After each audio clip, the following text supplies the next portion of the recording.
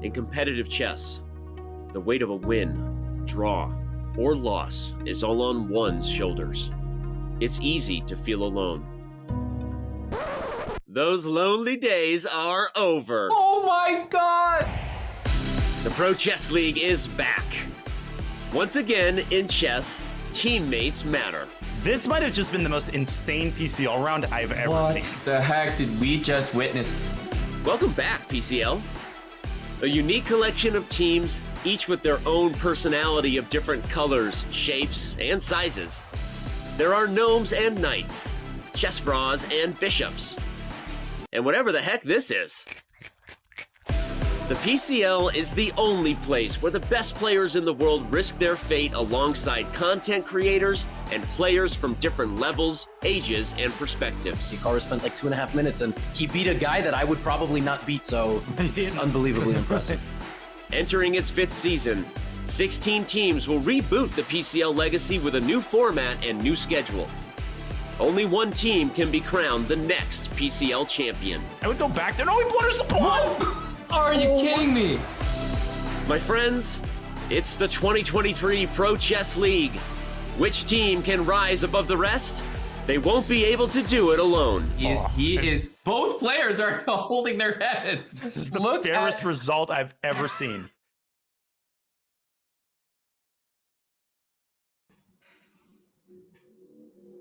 And we're about to kick off the weekend with some incredible chess action, as this is the final day of week 3 here at the Pro Chess League. I am International Master Tanya Sachdev, and today alongside me, calling the action, taking us through everything, is super streamer, super commentator, super coach, super captain, superhuman, Levy Rosman. Oh, no. We can leave it at the super YouTuber. Definitely not superhuman. Aspiring to that one day. Tanya, it's great to be with you. I'm usually watching your commentary from the comfort of this very chair, so it's great to be commentating with you, and I'm super excited to talk about some chess today. Saying I'm excited would not make it, Levy. Today we've got so much action, and seeing you adorn the commentator's hat, I wonder if that has something to do with the action that we saw yesterday. What a blowout performance there by Levy Rosman's team, the Gotham Knights, defeating the Shanghai Tigers with a 9-3 scoreline. Now, Levy, we saw how you guys did it. But the question I have for you is, why did you do it? Why did we do it? Well, I didn't do it, right? I didn't do it. Like I keep saying, the captain of the team is the glorified cheerleader, and I stream the games and I tell people to buy the hoodies to support the team. Yeah, it was incredible. Obviously, I have tremendous respect for the players on the Gotham Knights, starting with Hikaru and everybody who's board 2, 3, and 4. But the way we did it was spectacular, and you can't really ask for a better result. So yeah, I'm here today to obviously look at some of the other really good teams, scout them out, talk about them. And on the other side, obviously, Croatia and the Blitz, Tanya, it was not 9-3. I mean, it went down to the wire, and also a bit of a shocking result, right? But that's what the Pro Chess League is all about. Now, while you guys wrapped it up in just 3 rounds, this one, as you said, went down to the wire, Levy. We saw a nail-biting tiebreaker, but I have to say, no matter which team you're cheering for, it's always so much fun to see it happen and get decided in the Blitz playoff.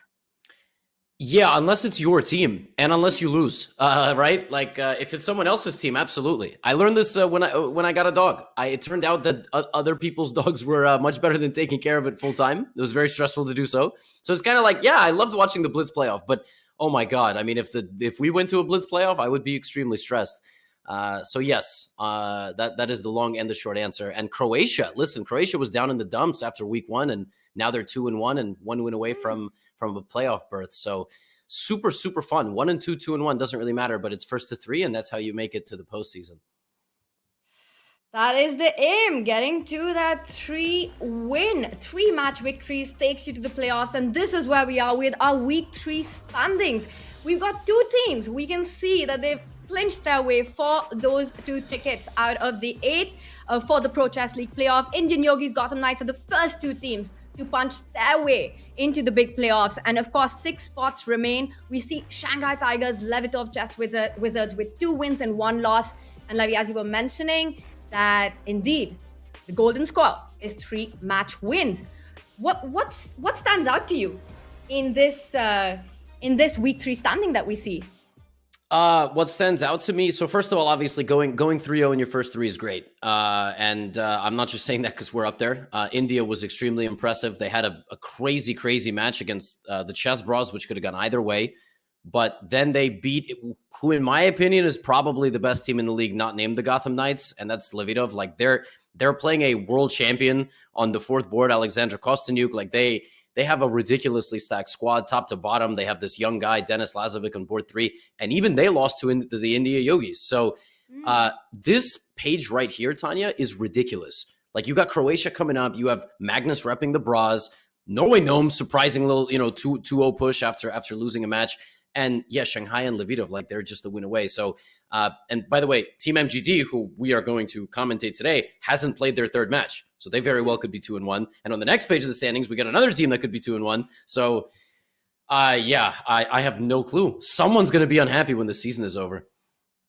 Because, Levy, as they say, when you've got winners, you've got to have losers as well. We saw the 2 teams that have qualified. 1 team has been eliminated. The Pro Chess League started with 16 teams. We are down to 15s. It is goodbye to Charlotte Cobras. But not just them. Levy, there are quite a few surprising names in there who do face elimination. The one that stands out for me is St. Louis Archbishops. They are 3 times champion of the Pro Chess League and currently on 0-2, facing elimination.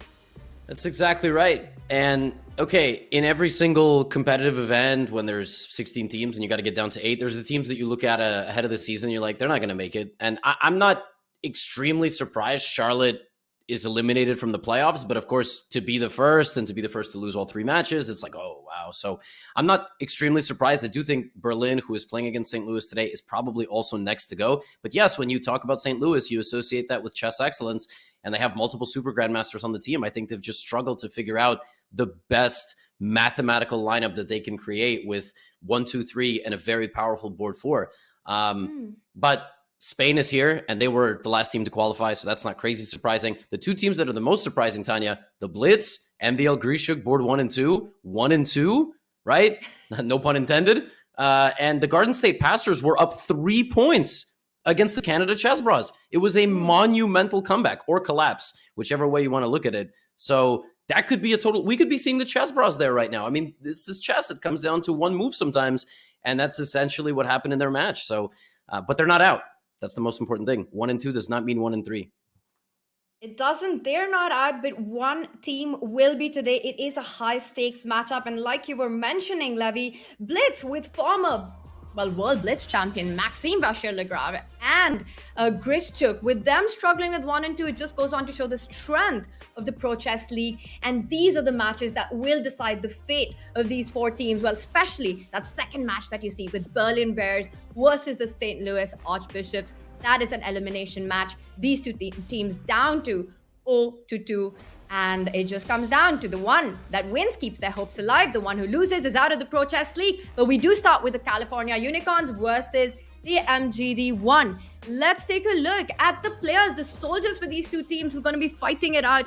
And wow, Levy, I'm taking a look at the California Unicorns roster. And that's 3 incredible 2,700 players, including Gukesh, 17-year-old, the 2nd youngest grandmaster in history, the 3rd youngest player to ever reach 2,700. We've got Sam Shanklin, former US champion, and some very dangerous teenage players.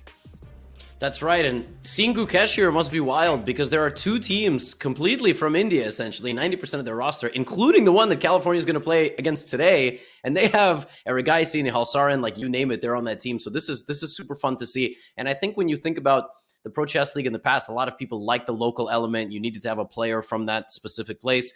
But if you want to think big picture, your favorite football clubs have players from all over the world who then in the World Cup represent their home nation. So I love it. I love that Gukesh is repping California. I hope he's getting compensated well. And yeah, they have Ilya Nizhnyk, right? Like he's a beast. They have Christopher Yu, who is just a ridiculous board 3. We thought about adding him to the Gotham Knights. He didn't quite fit mathematically. But the question is like, is the drop off to the board 4 going to be a big factor? Because as we're going to look ahead just in a few minutes here, it's a massive mismatch. And the MGD1 roster has a ridiculous board 4. So yeah, California is very, very good, but they are top heavy. and I'm a bit concerned for them. Well, speaking of the lineups and just the inclusivity in it, take a look at this. This is the all-Indian team except one player where you see on that number 3 spot, Amin Tabatabai. This is stacked with all the young talents, the prodigies of India, and some of the very experienced players in the country. A great storyline there that you hinted at, Levy, with Gukesh playing against his country team. And how that's going to play out? Well, this one's being led by Arjun Aragasi at the top, a very balanced team from the top to the very bottom. The last player, Divya Deshmukh, is 23-38. This is one strong roster. It is, and you have to remember that India and China, when players have ratings, there's an asterisk because it's like 200 points actually better than their rating probably, like on any given day, and they just need to get the tournaments under their belt. So yeah, this is a ridiculous team. The fact that they have even lost a match is crazy. It shows you the unpredictability of the Pro Chess League, like 9-3 Gotham Shanghai. That's unpredictable, and it looks great on paper, but this team actually lost a match despite having probably top 3 roster like in the entire league. Anybody can beat anybody on their team in a given day. So today we're going to see if they can take a look on the other side of the playing field and go, Gukesh, what are you doing over there? You should have been with us. Should have stayed with us, Gukesh. So we'll see how he does against all of his countrymen and women. But yeah, Tanya, this is a tough team. Couldn't agree more with that, chat. If you're hyped after seeing the rosters, what makes the Pro Chess League even more exciting is that there are certain rules and regulations that the teams have to follow to pick their lineup. They can't just go with the top 4 because that would make things super easy.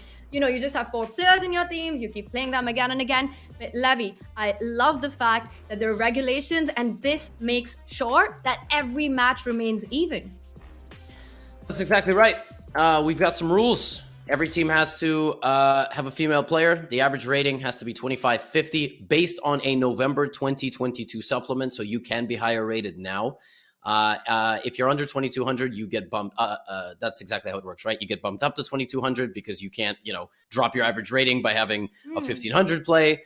Well, we've talked about this quite a bit. Listen, our lineup that we fielded yesterday was 2549.75 because literally, if anybody was 1 point different, the lineup wouldn't work. Yeah, we were like the It's Always Sunny in Philadelphia meme with all the red lines and the staring at the wall. So these rules are in place for a reason, and they have contributed, Tanya, I think, to some really fun matchups. 100%, and that lineup worked to perfection for you guys.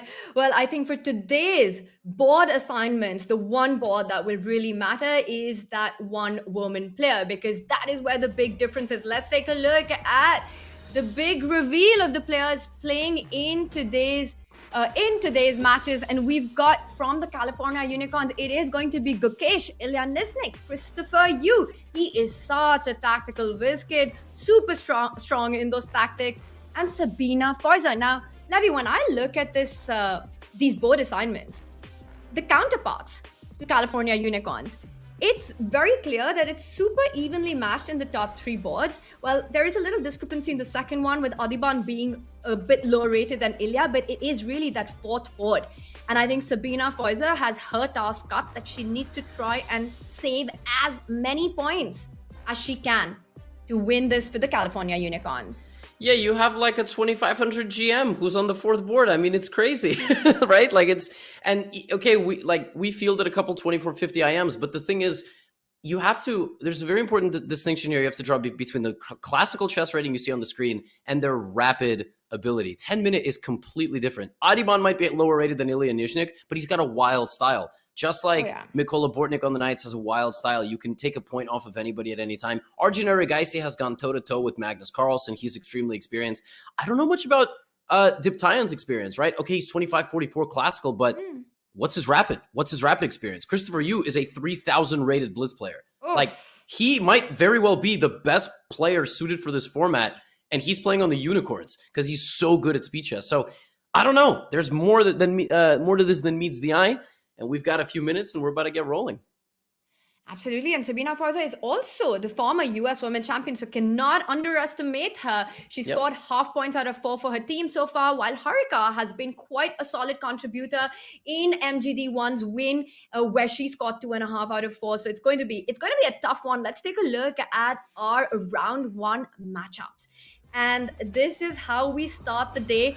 Now, as we know with the Pro Chess League, that it is game 1, which has the most unbalanced matches, the most tilted matches, so to say, where board 1 meets board 4 and so on. And we've got Gukesh taking on Harika. These two players, they know each other really well. They've been part of training camps together, played with the Indian team together. It's going to be an interesting one. Harika, Levy, I'll tell you one thing about her. That rating difference of a little over 200 points, it doesn't really matter because Harika is just such a super solid player. She's one of the toughest players to beat. Yeah, and she's white, which is a huge help, right? She's going to be starting with the white pieces. Yeah, Arjun Erigaisi plays somebody who he's 500 points higher rated than, right? And Harika's playing somebody who has the same title as she does. That's the incredible thing about these matchups, and you just don't really always know what's going to happen. But Tanya, if I got to make a prediction, Team MGD is a very strong favorite. You know who I think is the wild card for this match? I think Chris Yu's got to go like 3.5. He's just got to win 3 games and draw Arjun, like literally, because without that, I don't know if they're even going to get up to 8 or 7 points. It's so important for the top 3 boards of the California Unicorns to bring in as many points as they can, because at least on paper with ratings, Sabina, every point saved is a bonus for that team. So each of the other players needs to really, really make that contribution. And we saw one crazy pairing that really got my attention there. Christopher Yu taking on Adiban. Now, I have to say, that is going to be one exciting match, Levy, the kind that the fans will love, that we will love commentating on, because both these players just bring on the fireworks. Yeah, they do. They absolutely do. Chris Yu is so good. He was part of the California comeback against us. We were just running away with the match, and then we lost 3 games in the last round, and he just won a beautiful game against really good player, Shamsidin Volkidov from Uzbekistan. And unfortunately, it kind of flies under the radar because we won the match anyway. But I was sitting there going, oh my God, like I'm terrified. You know, Chris Yu is ridiculously good. He only lost to Hikaru, and well, frankly, everybody in the league loses to Hikaru except Josephine Heidemann. So we are underway. Harika, by the way, you want to make a draw with white? Take the pawn. French defense from Gukesh. Just take the pawn, but I'm not sure that's her play style. She going to go knight c3 or knight d2? Oh my she God, takes. Levy, you called it. You called this one. That was incredible. And she goes for the exchange variation of the French, keeping things as solid as possible. Harika is the board 4, playing against Gukesh, who is the board 1. That explains this approach. She doesn't want to make the position super complicated. And in fact, we had Magnus talk about employing the French when you want to play for a win with the black pieces. Harika saying none of that happening today. Yeah, now I think she's deciding. Here's the other thing. Like, if Harika did not expect the French, and she's sort of like, I want to neutralize his opening and not take any risk, that's why she chose this. But here's the thing. If the exchange French is not in her repertoire, and the French is in Gukesh's repertoire, and he knows all the little ways to imbalance the game, he'll probably try to play for a knight e7, bishop g4, long castles approach. And if she doesn't stop him, if she doesn't play the move b4, b5 like too quickly, he'll just get a wild exchange French. And we've seen people lose games with white in the exchange French when they are playing for a draw. And I don't like the time usage already, right? Like if she had the exchange French prepared and she wasn't winging it, she would be playing a little faster. She's trying to find like the most solid approach. And in 15 moves, she might be down 6 minutes. And she has played c3. I wonder what he's going to do. Is he going to play knight e7 or is he just going to go symmetrical?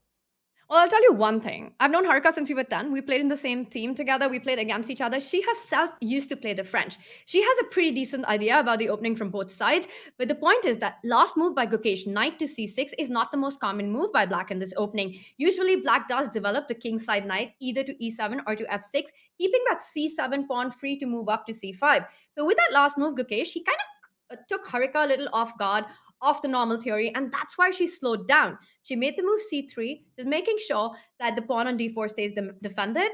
And once again, this little move on the other side of the board. Levy, I like it. h3, not rushing with the normal kingside castling because you really want to take that g4 square away from black's bishop. Yeah, and she's trying to not let Gukesh develop in the way that he wants, and he now is making this this decision of okay, and you see he castles, and I think if he had been given the opportunity to play Bishop G4 and Queen D7, he would have gone long. But now they're basically both like, all right, we avoided all of the little intricacies of the exchange French. Let's just play a symmetrical game, but not totally symmetrical. Like you said, there's a knight on c6, there's a pawn on c3. That's already a big difference. And they're going to fight against the natural development of each other's bishops. So there's still a lot more to this position than, boring game, draw. Oh, it's far from that. I mean, if Gukesh wanted to just, with the black pieces play it safe, in the last move, he could have thought about trading pieces with putting one on f5. But that last move, knight to g6, just keeps it very clear. You want to give up your bishop for the knight. I'm up for an imbalanced middle game, destroying my pawn structure, opening up that f file. I'm going to come down for your king. So Gukesh making his intentions very clear by not trading any minor pieces that leads to a symmetry. But while this game heats up, I see some hot action on the other boards already. Let's bring up our bird's eye view, or board's eye view as we'd like to call it. Levy, what catches your attention? The one game that has really developed. Take a look at the top right. What do you think about that? Wow, that looks like a tremendous amount of theory. Yeah, let's go take a look at Ilya Nizhnyk. I hope his username on Chess. Yes, okay, terrific. It's literally just Nizhnyk Ilya. Because you know these guys, like some of them name themselves their actual username, and some are Fireheart123. And no disrespect, Mr. Beast over there, the Indian Beast, right? I don't know what that is. I don't. So luckily his full name is there, and I was able to find Ilya Nizhnyk quickly. Have you ever had the misfortune of playing a classical chess game against Ilya Nizhnyk? Sorry, I lost you there. A classical chess game? Yeah, I was asking, have you ever had the misfortune of playing Ilya Nizhnyk in a classical chess game? I actually have played Ilya, but that was a long time ago. It was at the Vaikanze when they had the C group, and I played again there. It was back in 2010. It was a crazy, insane King's Indian defense, an absolutely thrilling game really to play. But in the end, Ilya's the one who won. And but a fun one nonetheless. And he's kept that style of being an attacking, aggressive player. And that's exactly what we see today as well with his opening choice. Let's take a look at what's going on, Levy. I mean, now queens might get traded, but if not, white already has control over the d file. It just looks more activity of the pieces. I think it would be wise that no matter how aggressive Ilya really wants the position to get, trade those queens off. Yep, exactly right. And I only asked the question about Ilya because I don't know how he played in 2010. Oh, he was. But he plays little kid who actually came to the board with a stuffed toy. So it's kind of really interesting to see him now as this extremely strong grandmaster. But back then, I mean, he started playing chess when he was 4 years old. That's the kind of prodigy that he was. Yeah, he was like the highest rated in the 1996 birth year for a while. Like he got to 2700. His playing style is extremely annoying because he's really fast. I don't know if he was really fast when you played. He plays every move classical chess in like a minute, which is nuts because he gets 90 minutes on the clock. Now, if he does that in rapid, that's great, right? But it also could backfire because you could make some mistakes. Yeah, he has this repertoire that he likes that's just very solid. And this was just a typical semi-Slav, but it got forcing very quickly. It's interesting to see that he's not taking a tremendous amount of risk early. It's a completely symmetrical pawn structure. DNC is gone. So I think that you could be in a situation where you don't mind a draw with black, even if you are the rating favorite, because it's round one, Tanya. You don't want to do anything too crazy, right? You don't want to go nuts. It's too early in the day to go completely nuts, but it will happen at some point. And it might even happen in this endgame because we see you can't even call it an endgame. This is like a queenless middle game. There are all 4 minor pieces are on the board, the rooks are on the board, and there's everything to play for. It's easy to think that this might be even and completely without poison, but far from it. Take a look at that bishop on b7. It's on a stunning diagonal and immediately blocked there by Diptyan. While all of this, and the king f8 coming to the center, as you're pointing out, black's knight will jump on to c5. There's still a lot to play for in this position. Now, Levy, we can talk about this endgame and break it down, but the position that needs our attention immediately is actually another one, and I'm going to bring up our bird's eye view because you're going to love what is happening on that bottom left board that we see. We've been talking and hyping up the Christopher Yu versus Adiban matchup, and this is good reason why. Take a look at that. White's pawn Christopher has already marched down the board with h5, an absolutely insane pawn structure. Adiban has got only one pawn on the 7th rank, the g7, moved all his pawns up the board. What on earth is going on here? And this also was a French. So we had a French from Gukesh, and we had a French from the Beast, Bhaskaran Adiban. And Chris Yu takes a very unorthodox approach. He plays in the style of a King's Indian attack. So what's going to happen here as we go through the opening is it's going to be, by the way, we see this knight e7, knight c6 setup, but it's very different than the one that Gukesh played. This is a super closed position. And basically it's like the door locks and you just fight, right? So the center is deadlocked, and the computer in these positions, it's important to tell the audience, will always say black is doing well, but it's so hard to stop white's attack. Hikaru won a game in the first week that was exactly like this. The engine was just saying minus 0.7, and then he just checkmated his opponent. This one's opening up, though. Chris got his knight here. Yeah, we're going to have a trade. Rook is going to arrive. And Tanya, this is very quickly going to become like a positional game. Some backwards pawns and weaknesses, and I like Chris's position. Yeah, it's looking really good with that bishop on e5, that pawn that you're mentioning, the e6 weakness that black has, the light squares that the pieces can come on. Also, that white knight on f1 can actually jump to h2, come to g4, also sack someday on h6. So there's a lot to worry about with black. And I'll tell you one thing about Adiban. He doesn't fear the fact that he has the e6 weakness. He's not thinking about the fact that white has all these ideas of coming after his king. He's actually eyeing his own counterplay. On the other hand, Adiban's got this open f5. He can have this idea of actually doubling up on it with moves like queen e8, queen f7, or even a maneuver of getting the queenside rook with a nice little lift on the queenside, rook a7, rook f7, and start putting pressure on f2. That move, last move, bishop to a6, eyes that d3 weakness. It is a position with a lot of give and take. Both sides have their own trumps. And look at that, queen d2, once again, eyeing on that h6 square, some fine day. Continues developing, also guards the f2 pawn. You know, there was like a really, really wild idea. I don't know how good this is, but you could play bishop to f4, which attacks the pawn on e6. It's the most terrifying thing in a commentator's life to make moves while Stockfish is watching. And then I had just very briefly seen queen d7, queen b3, which is a fork. And if you guard the pawn, I don't even know how, like let's say you push it. I saw rook e6, queen e6, bishop d5, which would have been real nice. Little rook sack and then bishop d5. But sadly, he played queen d2, so that will absolutely never happen. But that was a nice stunning idea. But that just shows the kind of tactics that actually exist in this position. You know, I've been talking about the h6 pawn. Watch out for a sacrifice on the e6 pawn. And Adiban goes for the move queen to e8. And Levy, he's also Tanya, eyeing the... I was just going to say, is there bishop c7, bishop d5? Something like that? We've got to try and look at that. Queen e8 does put pressure on the h5 pawn. So you're saying you don't care about your h5 pawn? It's a lot easier to give away other people's pawns than my own. So I don't know. But the thing is, I don't have moves open. I just have the eval bar. It still thinks it's kind of balanced. But I like bishop c7, Tanya, because I feel like if I can get this, I can get everything else. But you're right. I mean, but also queen h5, rook e6. I think black actually has a lot of problems in this position after bishop c7. And if also, I give that e6 pawn, the d5 pawn is an absolute... Okay, I've got an idea. Levy, what if I track your bishop down with queen d7? And I'm begging you to take on b6. I'm begging you to take on... You spot it. You spot it. Yeah. No. Chris, you played this, by the way. And Adiban played... And oh my god, the eval bar does not approve of this move. It's actually... And that's because the c5 pawn is hanging. Levy, I thought after bishop b6, I could go rook b8 and win that pawn on c5. Win that bishop on b6, but actually the c5 pawn just hangs. Is this what Adiban's missed? Maybe he thought that he could trap the bishop with something like queen d6. Maybe that's what he's thinking.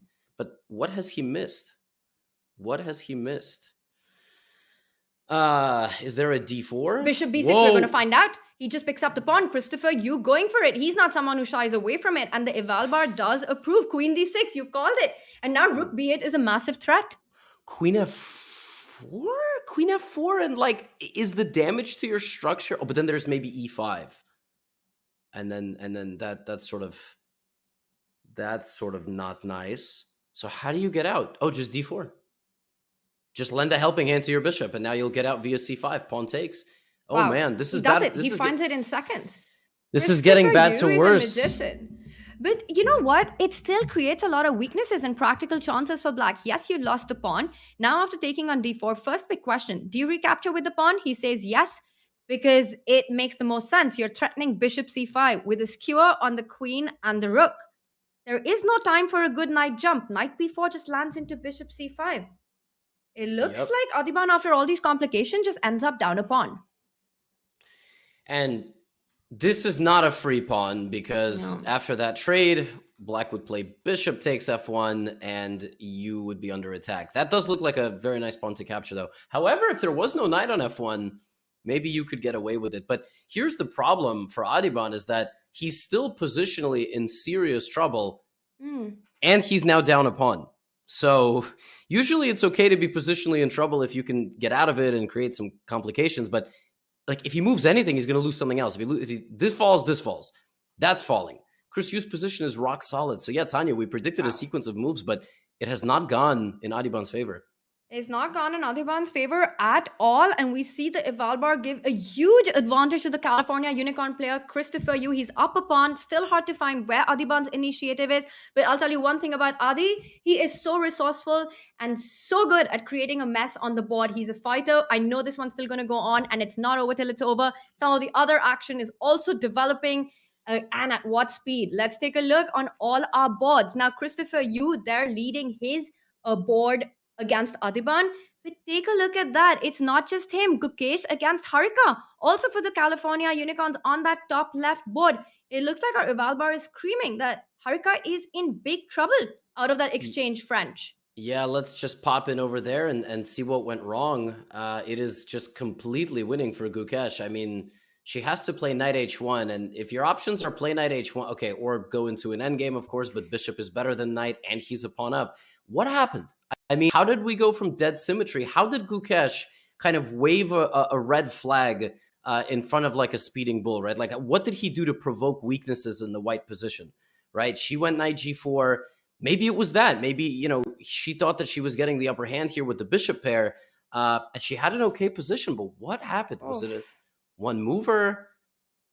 Oh, it was this. And knight f5, g6, and now you just end up losing a pawn. Yep. And to be honest, I don't know what she should have done. I mean, she should have, I guess, g3 maybe, but I don't know. Or go back and, I don't know, repeat move somehow, but then you lose the g4 pawn. So yes, she kind of like baited her in. Knight b8, classy move, reroute. Oh, what a reroute. Nice. And now he just wins that g4 weakness. Tanya, if you gave me like 5 attempts in this position, I would never in my life play knight b8, which is so Karpovian, this knight retreat and rerouting it to f6 to attack that weakness to win the pawn, and that's what he did. And then showing some good technique, because as we can see, come up to date with our current position where he did a trade off all the pieces that were necessary, and now he comes with an extra pawn into a bishop versus knight. He can fall back with the bishop to e5 as well, where he controls the knight from getting anywhere. You know, you keep 2 squares distance from the knight to take away maximum squares from it. Yes, that's exactly right. And the pawn is also too far. I mean, black is just going to walk up to it and take it. The only way you can protect it is with a knight from any of these 3 spots. And what do they all have in common? They are all on dark squares. So that bishop will remove or extract the knight. And in fact, I think it's already happening. I mean, knight f4. It's happening. Because G5. I thought at first king e5, there's knight f4, you attack g6, defend d5, but after g5, you've got to give up the d5 pawn. And watch out, you can't go knight to h3. g4 would be even more devastating. Yeah, g4, and that's it. I mean, the pawn will come, and by the way, that would be really unpleasant. It would send the king all the way backwards. So Gukesh is gonna clean it up, and this is exactly how you beat folks who play exchange French, right? Like, you just keep the tension. And just because the position looks symmetrical, there are still 15 pieces left per player. That's a lot of pieces. It's a lot of pieces to blunder in one move if you're a beginner. It's a lot of pieces to put inaccurately on squares if you're a grandmaster. And Gukesh is just so ridiculous. Like, he made it look so effortless. If I played Harika in this game, I would lose with black. Like, no problem, right? And he just makes it look effortless. And that's why he's the board 1. He's showing amazing technique in this one and looks like he's got everything under control. Harika in big trouble here, but let's bring up our bird's eye view because she's not the only one in trouble. Things seem to go from bad to worse on that bottom left board. Christopher, you continuing to put the pressure, as we can see. Bottom left, take a look at that. The eval bar loving White's position. He's picked up that e6 pawn. d5 is weak. Let's do a deep dive on it. Let's bring that up on our screen. As we see with that last move, he's putting pressure on d5 with not just the rook, but the bishop as well. Yes, you can trade off the queens, but what you can't do is defend that d5 pawn. Yeah, this is going to be a situation where Adiban has to just sacrifice 2 pawns and essentially hope for the best, because I don't really know what Christopher Yu could possibly mess up. If that rook ends up on d5, the a5 pawn is also in trouble, and then the game plan is relatively simple for White. Me have pawns, so me push them. And I don't really know what you could possibly do with the black pieces. You cannot get to this king. This king is completely safe and incubated. White can always go here to defend this. And just a very convincing game so far from Christopher Yu. I mean, Adiban's going to have to probably avoid a queen trade. But Tanya, how? What is Black's next move? I don't know. Yeah, it's tough to come up. If you take on d2, White can even just put in a check and intermezzo, because it's not just the rook that's attacking d5. You can just pick it up with the bishop. Go bishop d5, give a check, and then recapture the queen. The thing is, when Adiban sacrifices his pawns, he wants the queens to be on the board for the initiative. But once it goes into the endgame, where is your initiative? You're picking up the pawns. As you said, me got pawns, me going to push them. And that looks like a clear plan for Christopher Yu. I look at the clock situation, even there, it's him who's ahead by a minute and a half. And the problem on an open board like this is that you have nowhere to plant your knight. Your knight is just completely uncomfortable in the center of the board. And by the way, anywhere it goes, it's like also not covered. And if it goes to f5, it's still barely covered because I can attack it and kick it out once again. So he needs his knight somehow to end up like here and not get captured. He needs to make a move. He's down to a minute now. His position is very hard, right? Like it's not easy. It's not easy. And the thing is, when you're going to tank like this with a minute on the clock, in the next like 5 moves, it'll be +6 because you just don't know what to do. And when you don't know what to do, it's extremely hard to just sit there and defend the position. You see that red bar on your clock. You're like, oh my God, you start being desperate. And then Chris Yu just calmly defends everything in his position and wins. Why is he not playing? Like you said, it's a hot position, but he has to play something. He's down to 45 seconds. Meanwhile, Christopher Yu looks like he's falling off to sleep, just waiting. Adiban finally makes a decision, falls back with the bishop to b7. But that's not a move that's going to help. You can still capture on d5. In fact, maybe you can even capture with the rook, but bishop d5. The only thing you shouldn't do is probably capture with the bishop. And I just want to show a line why White still needs to be careful. Let's say you go bishop d5. Yes. And after bishop takes d5, rook takes d5, there's a knight f3 check, and that is game over for White. Yes. So, still there are some subtleties, some tactics that exist. Adiban doing Adiban things, setting up the traps there. But Christopher Yu will find this. He won't go for bishop d5. Does he pick up the queen on b4? What does he do here? Yeah, I really don't want to open up this rook. And at the same time, just because like in chess, what I always tell and have always told students is like, you cannot evaluate a position by words. Oh, that looks scary. But it just might be the best move. I mean, who cares if it looks scary? Queen b4, and then you take on d5 or put your knight on e3, and I mean, you just calmly go on to win the game. But there's even tricks there, Tanya. Like there's like knight b3, and all of a sudden you can't take. Yeah. And then you pick up the a2 pawn once it moves. Now, this board looks like it's bad news for Team MGD1, but not just here. Let's bring our bird's eye view. We will come right back at it. But take a look at what is happening all across, especially the top right board. We've got Ilya Niznik there calling the shots with his bishop versus knight, another bishop versus knight, as we see on the top left as well with Gukesh. Now, the problem on Diptyan's board, on that top right board, is that it's kind of like a zugzwang. White has got no moves. If the knight moves, the b3 pawn falls. If the king moves, black king advances. We saw Ilya's pawn push there with h5, forcing White to do one of the 2 moves, and he gives up the b3 pawn. And with that, it looks like California Unicorns are taking this board. Absolutely, yeah. Just bring the bishop down, and it's not even running with the pawn. It's the fact that the king will shoulder this king away, and b3, b2 is just totally unstoppable. And when everything is said and done, it's very important, Tanya, we have to point this out. That color promotion square is the same as the bishop. Oh. So that is a very, very important thing when you talk about these kind of corner pawn endgames. But for now, yeah, I mean, the king can just walk. And great technique. And if the top two boards win for California, it will ultimately come down to Chris Yu taking down Adiban Bhaskaran. And he's the wild card, right? He wins. It's 3-1 this round. Levy, did you just see what he did? He gave up that B pawn, that passer that he had to let his king advance, and now he's just going to go win the kingside pawns. That is some incredible technique by Ilya. You know, we often think about how can we queen our own pawns, but instead he sacrifices it for piece activity. And very key point made by you, that H1 square is the same color, so white can't even sacrifice his knight for the F pawn. Yeah, this is just very, very nice technique. Bishop G4, that's it. And that's it. We've got resignation. Wow. Yes. So the first result, Ilya Niznik takes the lead. Tremendous game from him. Very convincing win with black. But this is what you need. You're 2,700 FIDE Classical. As we take a look at our bird's eye view there, where do you want to go? We can go to Chris Yu, maybe? Wait, Chris Yu is losing. What a turnaround. Adiban has done what he does best. He somehow swindled this position. Let's go to the bottom left. I have no idea how we got here. We've got no time to check it out. We will do that later, but both players down to 20 seconds on the clock. Christopher Yu in huge trouble. How did he manage to allow the Alekhine battery on the F file with the queen and the two rooks and the white king? I mean, this looks like he should be getting checkmated any moment. Yeah, I don't want to even go back because he's got 4 seconds. I love how this bishop is just hanging. It's just dead. Adiban was like, I don't need the bishop. I don't need my knight. I'm just going to go for your king. How did he do this? Rook to E8. It had to be played to ease the pressure. He's trying to get rid of the rook. Right now, the B7 bishop is attacked. Can't be picked up because the knight on F1 is hanging. What a move. D4 opening up, bringing on all the toys into the attack, into the nursery. A check with the rook move would be game over. That is it. That's it. And Adiban Bhaskaran, he takes the point and levels the score. Wow. Let's take a look at our bird's eye view here for a moment. I think we've got one game remaining, and it's the Arjun game. You've got to go straight to that because even there, we've got Sabina Feuser with 9 seconds on the clock.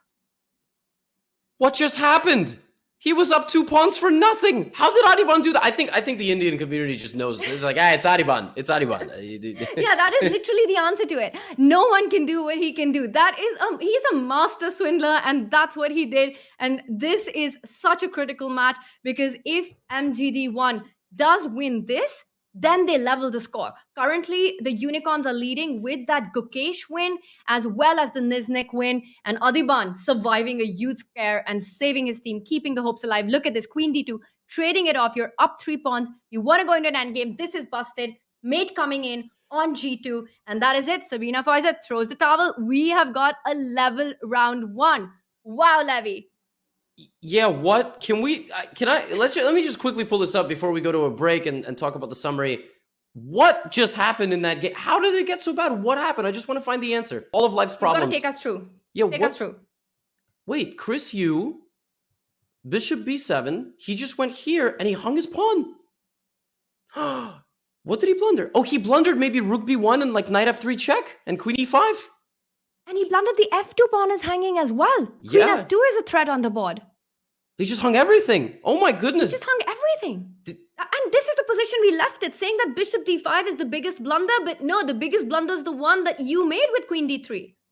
Oh my Not you, Levy, but... Yeah, no, I understand. But but I don't understand what was missed. Because you know you're giving up this pawn. So I guess he just... Yeah, oh my goodness. And... Wow, it's just over. I mean, just one move changed the whole game. And Knight F3 threatens a mate in 1 on G1, so you had to trade that knight. Yep. And after Rook F3, the queen was attacked. You go to G6, and he just brought the other rook into the game. It wasn't even like a monumental comeback. He didn't like do some crazy thing. Chris, you just lost 2 pawns.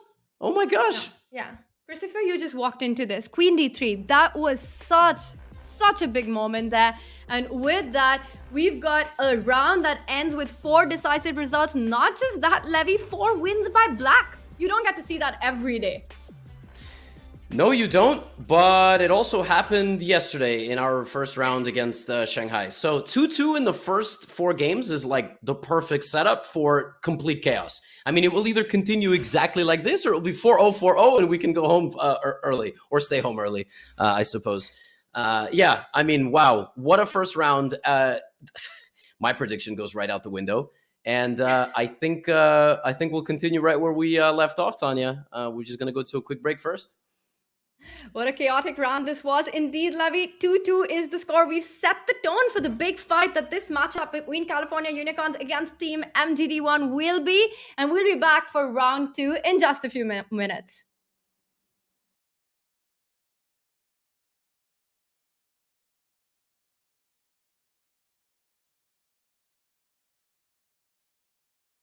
Hey everybody, it's Danny here, and as you may know, Chess.com and Chessable are now one, and I'm here to show you how you can make your Chess.com and Chessable one in just a few clicks. To start, let's log in and connect our Chess.com account.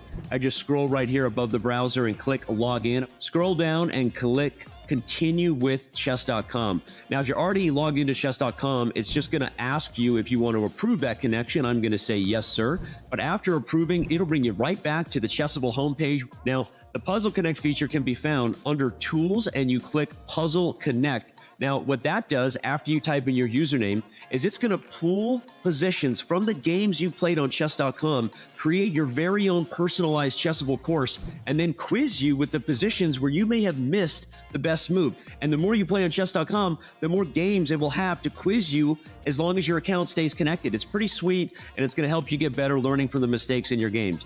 Yes, this is a pro feature at Chessable, but if you go to chessable.com/link, you can get 30 days of Pro for free.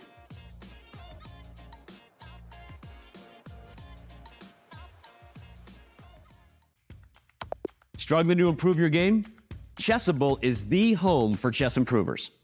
With hundreds of courses by incredible authors like world champion Magnus Carlsen, Christoph Selecki, Andras Toth, everyone's favorite social media troll known as Anish Giri, and so many more, Chessable can help you raise your game to the next level. You getting started on the fundamentals? You should check out everyone's first chess workbook. Maybe you want to stop letting all those points slip away in the endgame. 100 endgames you must know is the course for you. Did you not notice your king was in check and still can't figure out why the pieces won't move? Actually, Chessable can't help you with that. Maybe try refreshing your tab. Check out Chessable today and get 30 days of Pro for free. Go to chessable.com/begin.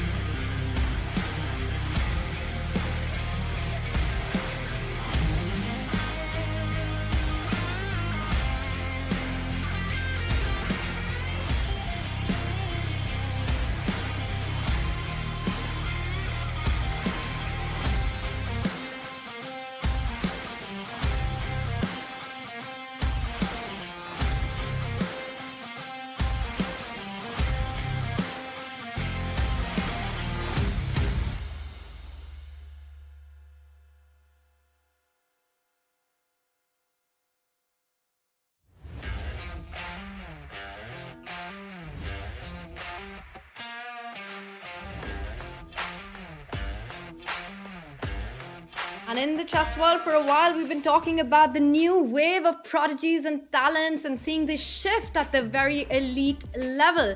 Now, one of the youngsters who's been taking the world by storms and leading this movement is the boy, the man in front of you, Gukesh there, all at 17 years old. He is the second youngest Grandmaster in history. He's the third youngest player to have ever achieved the 2700 mark. He had a breakout performance at the Olympiad in 2022 with 8 straight wins, and that's when the world took notice. He's been unstoppable since. Levi, we've seen Gukesh perform so well in classical chess, and that's really been his strength.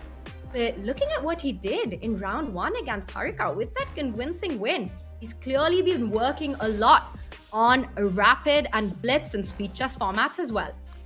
Yeah, that's exactly right. I really enjoyed watching him on camera. Just a trophy the size of his entire upper body to his right, a whole trophy case above him, yawning because he's bored and he just wants to win more games. Great start for him, right? Obviously, this is his debut. We don't know how he's going to do.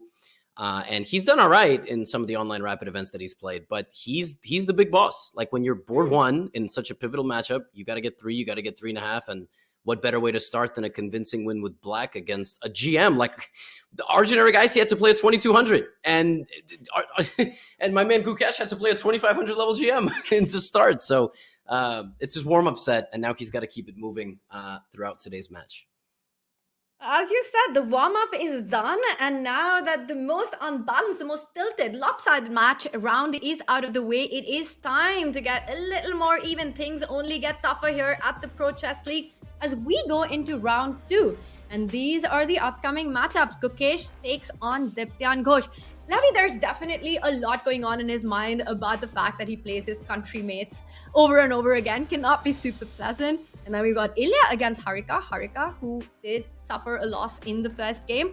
Christopher Yu, wow, what do you think? Has he let go of what happened against Adiban? Because that was the big swindle of round 1. Yeah, that was a wild turn of events. But yeah, I don't know. Will he let go of a loss and not carry it over into this game? You know what I've realized, Tanya? I kind of want to. I wish I had said this in the introduction to this matchup. In any given round between these two teams, who is the team more likely to 3-1 the other? It's California. Like I mean, Chris Yu, if he gets a game like that against Adiban, he just has to win. He has to not lose. If he can do that, Ilya and Gukesh can do the heavy lifting. And that was a really convincing first round from the top 2 boards of California. Now they both have white. If you just lock them in as wins, it's up to Chris Yu. He really, like, it ultimately, no disrespect to all the 8 players involved, and not to put more pressure on Chris Yu's shoulders, but winning and losing and ultimately making the playoffs in this match completely comes down to Christopher Yu. Well, there you go. That's my take. It does make perfect sense, especially considering how game 1 actually went for Christopher. He was completely winning out of the opening against Adiban. He fearlessly picked up the pawns, but in the end, a one-move blunder, and those kind of misses are hard to come back from. But here we've got liftoff in round 2. Gukesh is here fresh from his finish at the WR Masters, where he tied for first after defeating Napamnishi in the tie breaks. So definitely rapid is something he's enjoying these days. He's playing against Diptyan Ghosh. What do you make of this opening choice? This is some wild prep. If you're watching at home, do not play chess like this. You can only play chess like this once you become an Olympic gold medalist or silver medalist. Yeah, this is some super meta stuff. White plays here and still has a pawn on e3, and the idea is not to play d3 and e4, it's to have a whole dark squared complex. And the reason I say this, Tanya, I'm sure you also would not play positions like this with white. What do you do with your bishop? Okay, you're going to put it on b2. And like, then what? Where's this knight going if black goes a6? I think the knight's going to come around this way. It's like a super weird setup. But again, if you put 2 players who don't know a huge amount about a position up against each other, and one of them is as experienced as Gukesh, you got to give him the edge. So I like what he's doing. I really like what he's doing. And his opponent is going to have to beat him just kind of on an open board. And Gukesh obviously is the favorite, right? So I like the opening from him. I'm just glad that Gukesh answered that question about the bishop before I had to. I like the idea that it's headed on the long diagonal, a1 to h8. That's why you want it. You can create counterattacking chances. Someday, one can imagine that f3 knight landing up on f5 as well. There are ideas like knight d4, knight f5, knight h4, knight f5, really putting pressure on g7. But black isn't giving white any time to do that. Knight c5 was hitting the pawn on d3, forcing white to retreat. Really the only way to defend that d3 pawn. Knight e1, that doesn't look very pleasant somehow. I mean, you're defending d3, but the rook on f1 disconnected. It looks a bit scary for white. Yeah, but how does black stop b4? That's a good question. Right? And, I think and then b5, queen a4. Like, b4? It's going to happen. It's going to happen. And as you mentioned, the pieces that have come forward are going to be forced to move back. And that was some really cool understanding by Gukesh. He doesn't care about bringing his own knight back. He knows he's going to start pushing his opponent's pieces as well. But he's slowing down a little bit. He is not immediately jumping in with b4, which is a little surprising because it looks like the kind of move that you really want to make. Is he actually thinking about capturing on d5? Is that an option? Yeah, I was just looking at the position going, is d5 hanging? Because knight takes, bishop takes. We don't need an analysis board there, right? For this, bishop takes. Okay, there's a discovered attack on the bishop. But you have bishop takes f7. Zwischenzug! Oh, yes. Right? And then you just win a pawn. But maybe he doesn't like it because the position kind of opens up. By the way, Tanya, I want to play b4. Can I also play g4, g5? It's so much easier to push pawns that are not mine. But this looks great It's so much easier to push pawns that are not ours. It's so much easier to give pawns that are not ours. But here, white has got to make the decision whether he grabs d5, whether Gukesh goes for b4 or g4, g5. That sounds like an absolutely insane idea. Do not try that at home, Levy. Even if it's Levy Rosman recommending it. I do like b4 or knight d5. I will be shocked if Gukesh decides to go g4. No. It will be fun. But there's fun on other boards as well. As the games have kicked off, let's bring up our bird's eye view and take a look at that. What openings we've got going on. And you know the one that's got my attention. It is the bottom left board. What is that? Why is black's king in the center? And the pawns doubled up on the f file already. I see the eval bar says it's fine, but this looks like an absolutely crazy middle game.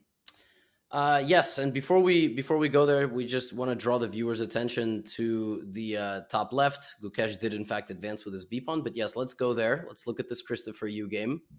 This was a Trumpowski, love it. And then he took on f6, so already very imbalanced stuff. Black damaging their own structure to open up the rook. Probably won't be castling that way. Pawn takes c5. And this is all relatively well-known stuff. And it's a very tense position, and black has to decide what to do with the king. I don't like these positions with white. I never understand them. I always think I'm doing all right against this structure, and then I get a terrible position. So is Chris Yu going to play d4? Is he going to take? I don't think you can ignore it. I don't think you should go bishop e6, but I'm not sure. It's very tempting to try to keep things controlled in the center with this d4 push. I would be super terrified to pick up the c4 pawn, open up the d file, because even a quiet move like queen to c2, just moving away. By the way, as I said, I would be scared. Of course, that's me. Christopher Yu is absolutely fearless. He picks up the pawn, and I'm expecting Arjun to find a way to pick up that pawn again, but to recapture the pawn, but without trading queens. Now, if you play bishop c4, I think moves like bishop g4 are possible as well. You can trade the queens and things still look fine. But what I would be worried about is what happens if white actually goes queen c2 instead? I want to bring my rook to d1. I want to capture your c4 pawn next. Levy, would you be happy with black here?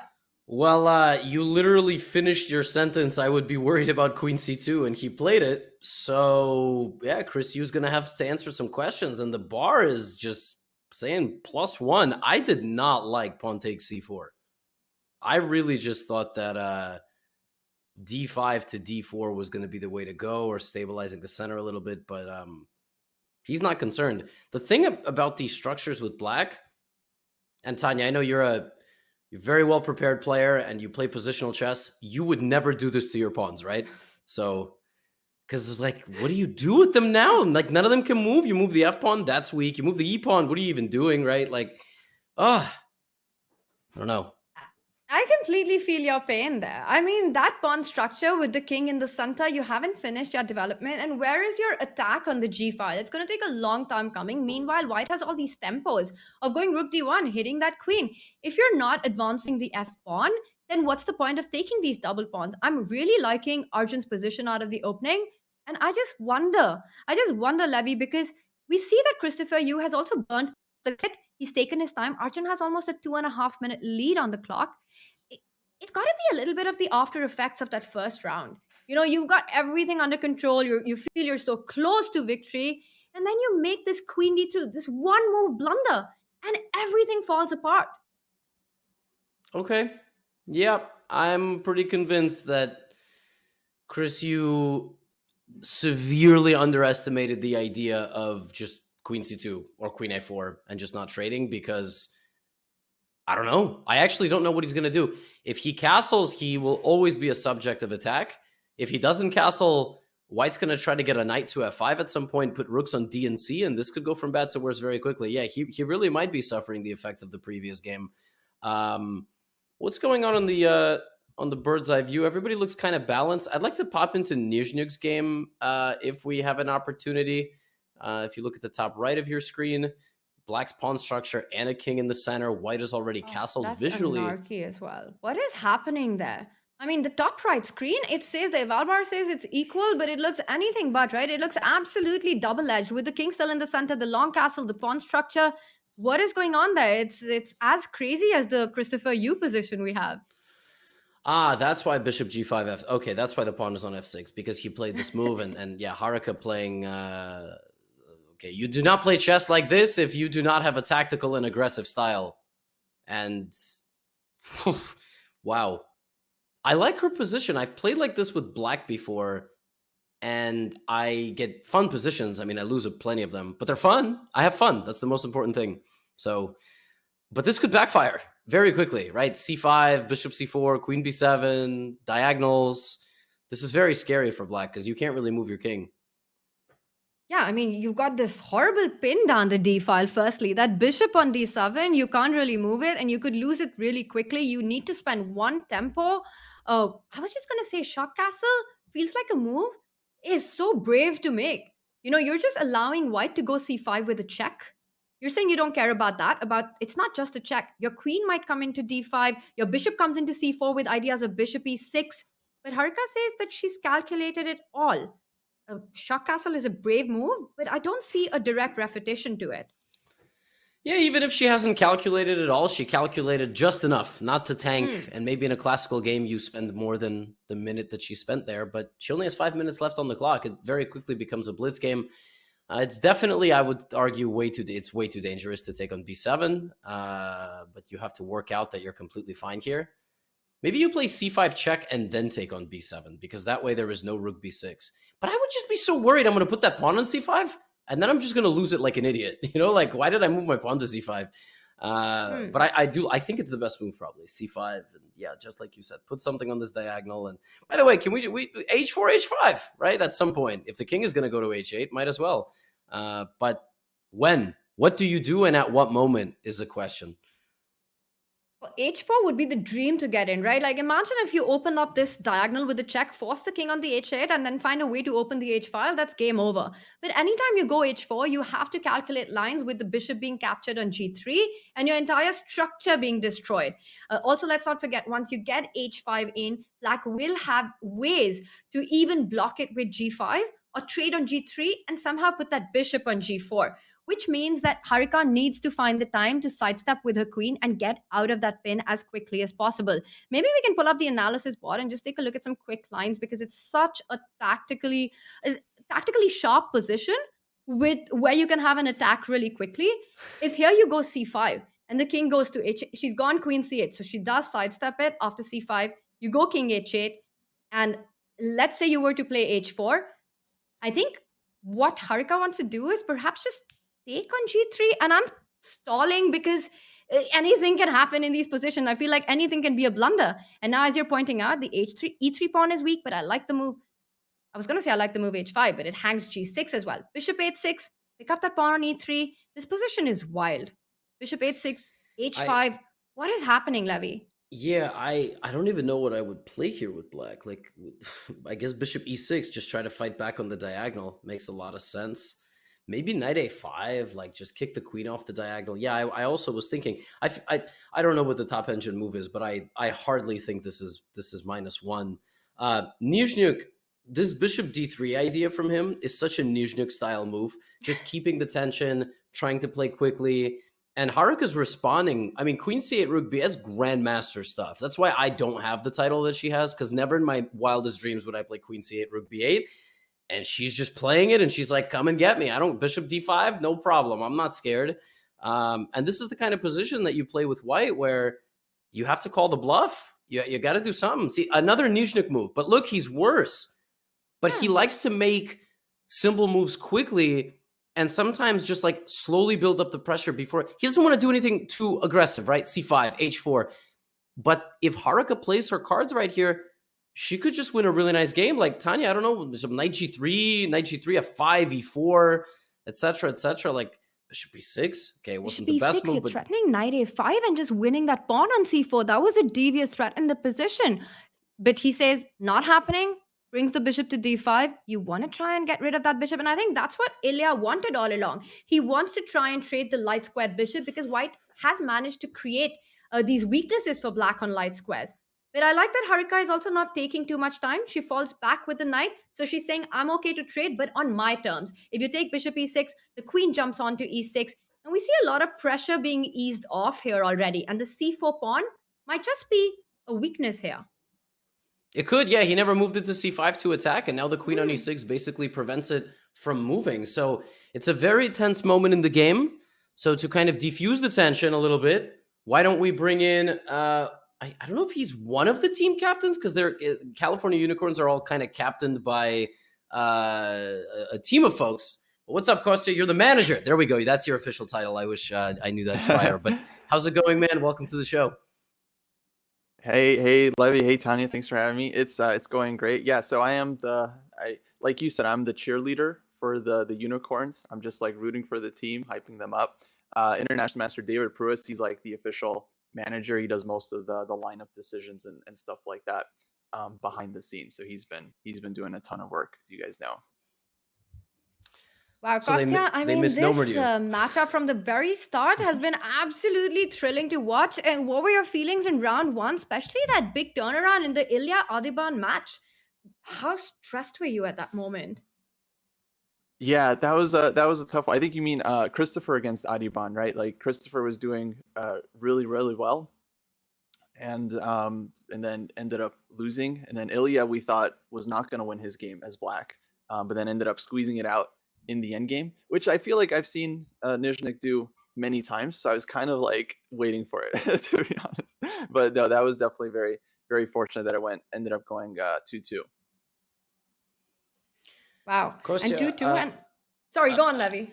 Yeah, I was going to say, Kostya, as you look at this position, we've been very curious to see at which point Ilya will make the jump into the position. Apparently, the computer did not like that move c6. He's got to do something, right? But what is the something? Is it e4? Is like now that moment you can play e4 and suddenly you're just getting in with the rook? What do you think, Kostya? What are we looking for here? Yeah, very surprising that c6 is some kind of blunder. I don't know if it's weakening the d6 square, if it's rook d7, maybe knight a4, knight c5 might be annoying for black. Yeah, surprisingly nice position for white. I definitely wouldn't think it's like about to be over, but he goes e4, so it feels like he's seen something. Ooh, and oh, there it is. Wow. That's what he like. Wow. and the reasoning was that if you recapture, there is bishop h6, which is maybe what she overlooked, Tanya, but I don't know. I mean, now she's going to move her queen, and like there's no in-between check, right? So I'm not sure.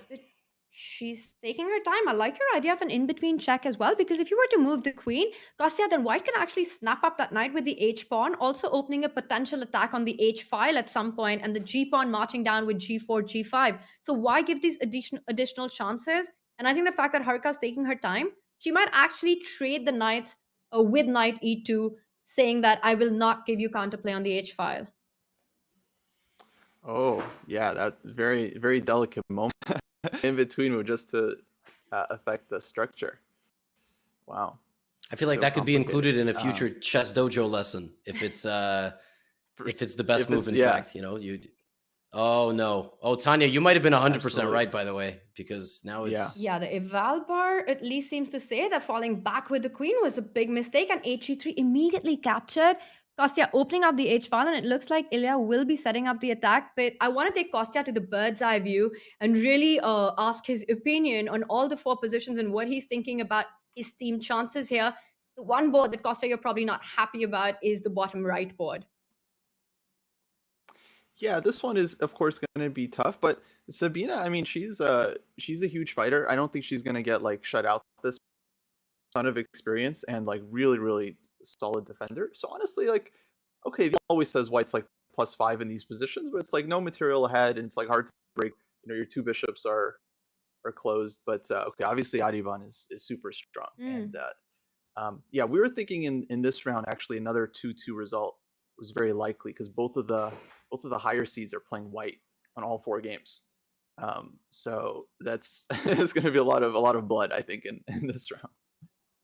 I'm gonna jump in here for a moment and just draw our attention to the Christopher Yu game, because for the second game in a row, he has a fantastic position, and taking down MGD1's board 1 would be huge. Now, I don't want to jinx it, Tanya, because I feel like last round we really couldn't have jinxed it any harder. Not that we're cheering for anybody in particular, as we've basically almost immediately jinxed it. But even just holding with black here would be huge. Costa, I just have a quick question before we talk specifically about the moves. How did y'all get Gukesh? How did that go? Was it hard? How was the process for that? Yeah, no, great question. We had Shanklin and Robson on the team, so we wanted like a really strong player, and we were just through the list. We saw Gukesh to still be available, like he wasn't on any of the lineups, which was definitely surprising. And then it was David Pruis's idea. He was like, yeah, maybe I'll reach out to Gukesh, and I was like, okay, sure, David, great, yeah, reach out to Gukesh, see if he's available. I'll keep looking for other players on my end. And then he accepted, like in the middle of the WR Masters. He was playing the Super Tournament, Nice. but he was in a very responsive, super professional. So that was great. I mean, I was so pumped when we got him. I feel like it really elevated the team. Wow, Kostya, that was quite a good pick, and especially with his recent performance. And this is, we know, a huge match for the California Unicorns. Of course, are looking for those 3 match wins, and we're going to leave you to enjoy your team performance here. It is quite a stressful moment with all boards fireworks. We wish you all the best for this one, and hope we'll see you again. Thank you for joining us. Thanks so much, guys. Appreciate it. See ya. Wow, so they do have Kostya on their team, but right now it looks like things are going MGD's way on a couple of boards here.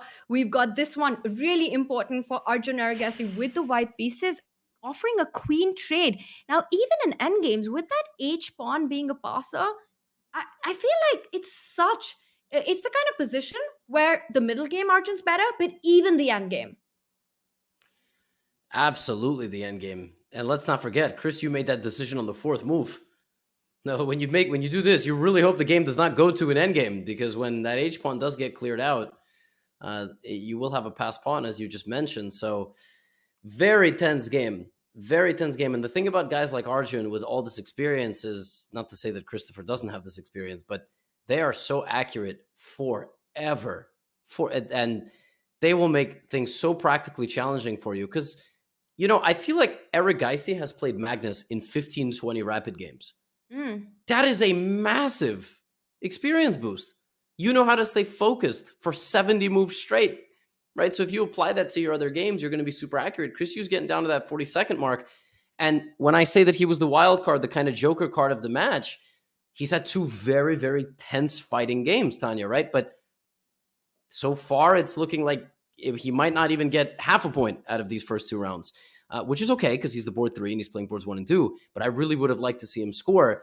This one is going down to the wire, and he's only got 25 seconds on the clock. I mean, I don't even know how much of a wire it's going to be with that H pawn advancing. You said it at the start of this match. Me got that pawn. Me going to push that pawn. That's what Arjun is following up with Levy. Arjun Arigasi is a beast in speed chess.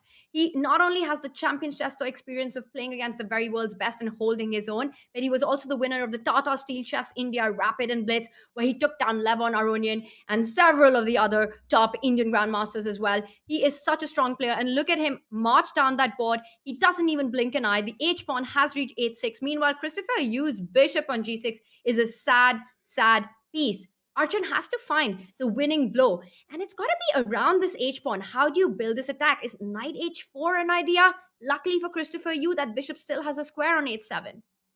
Wow. Yeah, I thought it was maybe bringing the knight, but I would never in a million years play that move. I don't know if it... I think he's going f1 to g3 and then to h4. Is that the point? Yeah. I think so. And then bringing the other. Oh my goodness. He does it. It's knight f1, knight g3, knight h4. You attack the bishop. You attack that pawn on f5. The knight jumps to h5. It's a nightmare position for black. And we see the eval bar moving up. And Christopher Yu with a tough task of defending this position with just 13 seconds on the clock. Absolutely. We've been given breaking news, by the way, that Ilya Nizhnyuk has made a very big mistake in his game against Harika Dronavali, and she's breaking through. Oh my goodness, it looks like a buzzer beater. Who's going to win this pawn race? I mean, it's screaming for black to win it, right? It was the h-pawn in Arjun's case. It's the h-pawn here for Harika as well. If f3, what a nice move. Getting rid of that g2 pawn. Your c6 pawn will be stopped by the rook on g8. But who is stopping that h-pawn? Harika goes g4, and now she's going to pick up the pawn on g4 with a check. But she says, I don't even want that. What a move. E3. Oh my gosh. And white is like a move away. C7, knight d8 shield, and then queen. But the king has to choose. That's it. I mean, it's game over. Just pawn to h2. Oh, be careful. Maybe if you take, there's a way for black to get back, white to get back with checks. She takes with the rook. H1 is coming in, and if white goes c7, and that's it. And Harika there celebrating with a fist bump because she knows she's got a very crucial point for her team. Wow. What an absolutely massive win. I mean, ultimately, this match is going to come down to clutch performance. As I said, at any given moment, it seems like California is the team to win 3-1. And oh my goodness. Wow. It's over between Arjun Arigasi.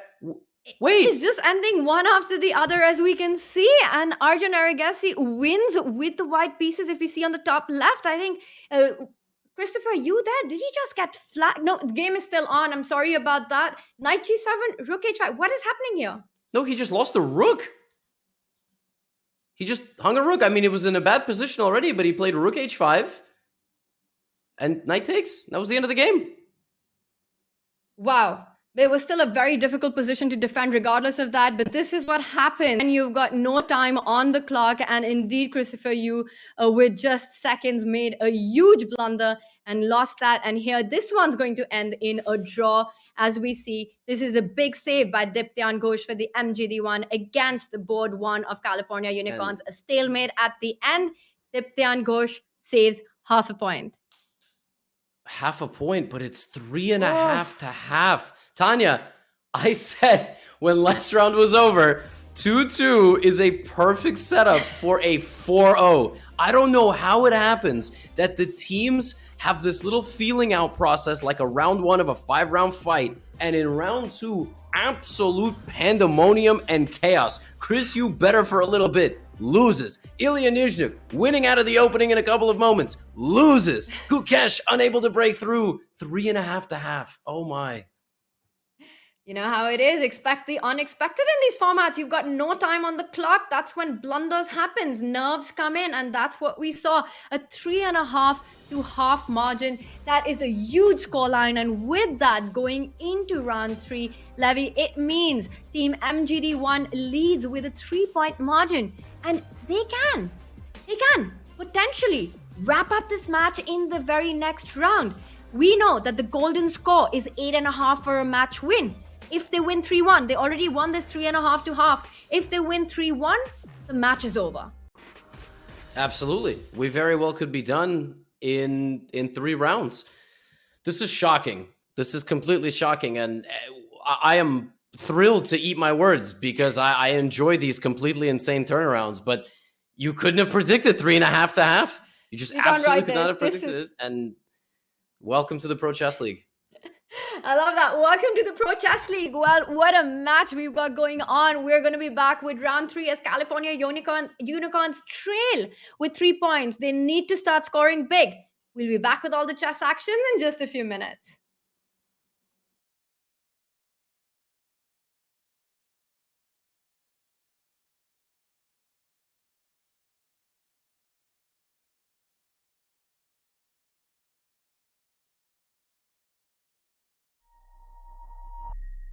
So I loved puzzles. I love solving any puzzle you put in front of me. So chess was a natural for my brain. It was the unsolvable puzzle. It wasn't one of those things you just looked at, here is the puzzle, what's the solution? It was a puzzle inside of an enigma, inside of a mystery. Like, what is this game? And there was so much to it. The more you learn, the more there was to learn. So that puzzle solving gift that I had, or desire, wish, I would do crossword puzzles back in the day as well as a high school kid. Fell in love with New York Times crossword puzzles. I had to do one of those every day that the puzzle came out in the paper. So I always was a puzzle solver, and I think that made it easy for me to transfer over that skill set to chess.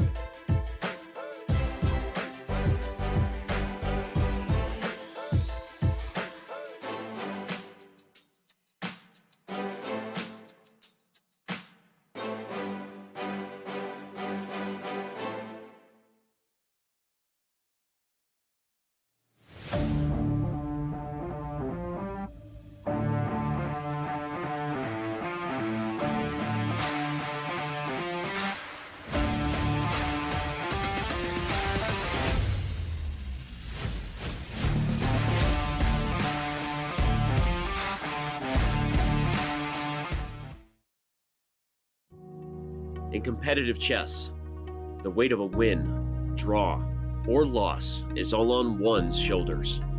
It's easy to feel alone. Those lonely days are over. Oh my god! The Pro Chess League is back. Once again, in chess, teammates matter. This might have just been the most insane PCL round I've ever What seen. the heck did we just witness? Welcome back, PCL. A unique collection of teams, each with their own personality of different colors, shapes, and sizes. There are gnomes and knights, chess bras and bishops, and whatever the heck this is. The PCL is the only place where the best players in the world risk their fate alongside content creators and players from different levels, ages, and perspectives. Hikaru spent like 2.5 minutes and he beat a guy that I would probably not beat, so it's unbelievably impressive. Entering its 5th season, 16 teams will reboot the PCL legacy with a new format and new schedule. Only one team can be crowned the next PCL champion. I would go back there. No, he blunders the pawn! Are you kidding me? My friends, it's the 2023 Pro Chess League.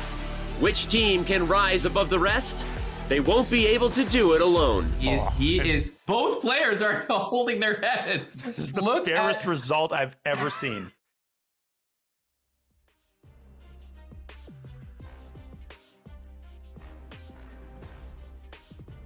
We have Arjun Aragasi, who was the star player for the Indian team, winning a gold medal at the Olympiad, and right now he is the star player for the MGD1, as he's got a perfect 100% score at the start of today with 2 out of 2. We see him on our screen. That is his chess room with a lot of books at the back. You can see where the inspired play comes from, and it's also really nice to see Levy, a young player with a chessboard and a book setup, because usually these kids, they're just always working with the laptop. What kids? Arjun Aragasi is like 20. I also have this effect. Like, I look at Arjun, and I've been covering his games for years, and I'm like, oh, he's a kid. And then I look at his year, I'm like, wait a minute, he's like 18, 19 years old. He could, he has like all of the signs of adult life already. But you're right, and I gotta tell you, Tanya, I really struggle to use a physical board, like to study chess. I mean, it's all online. It's all looking at a stockfish, and we have this beautiful graphic up. Shout out to the graphic team. Arjun Aragasi wins everything. That's the summary of this graphic. He's a beast. And Tanya, do you grew up playing chess in India, obviously. Is there a buzz in India for chess? Is like, because in the chess world, we see all the results, but is there a buzz? Truly, it's huge. I mean, the chess boom in India has been so massive, and these young players that we're seeing are all an outcome of that. You know, the whole pandemic had this massive effect in the chess world, for India at least, I think all over the world, but we saw so much happen, and now these youngsters just one after the other. I think just a couple of days ago, India got its 81st Grandmaster as well. Arjun Aragasi, they're all in, well, you say now he's 20, but they're all players who are so young, so bright and talented. And we saw him crack one of the biggest deals in the history of chess, a $1.5 million sponsorship. Yeah, so definitely chess in India is booming. The fans are loving it. But for now, it's all about the chess action. And we're loving that because round 3 is about to start. And it could be potentially the end of this matchup if MGD1 takes the win with 3-1. California Unicorns have to do everything that they can to ensure that doesn't happen. They need to start winning the match with a big score. Look at this. We've got Gukesh, who scored a 1.5 points, Ilya, who scored a point, but the bottom 2 boards, Christopher and Sabina Levy, they need to start performing for the team, and they need to do it now. They need to do it now. Everything that's coming true is sort of unfortunately coming true very quickly. Like having a board 4 grandmaster really helps. I mean, she beats Ilya Nizhnyk, which is just fantastic. Christopher Yu had 2 really good positions, but unfortunately, when you're kind of the wild card, that could mean anything. That could mean that you go 2-0 in your first 2 games as a board 3, or you go 0-2. So unfortunately, things have gone bad, and when they go bad in this event, they can go bad really quickly. We've seen the chess bras come back from being down 3. The one problem is they had Magnus Carlsen. Now, Magnus cannot play all 4 boards, which, by the way, if Magnus simuled a team of 4, he might still win. I'm just going to say that right now.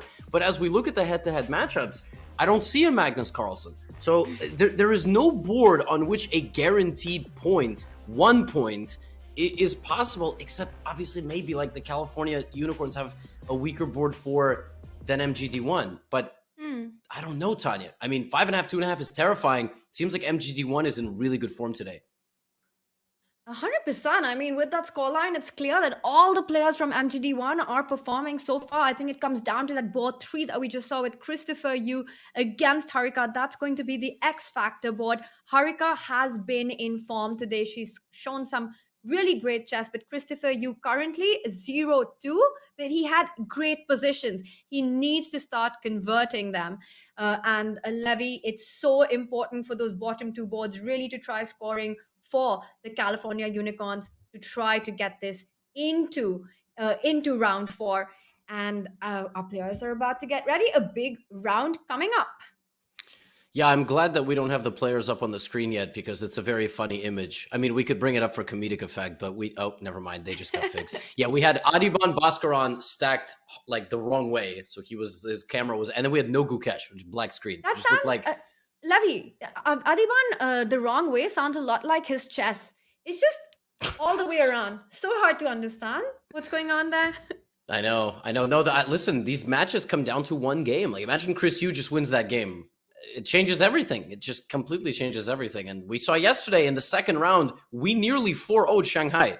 I mean, our board 4 almost beat, or I guess board 3, very close. Alina Kashlinska almost took down Wei Yi. These things happen. And we ended up winning 4-0 in the third round. So if we saw anything from yesterday, one of two things is going to happen right now.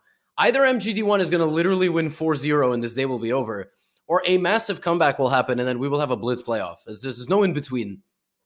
That sounds exciting either ways, right? Well, for now, we do have liftoff on this top board for California Unicorns with Gukesh taking on his very good friend, Adiban. Now, both these players know each other super well.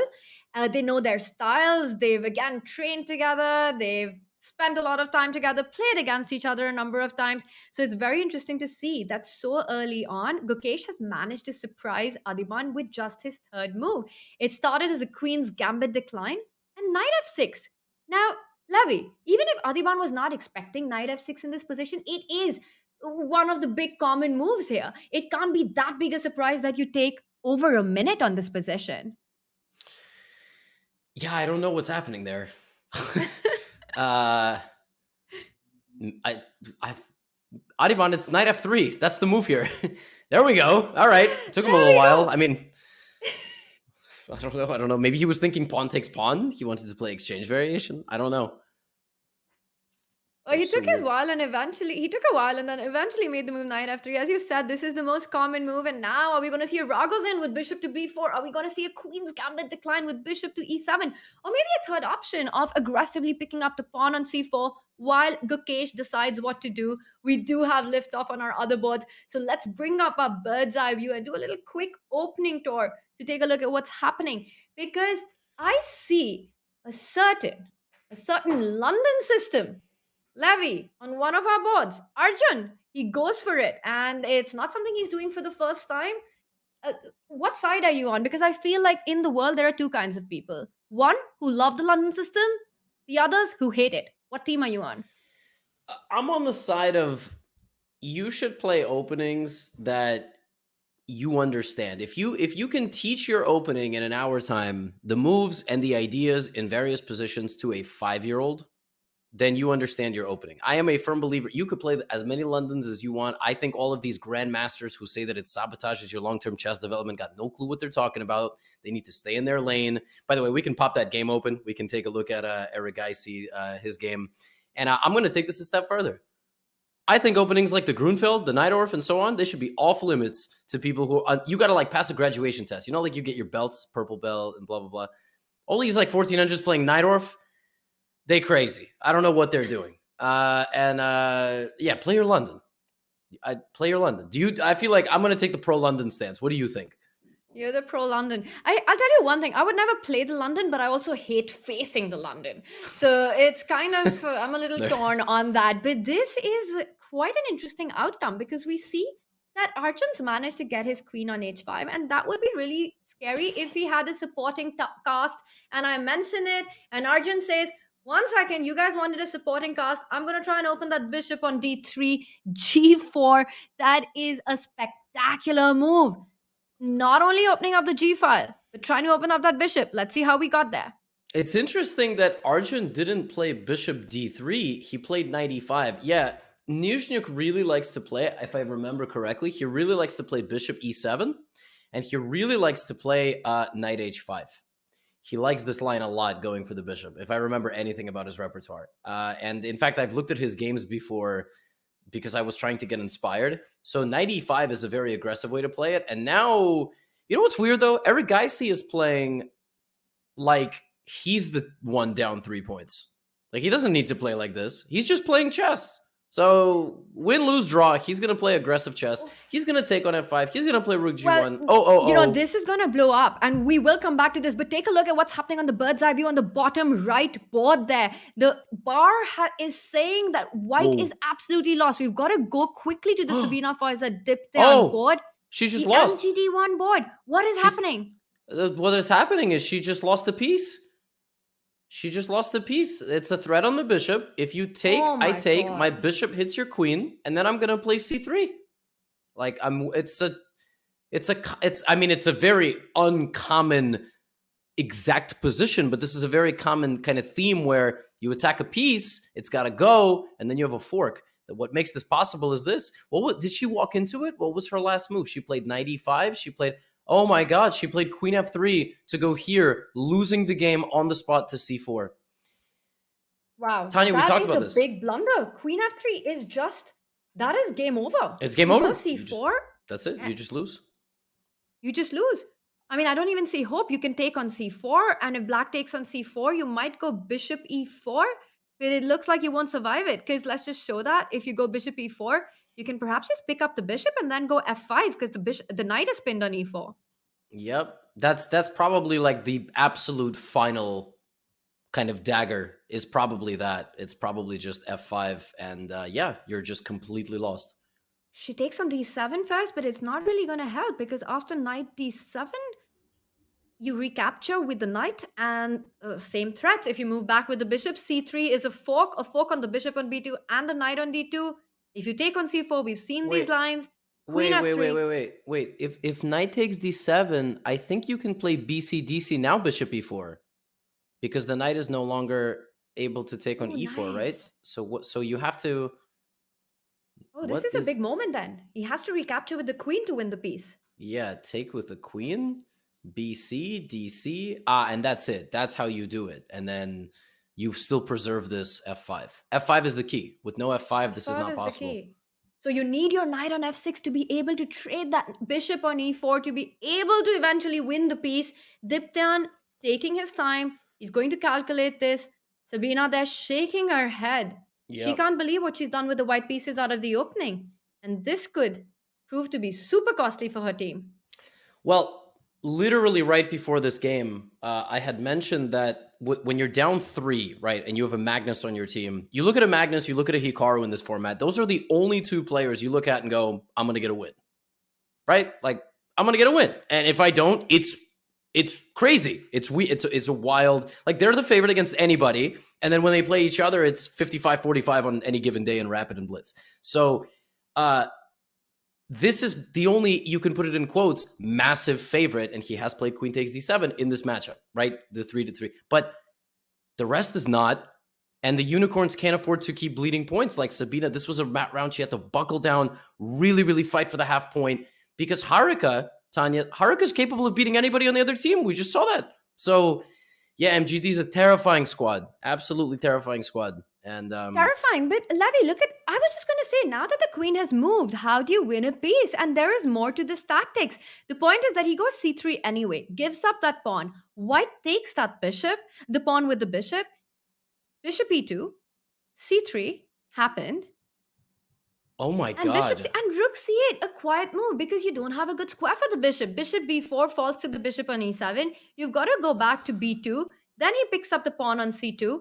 It wasn't an option. So instead, Sabina retreats with the knight, defending that bishop. The knight jumps forward. She hasn't lost a piece, but her position isn't shambles. How did she do that? That's crazy. I just put on my 800 elo hat. I just saw a pawn and I was like, I have to take it. Like the pawn on c4. I completely forgot there's no more c3. Oh my God. And Levi, this was exactly the reason why instinctively one thought of taking with the knight. But regardless of that, queen d7 is the right move, as we saw. Yes, black doesn't win a piece, but you won back the pawn on c2 and just compare the pieces. And what's the point of having that rook on a1? What's the point of having the knight on b1? That's not one piece down. You're playing two pieces down in this position. I know. That's all I have to say back. I'm looking at this like, it looks like white played Fischer random and gave black 10 moves to start the game. I mean, look at white's starting Crazy, setup, right? right? Oh my goodness.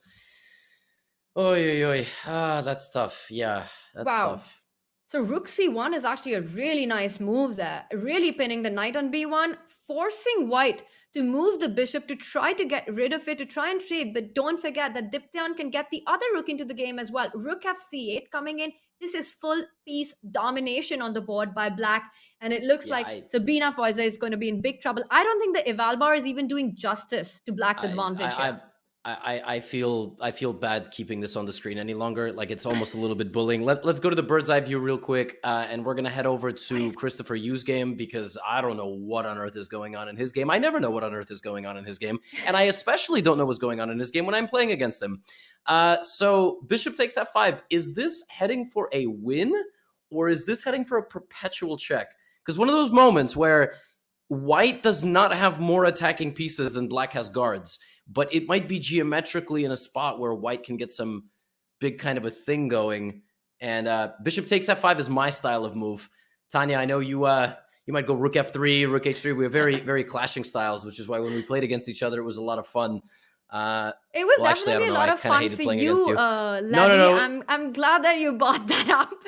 No. I only blocked out, but thank you for bringing it up. Listen, it's I only won that match. One of my darker moments in life. I only won that match because they made us play bullet. If it was more 5-1, and I would have jumped out of a window. I mean, your playing style is so tough to play against. In that one.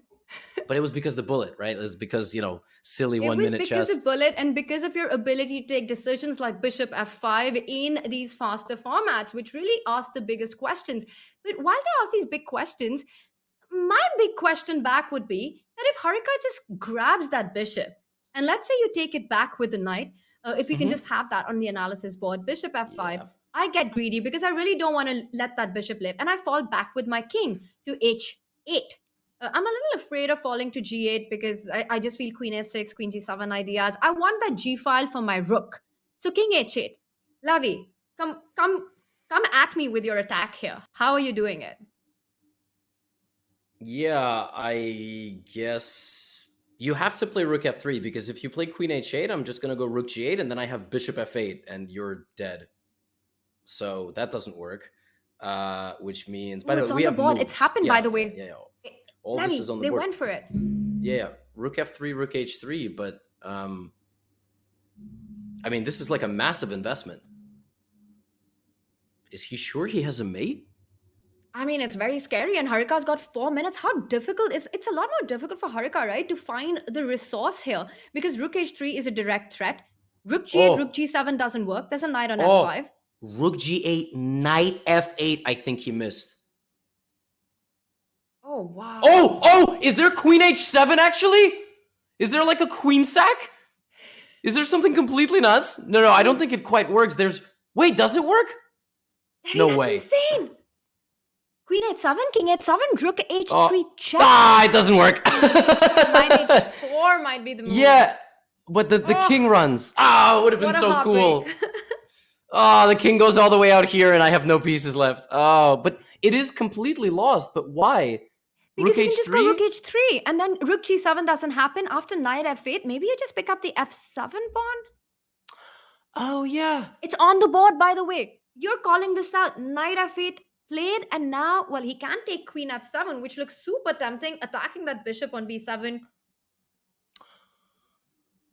Oh, that might be better. That's a problem. That's a problem. Knight f7 is very hard to meet. In fact, it's like almost impossible to meet, I have to say. Wow. I think that's just over, actually. Much stronger than queen f7, because now you're not only hitting the rook, but knight f7 is a massive threat. And if you go rook g7, then you go knight f7. I almost want to be annoying and not even play knight f7, but I think you probably have to. Yeah, it's about time. What was the move there? I thought rook g8, knight f8, but I missed knight f7. So why was she winning? What? I don't know. Why was she winning? How was she winning? You know, there are ideas of trying to do a 7th rank defense with f6, but it's so complicated. You've got f6, rook h3, the knight on g6 is pinned. Oh but my god. not only God. can we Can I not show find you? it, Harika Can did I- not can I find show it. you? And I show you? instead, she's in this dead lost position. We can see it on the live board. Levy, let's get up to date with that. Yeah. Wait, I just very quickly want to show what the engine shows as the saving line. Bishop c8, which looks like it does nothing because... But Oof. knight h4, and whatever you take with, I take that, and then that loses a guard. And if this, then I take your rook. Shut up, Stockfish. That is so absurd. What? Bishop c8, knight h4? Put that in a book. Oh my God, Like, good Tanya. luck I would have never finding found that that. in 3 minutes. Good luck finding that ever. I mean, that is just impossible and so easy to miss, which is why, Christopher, you went for this line. I don't think either of them saw that response. And you No. can't blame them. No. They probably just both thought that white is winning. And Yeah. if there's one Stockfish line that saves a position like that, and the position's lost, like nobody's finding that. You know what I mean? So it's very important as a intermediate player and so on to understand that if Stockfish shows that one line saves the day, if a That's tree's in the great forest, advice, and Levy. blah blah blah blah blah, all that good stuff. Yeah, Chris is in That's good shape. very good insight, actually, because so easily we can say that there's a way out of this position, and we've got the eval bar guiding us, and then you see the engines, and then you say that this could have this is winning. But if actually it's only one move that does that, in almost 9 out of 10 cases, that move will not be found unless you're Magnus or Hikaru in this time format. I would be willing to bet they wouldn't find with 4 or 5 minutes on the. I mean, I just don't know. Like, Bishop c8, knight h4. Yeah, it's kind of hard, right? wait, Ugh. what? Why queen h6? I thought queen. Okay, fine. I'm not. Fine. But this is still not over. I mean, we can talk about the imbalance in the position with the material. White has got a rook, and how many pawns is that? That's 7 to 4, 3 pawns and a rook for 2 pieces, and an attack against the king. So it looks like Christopher Yu is better. But Levy, we've seen him mess up enough winning positions today, so he has work to be done. But he needs to make sure that he takes this point for the California Unicorns. Let's bring up our bird's eye view really quickly and take a look on how the other boards are doing, because while Christopher Yu looks like he's doing really well, Sabina Foizer against Diptyan Ghosh, I think she's managed to get things a lot better. We see that on the bottom right. At least her pieces are out. There's no more pin on the last rank. And then on the top right board, Adiban again with what looks like quite a strong position. His rook is on the 7th rank. I'm loving it. That pawn structure that we've been talking about that black has looks like bad news. F7 weakness. So this looks like MGD1 is doing well on that board against Gukesh. Yeah, let's pop over there. And Regaisi and Nizhnuk's game is a draw. Every half point matters. Right? You're up by 3. Every half point just means another game in the books. Yeah, Adiban's got a nice position.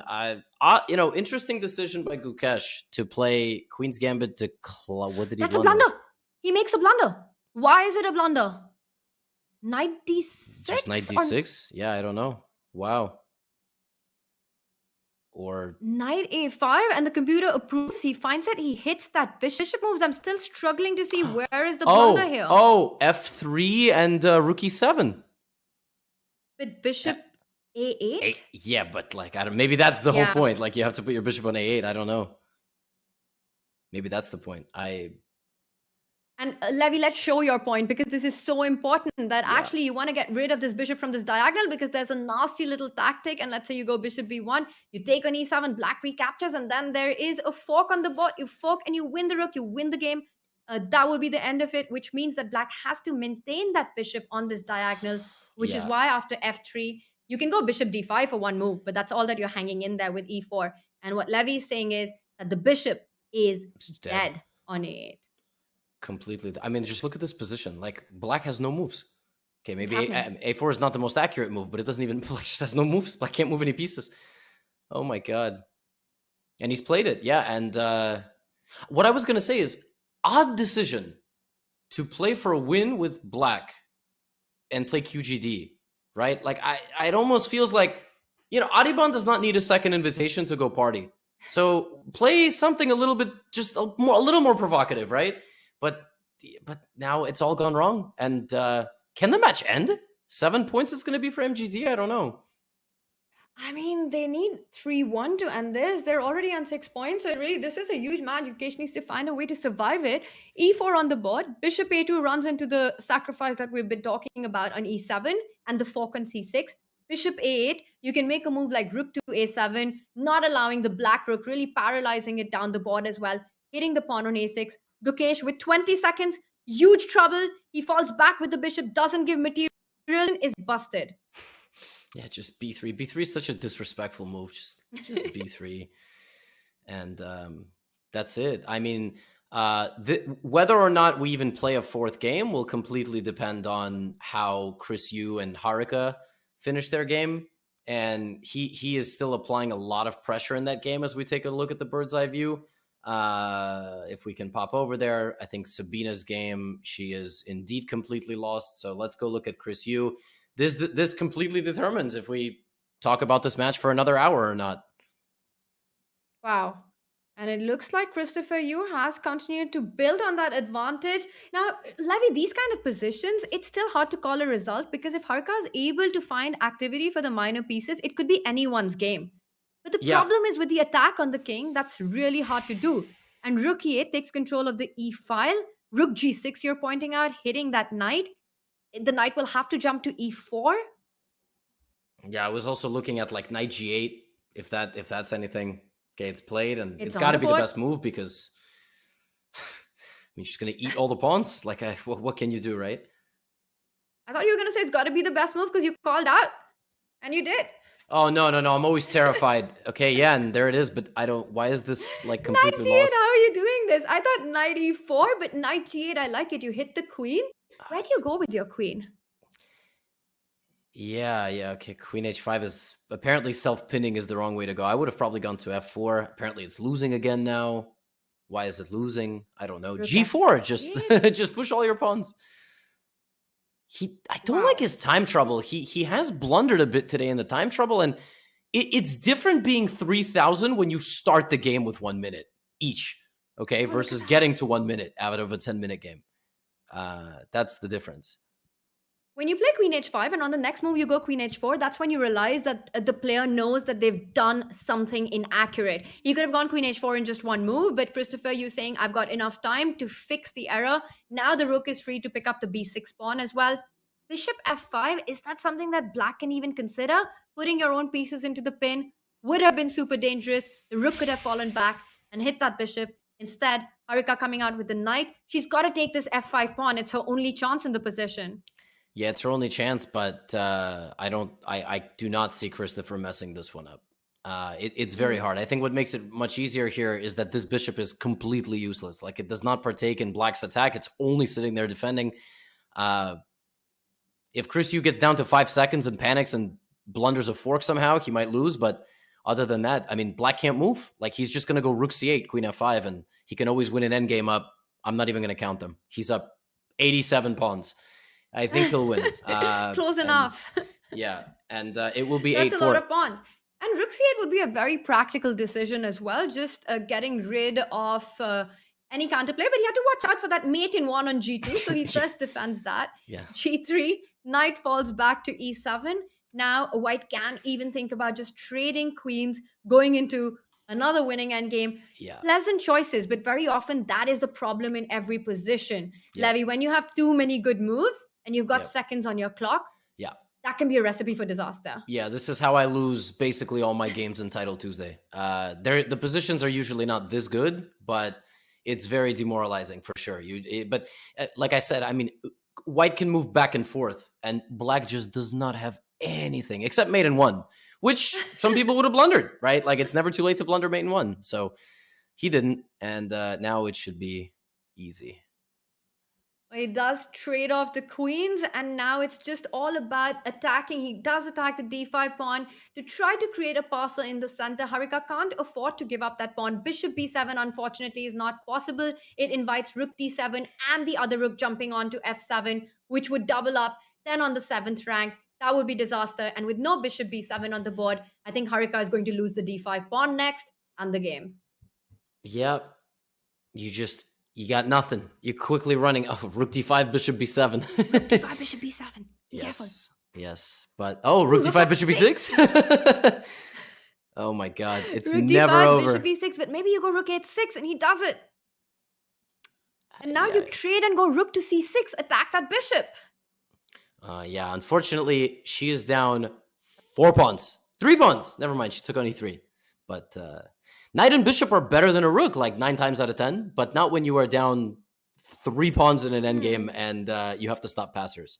So in this case, this is going to be Chris. And you know what's crazy? Like, we live in a world where Chris Yu could have drawn or won one of the last couple of games, and he would have had like 2.5, you know?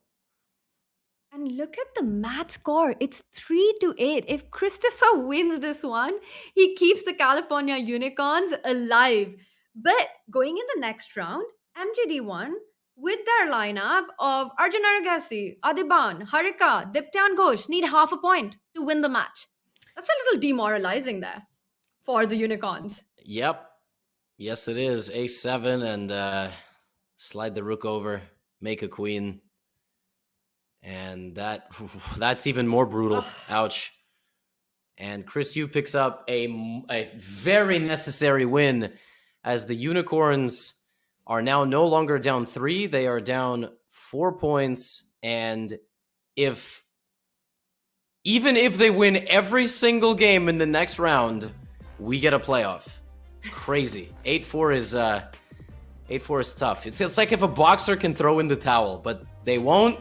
They're going to fight, and they now need to win, Tanya, on every single board.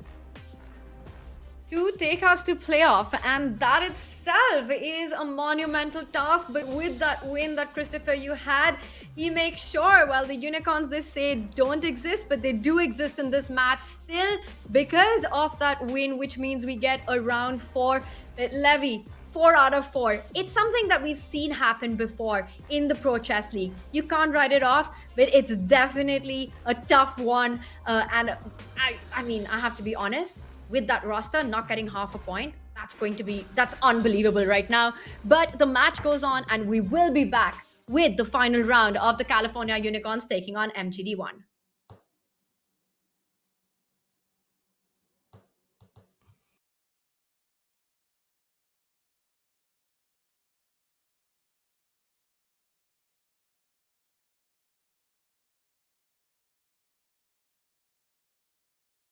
Hello and welcome to this video. My name is Christoph Silecki. I'm an international master in chess from Germany, and I'm here to share with you why the opening plays such an important role in modern chess. The opening in chess is like coming prepared with a battle plan. You play a move, but it's part of a larger strategy. You want to have an idea what to do against every possible response that your opponent may play against you. You want to have a plan, a strategy laid out before the game even starts. This can be really deep on the top level, move 10, 20, 30. You don't need that much, but you want to be prepared to get a game that you enjoy playing. It's more fun to play and give you more chances to win more games. I've always loved studying the opening, figuring out new ideas, how to beat my opponents and set traps. This is now my profession, writing courses on openings for Chessable. I've created more than a dozen, the most popular ones being of the Keep It Simple series. I have received an award this year, the Author of the Year. What I invite you to do is go to Chessable.com and check out how to play the opening better, get fun positions, and win more games.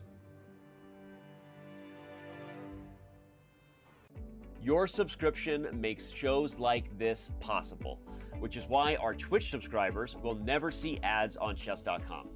Connect your Chess.com account and Twitch account at go.chess.com/connectaccounts, and bang, boom, voila, you're done. 100% ad-free bliss forevermore.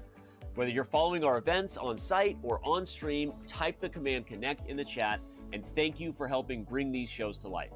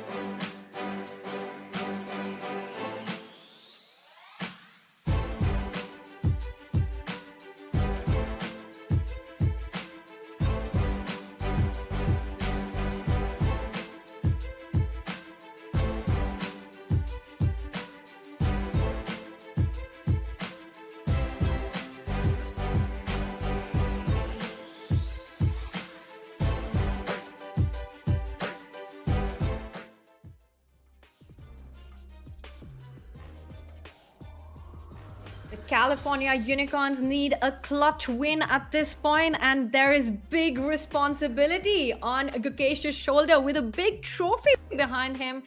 Trophies all around him, really, giving him all the inspiration that he needs to play some inspired chess in this final round of the California Unicorns versus the Team MGD. Well, I say a final round, that we might have more chess, but for that, the Unicorns have to win with a 4-0 margin to take it to playoffs. Now, we've seen that happen before in the Pro Chess League. Indian Yogis did it against the Chess Bros to take their comeback. But will it happen now? It is a huge moment for these players. Levy, what chances would you give to the Unicorns Zero. to make this a reality?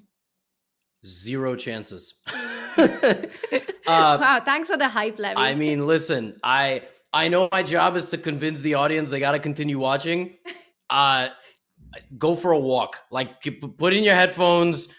Don't sit by your screen. Like, you want to watch? Put us in your AirPods. This match is over. MGD just absolutely showed up to fight today. However, here's the big question. How many points are the Unicorns going to get back? They are no strangers to being down 3 to 4 points going into the final round. I don't know. It just seems to be their style, Tanya. Against us, they were down 7.5, 4.5. All right. And they ended up winning 3 out of 4 in the last round. So who knows? Maybe they just saved their best for last. But again, this comes down to their big discrepancy on board 4. And you have to play a GM. The day has not gotten any easier for Sabina. She played 2,700, 2,600, 2,500. Now she has to play another 2,500. It's just not fair. In fact, Team MGD1 is actually one of the only teams who has the ability to stack up their team with 4 Grandmasters. One of the other teams was Charlotte Cobras. But yes, you're totally right. With this lineup of 4 Grandmasters, them needing half a point, it looks like a 0% chance. It isn't too far from reality. So Levy, they're just keeping it real. You've got Gukesh taking on Arjun, and that's a big matchup there. Gukesh needs to win. Ilya needs to win. Christopher, you needs to win. Sabina needs to win. How is this ever going to happen? I know. And listen, given that we are an all IM broadcast, I will just say having the G in front of your title is a nice vanity number and a nice vanity title. But there is a level difference. It takes a level difference to get the title of Grandmaster. There is a reason that they all have it, and they should be proud that they are fielding a team of 4 GMs. The only other one in the league is the Levitov Chess Wizards, who field Alexandra Kosteniuk, who is like the second or third highest rated woman in the world in classical chess, I believe. And they have Denis Lazovic, who is probably 120 FIDE points underrated. And here we go. I mean, this matchup in and of itself is crazy because Gukesh has to win on demand. Queen's Indian chosen by Erigaisi, little Queen's Indian action. This is not a Catalan, even though White is playing the Catalan setup. But the Unicorns have to win on every board. They have to win on every board, and Arjun chooses what is known to be a very, very safe line for black, almost a borderline boring there, but he chooses an aggressive choice in it. He takes out the bishop on a6 instead of b7, and this can be a super, super thrilling middle game because the c4 pawn was attacked. White had to step up with the queen. Arjun now gives a check, bishop d2. Very often the black bishop falls back to e7 in these positions. And what you've done is actually made it more difficult for White to find that coordination within the pieces with b3, bishop b2 coming in. And we might be seeing Arjun falling back with the bishop. But the fact that he's taking his time, I'm wondering if he's actually thinking about trading on d2 or developing the queen like you're pointing out. But yeah, he's thinking. Tanya, hot take. Give it. Why did they name the team MGD1? Why couldn't they have chosen like a cool name and just put the sponsor logo big somewhere? Come on, guys. Like, isn't this marketing 101? I don't know what an MGD is. Does anybody know what an MGD is? Maybe I'm not in the right spot to give professional advice. I don't know what an MGD is. I'm just like, all right, whatever. It's MGD, I guess. But what if it's... Come on. I guess I will tell you what MGD1 is. MG is Manu Gurtu, who is one of the... managers and the leaders behind this team, and I don't know what D1 is, but I have my own theory that I wonder if D1 is on it because it's the square of the queen. So, and they do have Harika on their team, who is the queen of Indian chess. So just the fact that you need to do just the fact that you need to do this Sherlock Holmes to figure out the team name. They could have just named themselves something cool like Yogis. You know what? I'm going to message them and ask them this question right now on broadcast so that we do have the answer of it. It's a great question, Levy. We'll get down to the mystery, the bottom of this. But whatever their name is, it doesn't matter what the name is. It matters what your game is. That's what these guys are doing today. And you know what they say, right? They say that we don't really need to care about their name because the chess speaks for itself. There it is.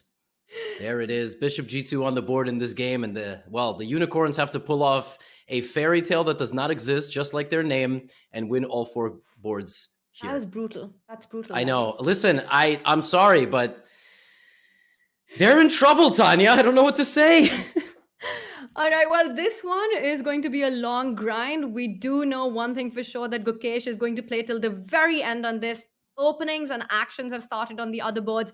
This is the update from all the other 3 boards. And take a look at that top right screen. Adiban against Ilya. Now, I see Ilya's king is still in the center. He's trying with the white pieces. It's so important with him to create chances and imbalances. And that's what he's done. He's taken the double pawns on the F line. Adiban going in with knight G4. There are all kinds of tactics in this position. Also, take a look at that bottom right table. Now, this is the one where I think it's going to be super difficult. Harika with the white pieces against Sabina. If Sabina wins this, she is the star of the day, regardless of what happens on the other 3 boards. Yeah, she's the GOAT if she wins. But I'm concerned, like even bottom left, just to really quickly show the Chris Yu game, that's a ridiculous theoretical line. Which is from this kind of like English type of thing. If we can just pull up the analysis board. Yeah. And it's this E3 line, D5, and then you play knight takes, you ignore the knight, you go here while the knight is stuck and can't really come back. Although that is a line in and of itself. Black kind of gets induced into playing this, and white plays bishop A3, trades, the king goes here, and you play H4. I've won so many games in Blitz because Black's king is so weak, but the 95 line, in my opinion, is a little bit more resilient here, sacrificing the knight. Chris Yu clearly going for this one. I guess he's taking risk, right? I mean, like, he has to win, so he's going to have to take some risk, but this is the best position that MGD has right now because it's just cleanly better for white. That's really nicely pointed out. All these ideas of the opening and Diptyan with the white pieces, h4, h5, as you mentioned, has happened. With that, there's been more weakness on Black's king side, more dark squared weaknesses. The knight on f3 can jump to g5, forcing the knight to a5. And I say forcing because Black could not have allowed a trade there, just weakening his pawn structures in such a big way. But that really doesn't help, putting that knight on the edge of the board. It has no future whatsoever. Queen b2, eyeing ideas like c4, d5, opening up the center, targeting that Black king. White's knight can jump to e5. The rook can come to e1. So many pleasant moves for white. Levy, completely agree with your judgment that it looks like Diptyan's the one for the MGD1 team to get the better position right out of the opening. Yeah, but if you have a better position, that often means it comes with a little bit more forcing nature. So maybe while he tries to convert his advantage, Christopher will get an opportunity. By the way, advantage more or less squandered, apparently, by those last two moves, according to the god that all the chess players look up to, this little sliding thing on the left-hand side. But this is a very tense game. We see Chris there focused. We never know if he's playing on an iPad, on a smartphone, on a laptop, on a smart computer, on a smart refrigerator. He's like just always playing on a random device. And let's go all around. I see Ilya Nizhnyuk on our bird's eye view hasn't castled. His king is on f2. This is a wild game. This is a matchup of the two most wild players, I think, on both sides.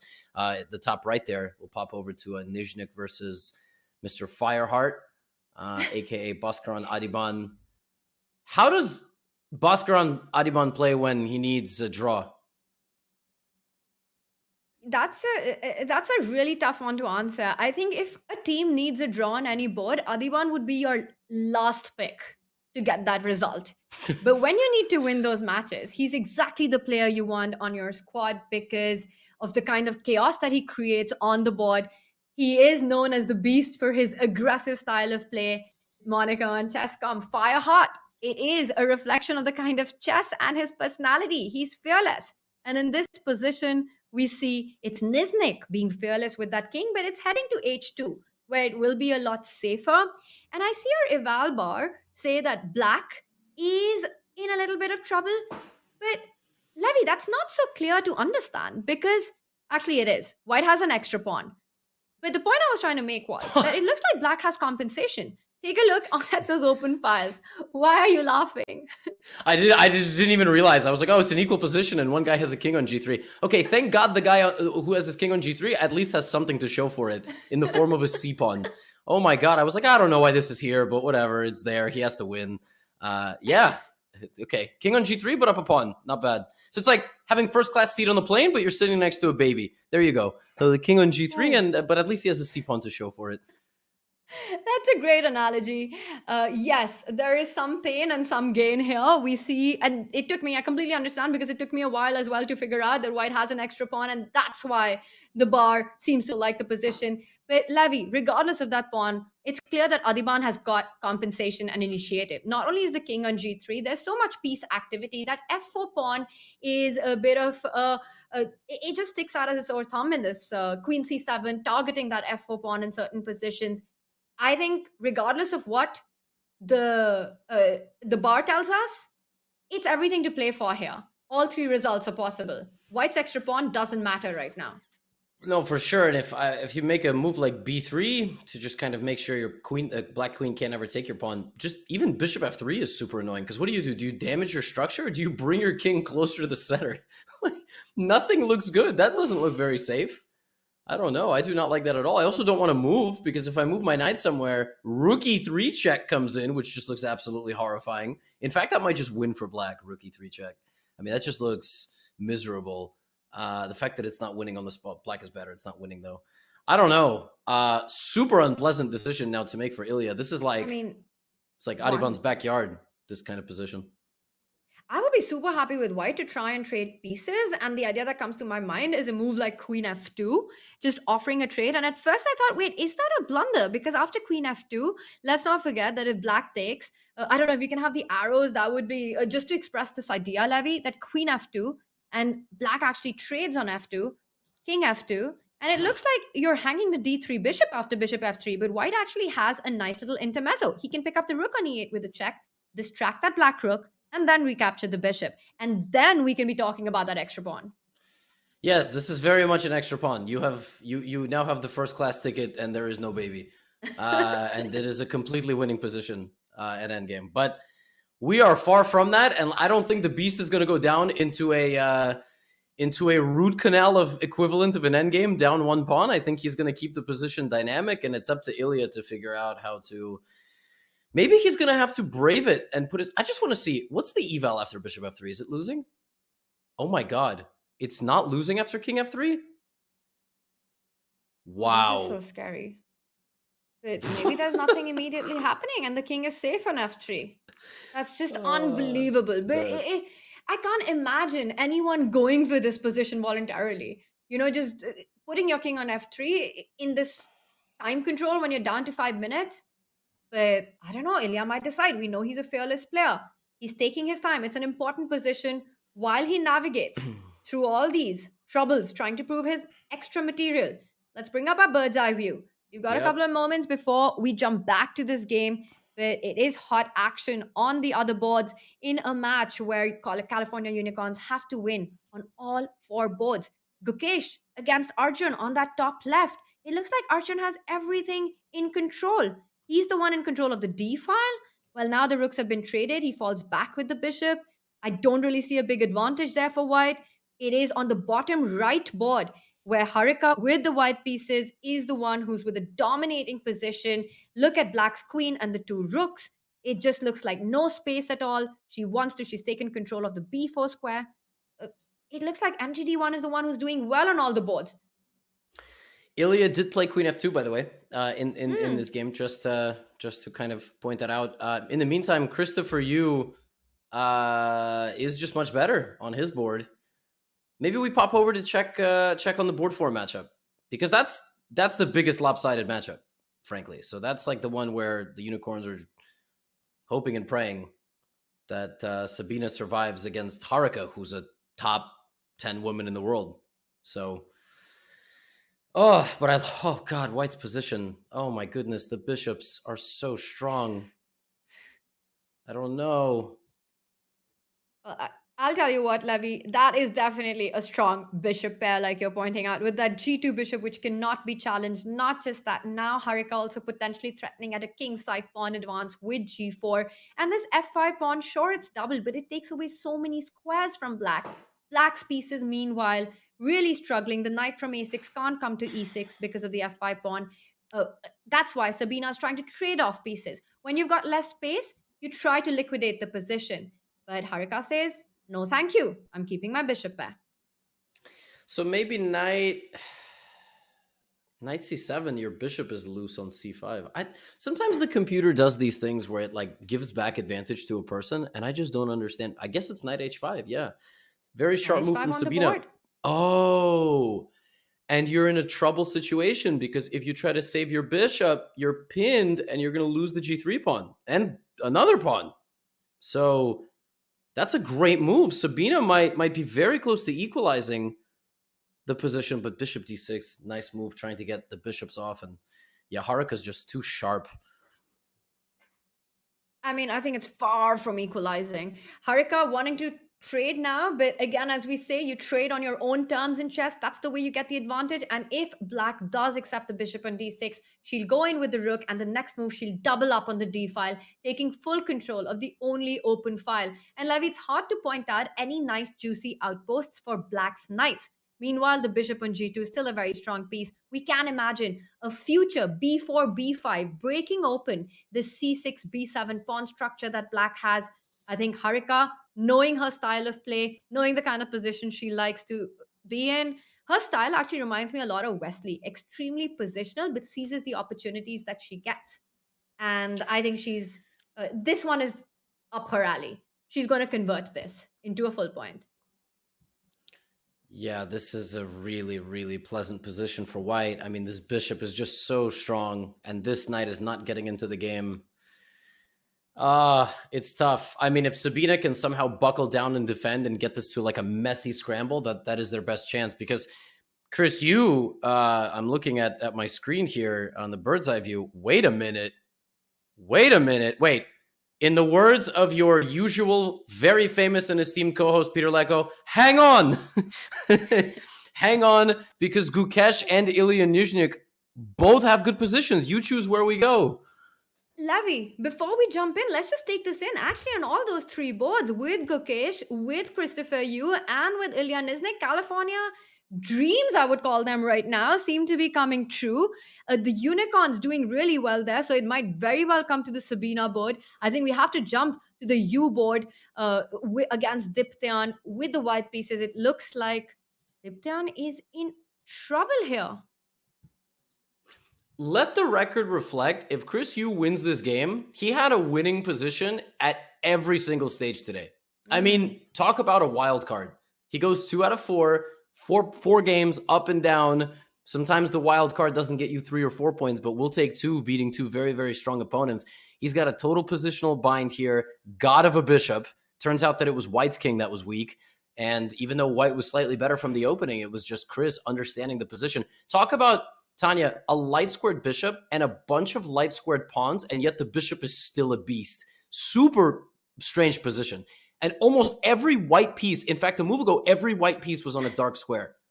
Like, talk about a light squared catastrophe for the squad of white pieces. That's really nicely pointed out. Just not all the pieces, the pawns as well are on the dark square, which is what makes the position an absolute disaster. That bishop on d5 is a monster.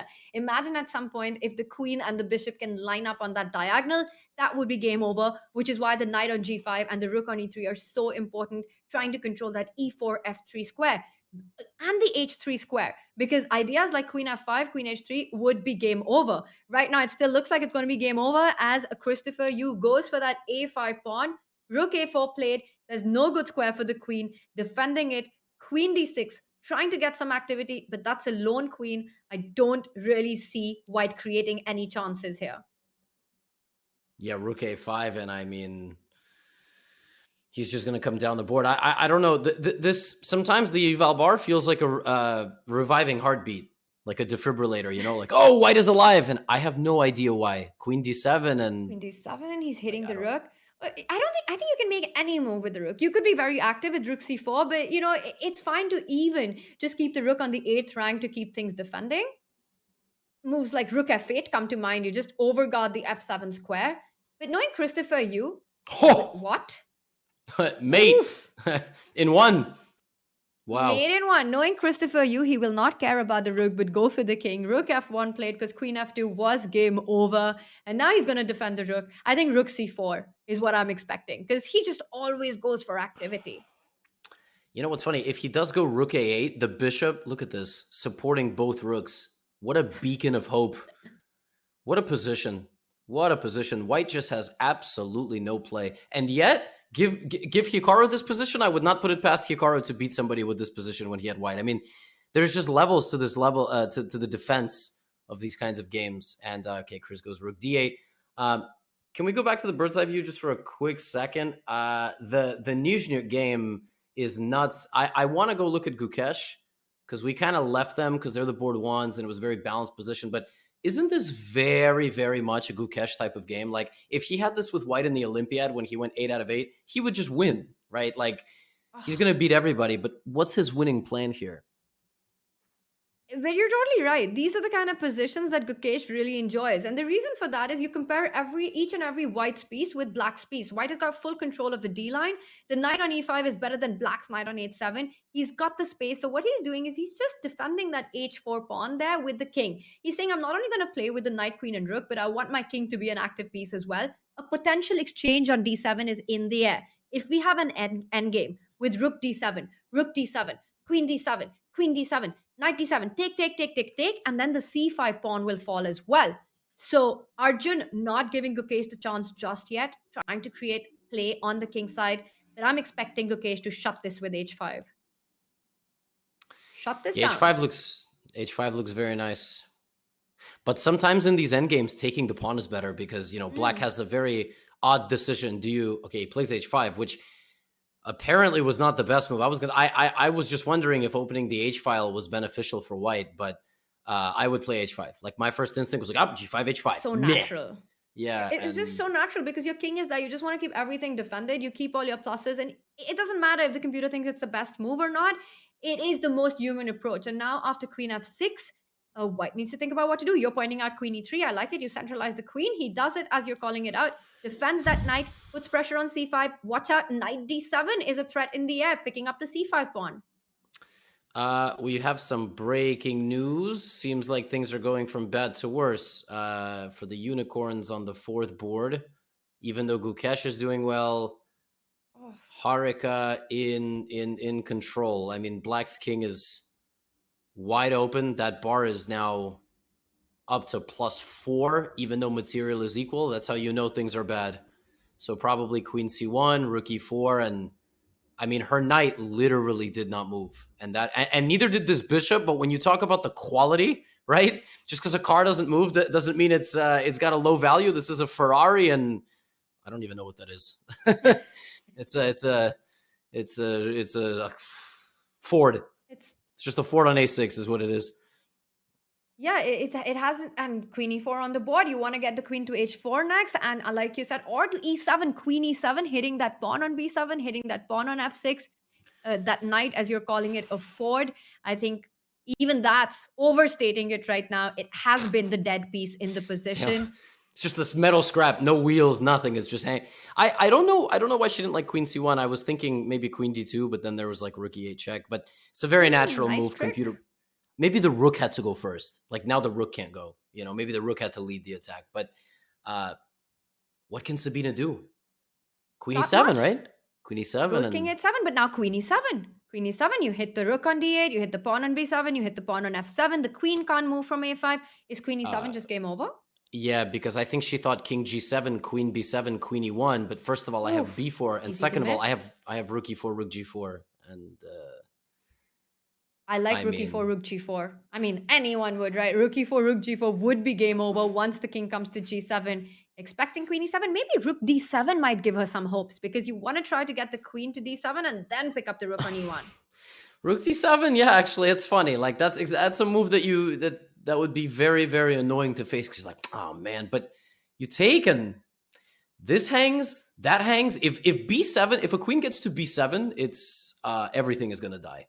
Like the whole queen side will die. Wow. So and we've got to rush to the Gukesh board. Let's bring our bird's eye view. Levy, I'm sorry to interrupt, but I think we might be having a result there as well. As we see, it's a knight pawn ending, but Gukesh on that top right of your screen is up. Not only a pawn, but what a pawn it is on a5, just marching down the board. Let's pull that board up. This might be the California Unicorns' first win here. Yeah, there was also a moment. Sabina actually had a moment to get back into the game, but yeah, this is over here. Yeah, I'm sorry. I was just trying to think of, is there a direct way to win this position? But a7, black can still pick up the pawn on b3. Knight f5, he goes, yeah, it's probably just this. I mean, it's the concept, like, you cannot stop a and h. It's just not possible. Knight and f5. The white king is still in the square, by the way, for this pawn. So Levy nicely pointed out that you just go for the h pawn and the h5 pawn will queen. It's over. Let's go bird's eye, and then let's quickly pop in. We might be seeing the final moments of the match here as Harika Dranavali is doing what a dominant board 4 should do. Use the rating mismatch, and her opponent down to 7 seconds, and rook a7, bishop c6 should end it. I mean, the deal. Is there any way? But if a and b get traded, white has to go b5. But e5, knight c5, pick up a7, but she goes for the f7 pawn. Yeah, that's it. I mean, and she's just dominating this position now. These two pawns on the king side will decide. Well, bishop e5, a5. Black can start pushing the pawn, but white's f pawn is just too fast. Rook f8, bishop f5. That's it. Rook f8, bishop f5. GG. There it is. And And MGD1. she does it, but not just her. Adiban Bhaskaran also wins his game against Ilya, and Harika beats Sabina. With that, the MGD1 have taken the match. Oh my god, Nizhny got forked. Like, just Unbelievable. But we still have action on one of the boards. Christopher Yu still trying to win his game, but I don't think he can do it anymore. Diptyan out of trouble because look at that C5 pawn. He's not losing this. He's got a clear pass so that he can start pushing. what happened? He was like -5. It was over. Oh, now he's winning again. What? Okay. Apparently he's just winning. Yeah, I mean, even if he wins, yeah, it's tough. It's tough. Yeah, Nizhny blundered a fork with low time. That was always going to be a tough game. That game looked never easy, and obviously you're giving away a lot of elo on board 4, which, Tanya, as I've said, like on the nights, we try to avoid that. We always try to be able to fight Harika, Kostanyuk, any monster on board 4, Ju and Jun, who actually happened to be China's board 2. So, yeah, I mean, the better team won. And now he can take on C6, and if you give a check on D4, you go Queen F6 because you take on B4. A2 is unstoppable. It queens, it wins the game. Diptyan Ghosh resigns. Christopher Yu finally converts a winning position, but it's too little, too late, Levy, for the California Unicorns. Yeah, one of the benefits of going to a 4th round when you're up 8-4 is you can get double digits. Very pretty. And even though this round ends exactly like the first round ends, 2-2, your overall score is ultimately 10 points for Team MGD1, name TBD, maybe subject to change in the future, and the California Unicorns fall to their 2nd defeat in a row, I believe, and they're still not eliminated, but they've got 2 more weeks to stave off elimination. Wow, what a match this was. As you pointed out, it ends with the same score as we started the day with, but in the middle, a lot of destruction happened. And with that, let's also take a look at the individual scores in this match and how this turns so badly for the California Unicorns. And I think the answer there, Levy, lies in front of us. Take a look at that insane performance by Adiban. He won 4-0, and I think that's got a lot to do with his style of play. He just knows how to create a chaos on the board, and in these speed chess formats, it's always the most difficult to be on the defense, to find a resourceful way to handle imbalanced attacks. Arjun did his bit on the top board, and Harika super solid on the 4th board with 50%. On the other side, we see California Unicorns. They really struggled, and I think Christopher Yu, he's got 2 out of 4. It could have been 4 out of 4 for him. It could have been 4. It definitely could have been 3, right? Like he was just totally winning against Adiban. And look at that. I mean, Adiban got a present in the first round of this matchup. He was just down basically 2 pawns, and he got them back and checkmated his opponent in 5 moves. And that just propels you. If you can walk through fire, then you've got the heart to beat everybody else and win with 4 points out of 4. That's why he's Fireheart92 on Chess.com. Drop him a follow. He does what the beast does, right? He gets 4 out of the team's 10 points. But listen, like, your worst performer had 1.5. I mean, when your worst performer has 1.5, you're going to win the matches by a lot. That's what's going to happen. And yeah, MGD just showed up, and they did super well. Well, Adiban was definitely on fire today. Now that means Team MGD1 moves closer to the ultimate dream of making it to the playoffs. Let's take a look at our week 3 standings after this matchup. We see Indian Yogis and Gotham Knights have already punched their tickets into the playoff. Meanwhile, Team MGD1 with 2 wins and 1 loss. They need 1 more win. It's 3 match wins that gets them into the 2nd stage of the Pro Chess League. This is where we stand. Let's also take a look at the other teams that we've got going on. And the California Unicorns now 1 step further from their qualification, 1 step closer to being eliminated with 1 loss and 2 wins. Charlotte Cobras have been eliminated already. Levy, I'm going to ask you, this felt like destruction. It did feel like destruction. Yeah, I wouldn't be mad about that whole first page qualifying to the playoffs. The only team that's a question mark to me is the Norway Gnomes, because I feel in the bottom of my heart like the Blitz and the Garden State Passers both have better teams than it's not an insult to the Gnomes. I'm just telling you as an analyst of the league, that's just what I thought. And talk about St. Louis at 0-2. I mean, that is nuts. But I think what teams have struggled with is deciding whether to field a giga stack like California did today with a weaker board 4 or a balanced lineup. And in the teams like MGD and Levitov, you get a GM on board 4 who's a woman in 2550, and you got monster players all around, right? And all of the Indian teams have a strong 24, 2500 on board 4. Seems like balance is the way to go. It's really risky to run 3 and then one player rated around 2200. Tanya, the next match, I won't be here for that. That will be James Canty filling in for me. But Berlin is going up against St. Louis. And if I'm going to make a prediction, this is the last match Berlin is going to play. I also kind of am terrified it's not going to be close because I don't actually know the lineups. But St. Louis has like 2 2700s and Nicholas Theodoro, Tanya. I don't know. I ain't confident for the Berlin Bears. They might go extinct. Speaking about Giga Stack, by the way, I love that term, Levy. St. Louis, they've got on their top board Fabiano. Will he make an appearance today? But St. Louis has to also come up with a strong team because they're also facing elimination. One of these two teams will be out of the Pro Chess League after this match. Levy with his hot take saying it's going to be Berlin Bears' last match of the Pro Chess League. We're going to find out with GM Canty joining us. Levy, it's been so much fun calling the action with you. And congratulations once again for the Gotham Knights making it to playoffs already. You must be a proud captain. Super proud of my squad.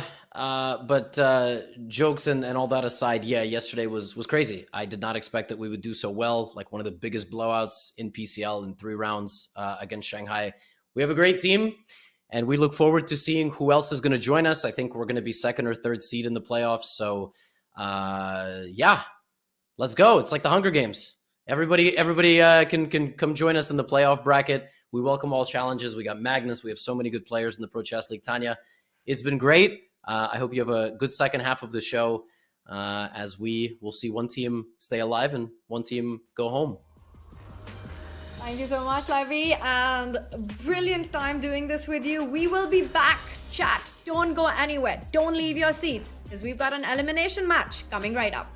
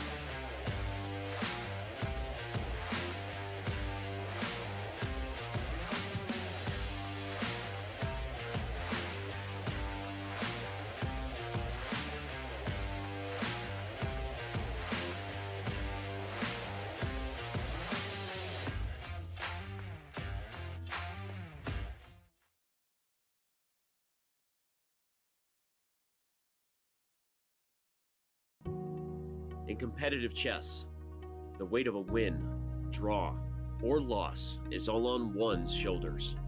It's easy to feel alone. Those lonely days are over. Oh my god! The Pro Chess League is back. Once again, in chess, teammates matter. This might have just been the most insane PCL round I've ever What seen. the heck did we just witness? Welcome back, PCL. A unique collection of teams, each with their own personality of different colors, shapes, and sizes. There are gnomes and knights, chess bras and bishops, and whatever the heck this is. The PCL is the only place where the best players in the world risk their fate alongside content creators and players from different levels, ages, and perspectives. Hikaru spent like 2.5 minutes and he beat a guy that I would probably not beat, so it's unbelievably impressive. Entering its 5th season, 16 teams will reboot the PCL legacy with a new format and new schedule. Only one team can be crowned the next PCL champion. I would go back there. No, he blunders the pawn! Are you kidding me? My friends, it's the 2023 Pro Chess League. Which team can rise above the rest? They won't be able to do it alone. He is. Both players are holding their heads. This is the Look fairest at. result I've ever seen.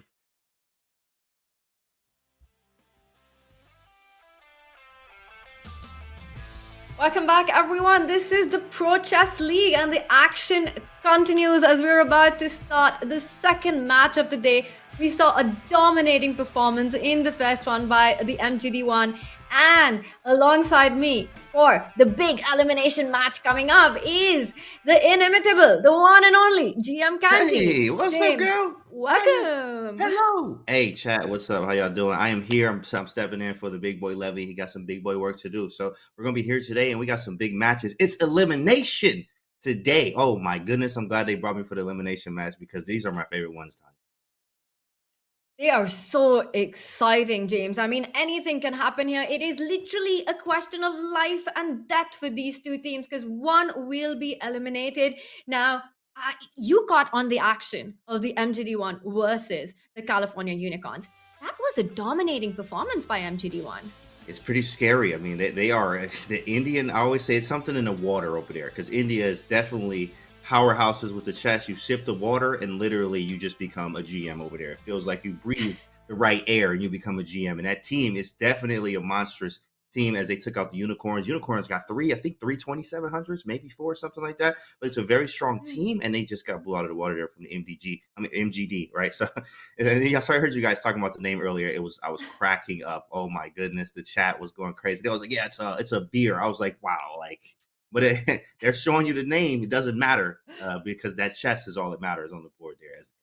It didn't matter because they had the game on, and there we see the week 3 standings. It's not the only Indian team that won. There's one that's already in the playoffs. Indian Yogis, along with Gotham Knights, are the first 2 participating team who have made it to the Pro Chess League playoffs. And we see on that table Magnus Carlsen, the world champion, his team Canada Chess Bros, 1 match win away from punching their tickets. The Bulldogs are 2 wins to 1 loss. Now, while we've got the winners on this on our screen, when you've got winners, you've also got losers. Let's take a look at some of the other teams that we've got, Canty, who currently are struggling. Now, these are the teams that are 1 match away from elimination, all the way down. We've got the St. Louis Archbishops. They are the 3 times champions of the Pro Chess League. No one thought they'd lose 1 match. No one definitely thought they were going to lose the other. And today, they have to win to keep their chances alive. This is an elimination match, right? The Berlin Bears, of course, what Levy say. Levy's like, yeah, they might be going extinct today. I was like, oh my goodness, the Bears, it's just crazy. But then the St. Louis Archbishops, right, might turn into a pawn today. Like, we don't know. But at the same time, of course, somebody's going home, and this is the day where you see the most aggressive chess, the crazy chess, the rated R chess, right? The stuff that this is a family channel type chess. Okay, this is going to be very, very strong today. Lots of different choices through, from the lineups all the way through, the openings that they're going to play today. Absolutely. And I think it's really, really important for these teams to really give it their all to come up with the best possible lineup because it is their last shot. Now, St. Louis Archbishops, They've got Fabiano Caruana on the team. They've got so many strong players, but the Berlin Bears cannot be underestimated. It is a team that is dominated by German players. There we see, except of course Anton Korobov there at the top. We've got the German number 1, Matthias Bluebaum, who is the current reigning European champion. Now, Kanti, I have to say, we look at this roster with all these 2600, 2500, so many grandmasters all the way down. Right. And then Josephine Heinemann, the only female player to have defeated Hikaru Nakamura. I'm not sure if that's probably not a forever stat, but in online chess, defeating a guy like Hikaru, it's no easy task. Josephine did it. Sarah Pap there.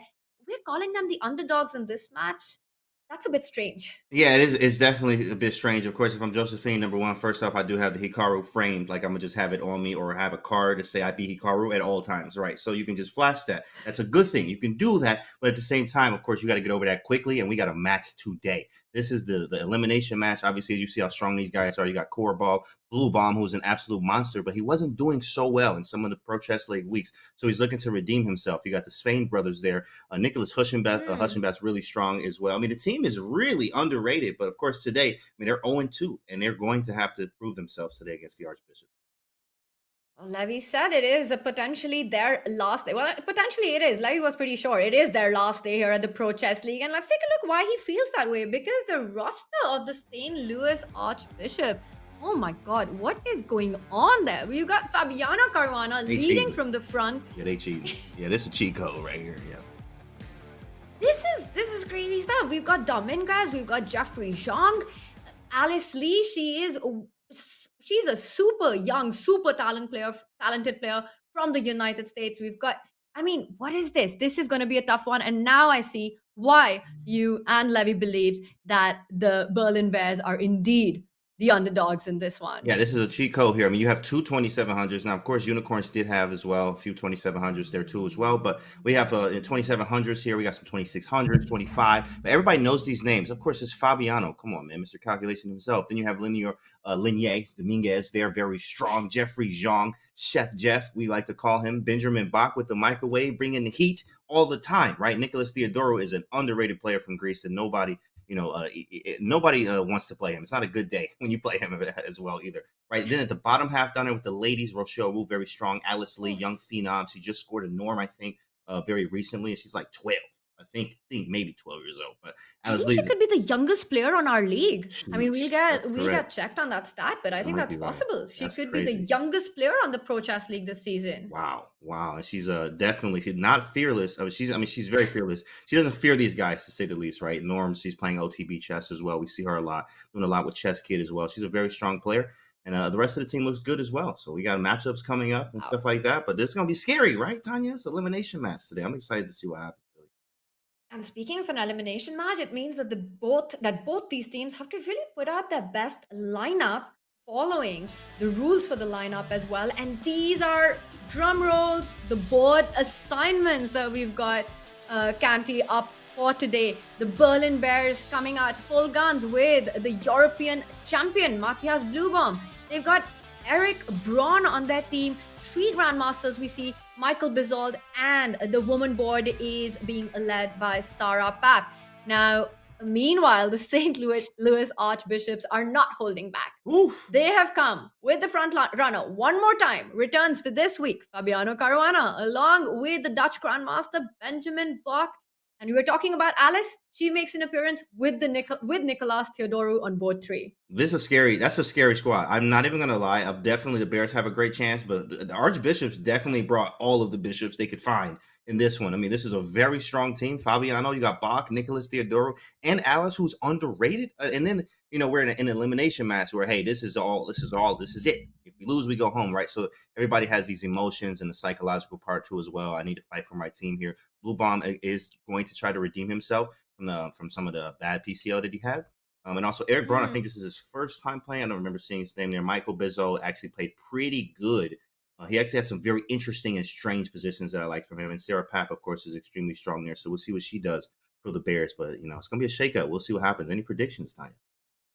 Oh, Oof, it's kind of, I have to agree that St. Louis Archbishop team on the right looks so strong. But I will tell you, for the Berlin Bears, Eric Braun, he is the first chess boxing. Oh, Chess boxer of a grandmaster level. Now we've got Amar whoa. Hamilton as well after his win over Lawrence Trent.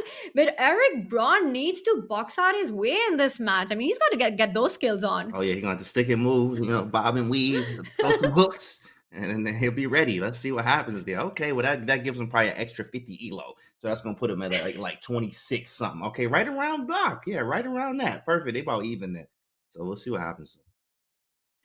Wow, well, it is going to be an interesting match. The Berlin Bears have a very tough task ahead of them. Let's take a look at our round one lineup. Now, this is the most lopsided round of the match where the board one plays against board four and so on.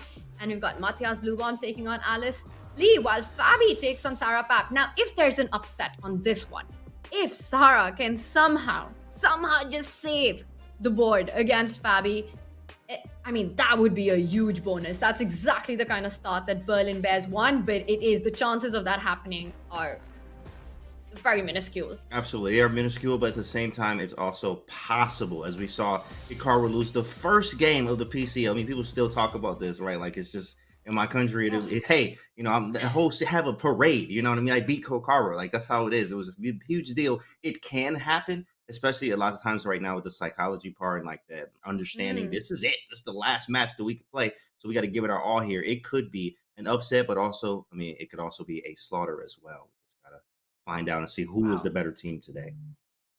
Well, you're absolutely right. Anything can happen. Every board counts, every player counts, every contribution counts, because let's remind ourselves of the match format. The team to win the match has to get to the golden score of 8.5 points. And we say it's up to 4 rounds because mathematically, and we've seen teams do this, it's possible to wrap the match up in just 3 rounds. But 8.5 points gets you the match win. The time control is the super demanding 10 minutes with a 2-second increment. We've spoken about this, how the 2-second increment just means nothing at all. There's barely any time to build on. It's an all play all. Matches, the rounds are about to start. James, we can see the players on the board. And I see Alice there against Matthias. Alice looking confident.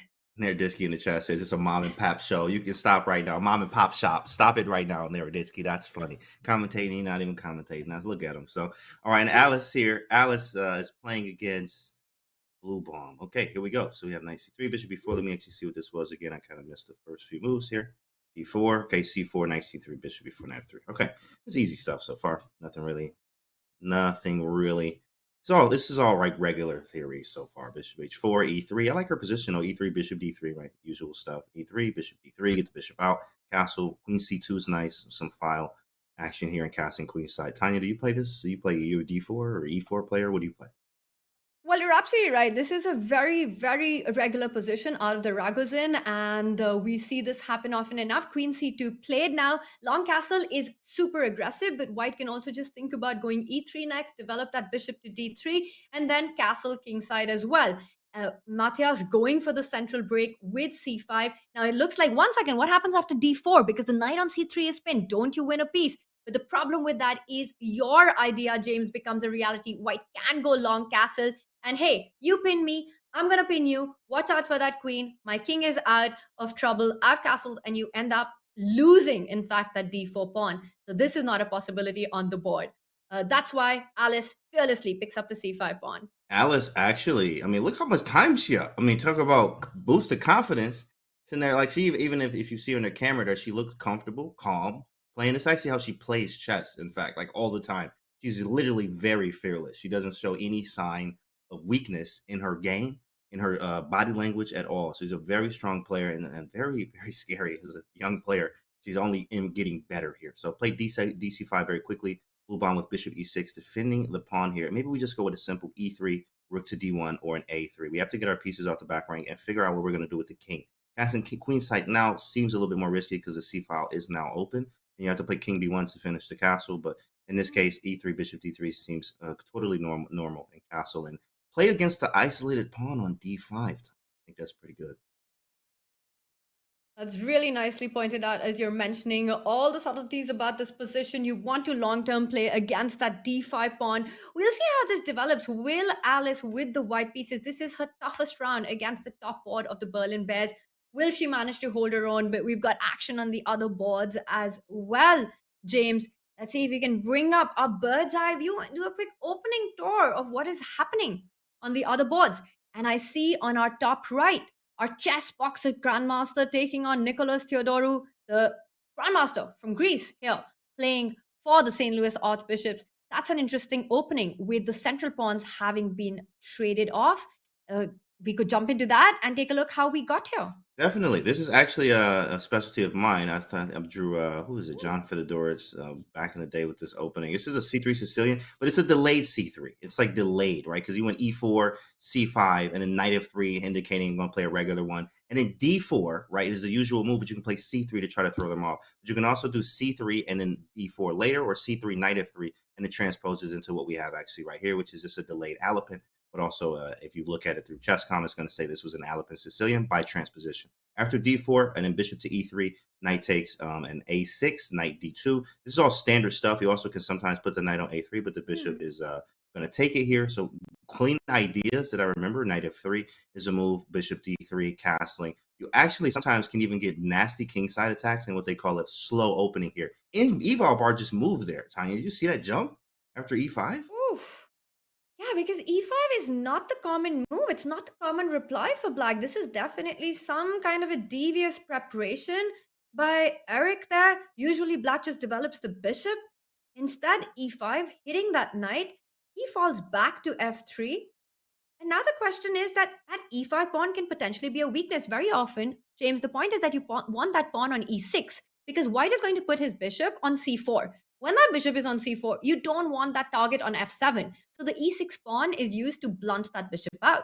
Once you've committed e5, it does have that ambitious nature, but you're also creating weaknesses in your camp. Now bishop c4 will be so much more powerful. Imagine bishop c4, knight g5, I'm coming for you. Oh, I think that's it, Tanya. In fact, absolutely, the tactic senses are tingling right here, and I'm a big fan of they say the tempo, right? So you want to have the tempo available. Bishop to c4 hits the queen, and then knight to g5. So as many tempo or tempi as you can make in a row. Lots of times you get very good positions. Bishop c4 hits the queen. He's going to go back to d6 maybe, or d8 maybe back to the house. Actually, queen d8 is blundering. You need to keep knight d8 available. That's why the knight's on c6, believe it or not. After knight to g5, we can play, obviously, f7, hit on f7. So you're going to have to defend it by bishop e6, which is absolutely gross, disgusting. Get it off the board. Right, let's actually put this on the board. Queen d6, knight g5, bishop e6. It's pretty disgusting here. Takes, and we could even play a move like queen to b3. Right now, hitting b7 and e6 at the same time. This is not fun at all. He's gone queen d7. He went queen d7? Okay, let me refresh. So we going queen to d7 here. And but Larry, that was such a great point that you made. Thank you. It was a great point that after knight g5, he wants to put that knight on d6. So it looks unnatural, like he's blocking his own bishop. But bishop e6 was not even a defense because that was an ugly trade on e6 for black. Disgusting. Now after knight to g5, there's knight to d8. And maybe queen to b3. How do you, I'm just going to keep hitting you. I'm just going to keep hitting you until you do something about it. This is pretty tangled here. Knight g5, there it is. It's on the board, you're calling it out, and knight d8 only moved to defend f7, and this is why that move e5 was asking for trouble in the opening, and I'm just really surprised that Eric went for it. There's a part of me that's asking, was this a potential mouse slip instead of, but how could it be? You also don't put your pawn on e5 and end up in this position. Knight d8 played. Right. You're pointing out some great ideas here. Queen b3. White can also just play slowly. Shot castle, put your rook on e1. James, not only is f7 weak, the e5 pawn is weak as well. And it looks like Nicholas Theodorou is super happy with his position out of the opening. And I think it's a good time for us to see who else is happy with their position out of the opening. Absolutely. Let's get the bird's eye view. Let's see what we got. Looks like all games are alive.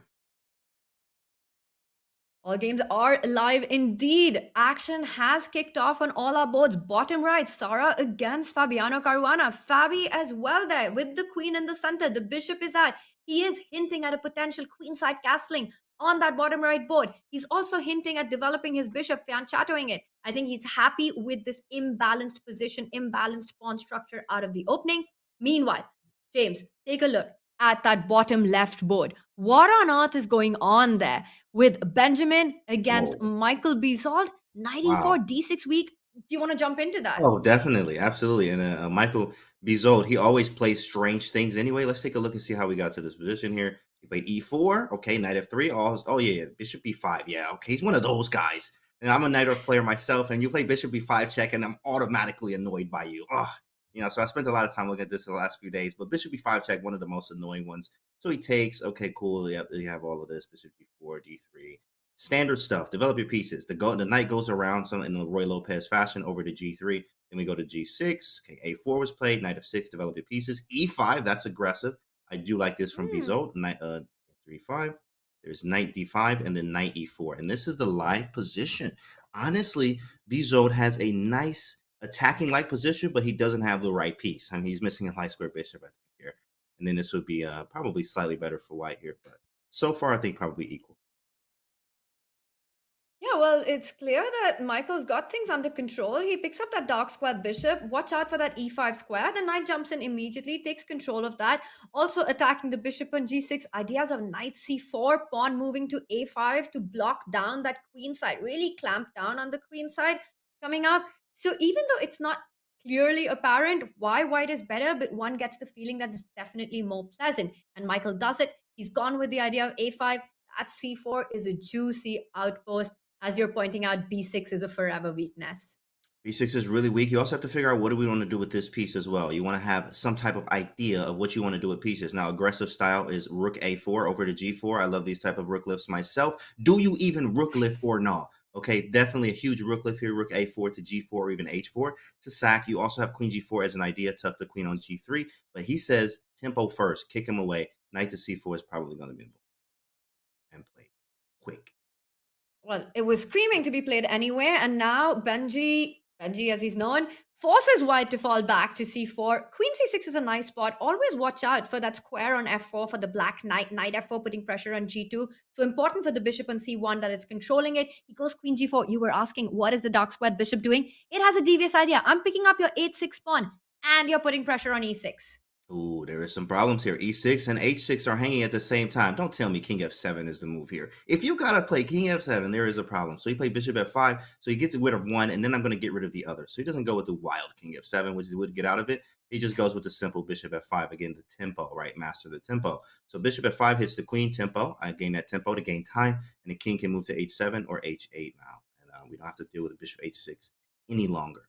I think, yeah, pretty stable for Bach here. Pieces are developed. White probably has a slight edge, small edge because of the e6 weakness.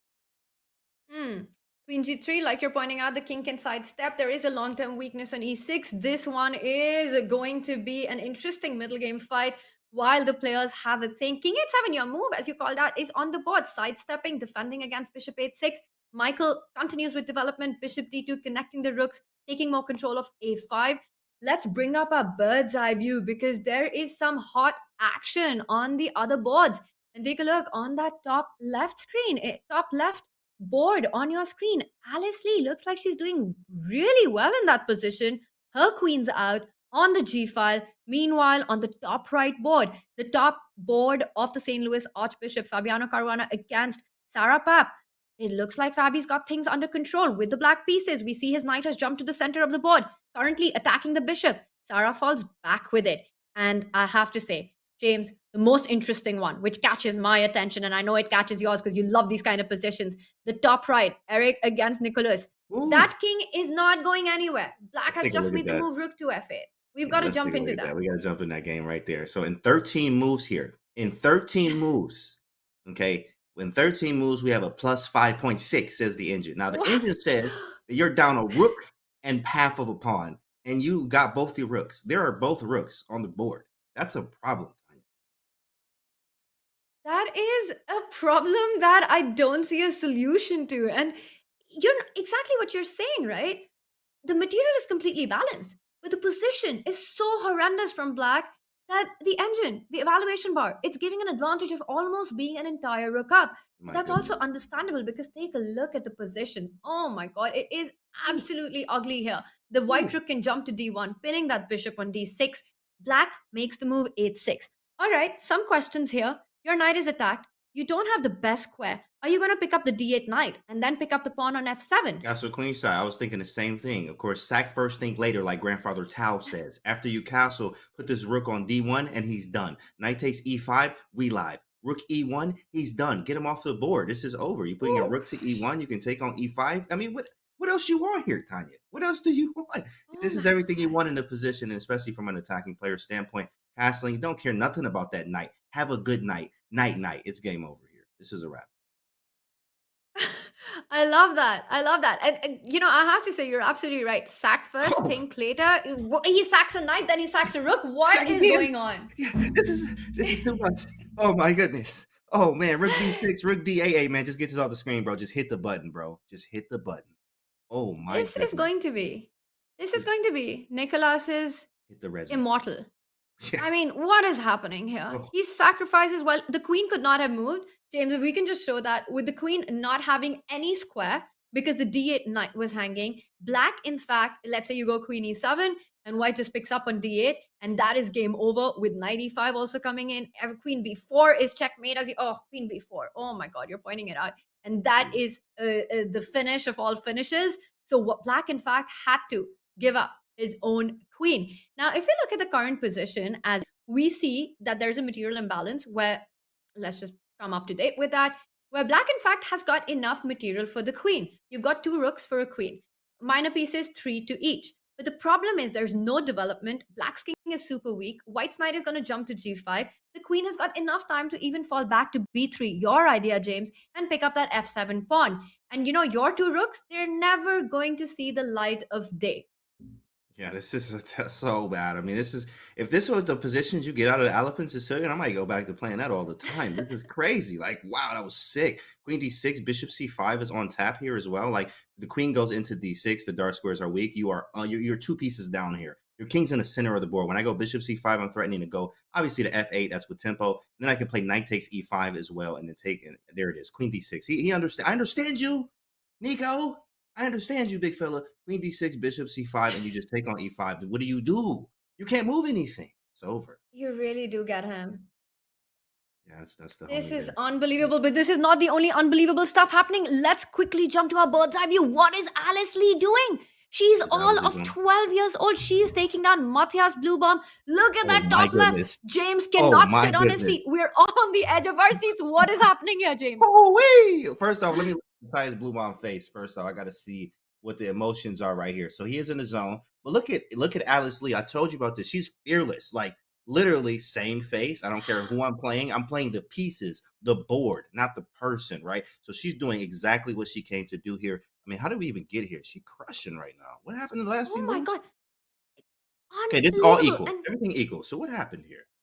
And she looks completely calm and composed. You were talking about checking out expressions. Alice Lee there is cold on the screen. She knows she has a bishop f6 threatening that mate. Wow. The only move that Black had was to push the pawn. Alice Lee doesn't care about that knight on f3. What a move, James. Queen g7 was a massive threat. And if we just back up and go to our current position, queen h3, she's saying, take my knight if you can. Right. I don't care because I'm coming after your king. She believes in calculation over everything. She's gone for it. Queen h6. No way to fight queen g7, mate. You don't have rook e7. You don't have rook c7. You've got no move. You have Matthias Bluebomb is busted. He's getting crushed on national television in front of everybody by Alice Lee. And I understand. Look, hey, she's a fearless monster here. I'm definitely super underrated, sacking a whole night. Have a good night, right? It's not a good night for Matthias right here. Queen takes h6. Like, what do you even do here? Okay, let's just give a move. That's a great question. I don't know. You can go queen f5, try and offer queen trades because you need to get your queen to the defense. And that might even be the only move because after queen h6, you need to bring your queen to defend that mate. But then you end up with being a million pawns down.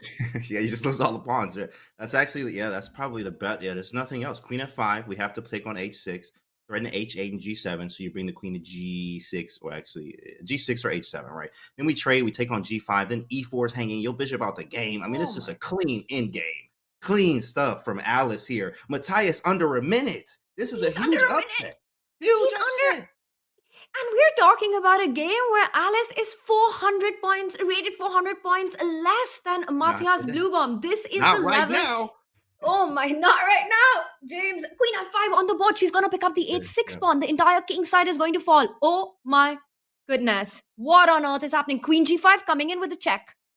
Yeah, that's even better. Yeah, I was just saying trade, but no, you don't have to trade here. You don't have to trade at all. Queen g5, and then just move the knight. Queen g5 and we live. It's a beautiful move. Yeah, you just take it. Oh, Queen takes actually as a blunder because of knight h7. So queen g5 check. Yep. Queen g6, and now what? oh God. And we were talking about checking out expressions. At that time, we couldn't really make out, but you can clearly see it on Matthias now. We need that body language read from you, James. Yeah, body language read here. Matthias actually, he's disappointed. He's like, oh, I can't believe I got here. Yeah, now he's shaking his head. You can see the eyebrows. Yeah, now the emotions. Now he's letting them out. Yeah, I understand. Alice Lee is just like, it's another day in the office. I mean, you can tell she is not phased at all. She didn't even blink. Alice, blink if you blink twice if you're in trouble, right? Like she just did not care. And played an excellent game here, and she's gonna clean this one up. She trades, she Oh takes my the God. pawn and into a clean end game, completely winning. And James, we were talking about Alice being 2 pawns up. She's going to win the 3rd pawn as well, because how are you Absolutely. defending the e4 pawn? Oh, you don't, Tanya. You are 100% correct. Exactly. I'll take that too. Thanks for the gumdrops and the generosity. Have a good day. Knight takes e4 for the score, get him off the board. And the 4th board is going to strike. Oh my goodness. That's what you need, especially in a game. You can set the tone in the first match, but you definitely need to have, when you get that 4th board taking out a few of the top dogs, not only is that confidence, but it's huge on the scoreboard. Unbelievable. Alice watches Canty is what we're being told by chat. Alice has no mercy. Absolutely on point. COE chat, where are my COEs in the chat? Oh my goodness, like all the COEs. Wow, I'm gonna put mine in the chat right now. My goodness, she's just going crazy. Wow, great game. The most important thing in these situations when you're playing a player who's 400 points higher rated than you is to believe when you have a winning position that you can convert it. Then I look at Alice on the screen. I mean, like you said, she hasn't blinked. She's cool as a cucumber, as it's been pointing out. Chilling. She looks completely in control. Meanwhile, Matthias down to seconds. But James, when you're playing against these grandmasters, they're going to do everything to make it tough for you. Big question, will Alice convert this into a full point? She's gonna convert this one. I mean, with her eyes closed. She could put it in blindfold, give her an extra 5 minutes, tell her where the pieces at. She'll do it blindfold, right? So I mean, this is a clean one, very easy. I got 2 minutes on the clock to your 8 seconds. What is this? What is it? I mean, a lot of times you're scared, or you like, oh man, like how do I win this end game? I'm up 3 pawns. Like I don't know what to do. I'm playing a GM, and I don't. She's just gonna play G4. Come on, G4, man. just taking that F5 square from the king. That is insane technique. Look, she keep the Debbie on him. What's the Debbie? That's the Devereski in-game manual. That's in chapter 4. In fact, chapter 3 of the 4 pawning games they have on pawning games in there. Ridiculous. That's page 387. G4 right here. That was beautiful. Wow. Resignation. Oh my goodness. Look, now I'm emotional. The biggest upset of the Pro Chess League, and Alice Lee there. We see her keeping her smile under control, but she knows she's done it for the team. The St. Louis Archbishops, we call them the favorite, but it was not because of Alice, but she's proved us all wrong on the 4th board. What a result for this 12-year-old James. I cannot believe what we just witnessed. I believe it. Alice just took that man to Wonderland. It was definitely something crazy. Oh my goodness. That was amazing performance from Alice there. And once you have that, a lot of times what you get is the confidence. You get a huge confidence boost. So you're like, that's your board one? Is that all you got? Right? Well, wait till, let me play the other players and see what happens. Right. And I think she's definitely in the zone right now. Excellent job there from Alice. Oh my God, I'm still reeling from what we just saw. What a flawless game by her. It's not just winning the point, but the style in which she did it. Crushing kingside attack, picking up all those pawns one after the other, trading off all the pieces, and then come and game. She proves that she's got the technique that's required. She does the job for the St. Louis Archbishops. And now it looks like Nicholas Theodorou is also going to do his job. He's been winning from the opening. Look at that. Picks up the rook with a check. And probably knight b7. Knight b7 first, and then knight d8, right? Knight d8, and then queen h4. Yeah. Now you have to take everything. Pick up all the rooks. Knight e6. Oh my goodness. Yeah. Hit the button. My guy hit the button. Yeah, there's a resigns coming up, and there it is. He just resigns. Yeah, that's game over. GG. And man, Archbishop's heat. That's some heat. Fire, James, on fire. 2.5 draw with Bach. Yeah, that's it. Wow. Not 2.5. That's 3.5. That's 3 wins. That is destruction. It looks like Benjamin Box, the one who only conceded half a point to Michael Bizold, all the other 3 boards. Nicholas Fabiano winning their games. But of course, the star of the round is Alice Lee. Wow. I mean, absolutely. She definitely played some excellent chess there. You need that again on your board 4. If your board 4 can take out the board 1, how do you feel right there, right? It's tough for that team. I mean, that team right now being the Berlin Bears and the St. Louis Archbishops are feeling, euphoric right now. They know it. Yes, 3.5, let's go. But of course, the round, it's not over. We have seen crazy comebacks, but right now, St. Louis Archbishops are having commanding lead. They're commanding this whole match right now. Wow, we have this kind of excitement when we saw Josephine Heinemann taking down Hikaru Nakamura. This is another monumental day in chess and definitely in Alice Lee's career as well. She defeats a grandmaster who's rated 400 points above her in a convincing, crushing style. I still can't believe what we just saw. It's been an amazing, amazing round 1. Chat, you don't want to go anywhere because round 2 is just coming up.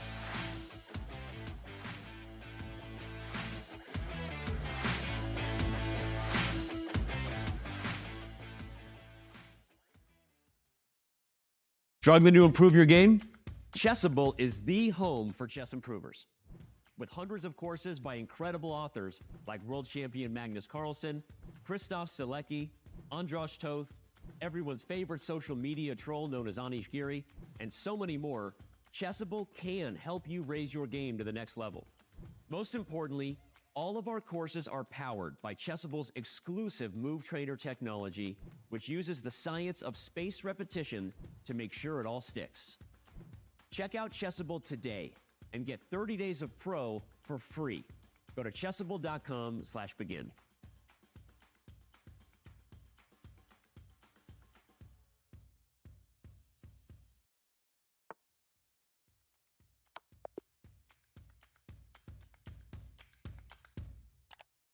Just played an exciting game and want to see if you got a brilliancy? Or maybe where you could have improved? Chess.com's game review is just a click away. Game review is a fast, fun, and instructive guided review of your games. See your accuracy and your opponent's accuracy.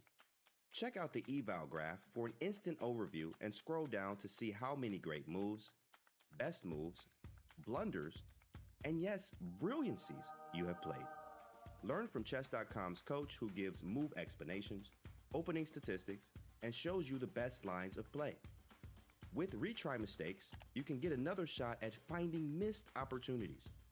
Try Game Review today on web, iOS, or Android.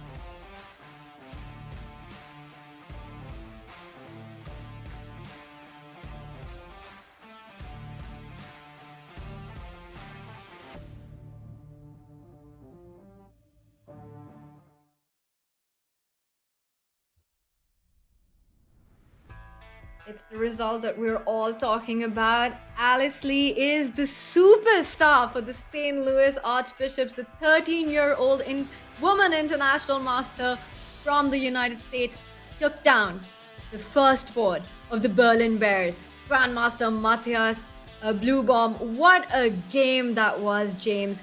I am still getting over what we just witnessed. It was absolute destruction there. And if you see that, I mean, honestly, that's scary. Okay, that's scary. When you see that, and you're like, whoa, Alice Lee beat the top dude. Then, like, you know, the second board and third board, like, shoot, well, maybe I should. You start thinking, you're in their head a little bit. That's huge. That's a huge thing from Alice, what she did there, putting the St. Louis Archbishops on a map like that. They have another round like that. This match will be over by round 3 in St. Louis Archbishops' favor. St. Louis Archbishops need all the help that they can get. They have not really lived up to the expectations so far this season of the Pro Chess League because the expectations are just so high from them, James. They have been 3 times champion. Take a look at this. In 2017, 2018, 2020, it was the St. Louis Archbishop team that took the championship. In 2018, it was the Armenia Eagles, and it looks like Alice Lee is going to be the one who's going to be keeping that legacy going. What a round we've had. Round 2 is about to start. James, what are you expecting? I mean, the Berlin Bears have to be super shaken up by that. Absolutely, damage control. They like 3.5 half. Whoa, we know we're getting hit right now. If we don't bounce back right now, this could literally, I mean, everything could go out the window. You know, the morale of the team goes down. You don't play. You're not seeing a lot. You just see blunders that are uncharacteristic from players once they just kind of give up, right? So this one is the round where they could bounce back. What if they win on 3 boards? If you win on 3 boards, cool. We're doing good. We're in a tie match here. Maybe draw one draw. We have 4-4. We have ourselves a real match here. But right now, it's definitely St. Louis Archbishop's favor. Bears are going to have to, you know, use some of that bear bite right now and see if they're able to bite into this impenetrable, St. Louis Archbishop medal they got going on them bishops. They're playing really good today. I was going to ask, where on earth do they bite as well? Because take a look at that. They've got Fabi, Benjamin, Nicholas, and an absolutely on fire Alice Lee here playing. And this is the round that's coming up with Matthias taking on Nicholas, Eric Brown taking on Alice Lee. Bezold will play against Fabi, Sarah against Benjamin. Now, you know, a lot of teams, James, have got the top players, one of the top 10 players, heavy hitters of the chess world as their board 1.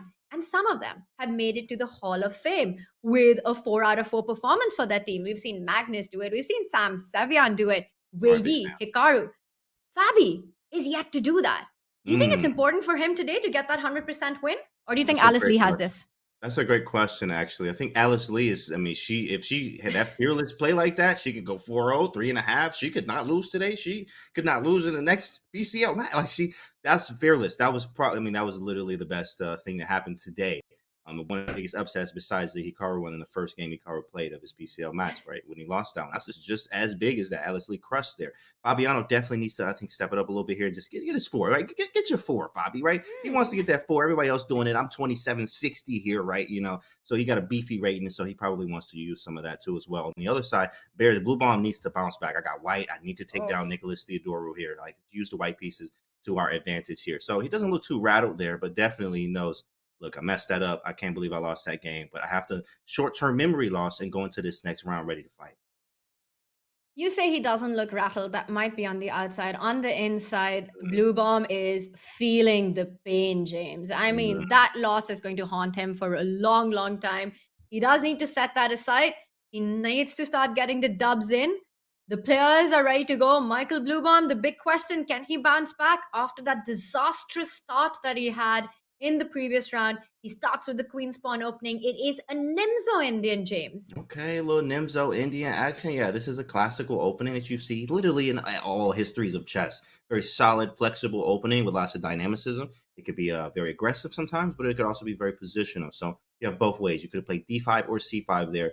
Nicholas Theodorou chose the c5 option, which is a little bit more tactical here. A lot of times you take on d4, and then you might play eventually a d5, and you put the bishop maybe back on d6, or you're on f8 in many cases here. So, I mean, it's very standard so far. Wow. And Nicholas going for the center with a super attack with the 4 pawns and forcing white to call a hand. And Matthias decides to pick up the d5 pawn. C takes d5. And now black has got some pleasant choices.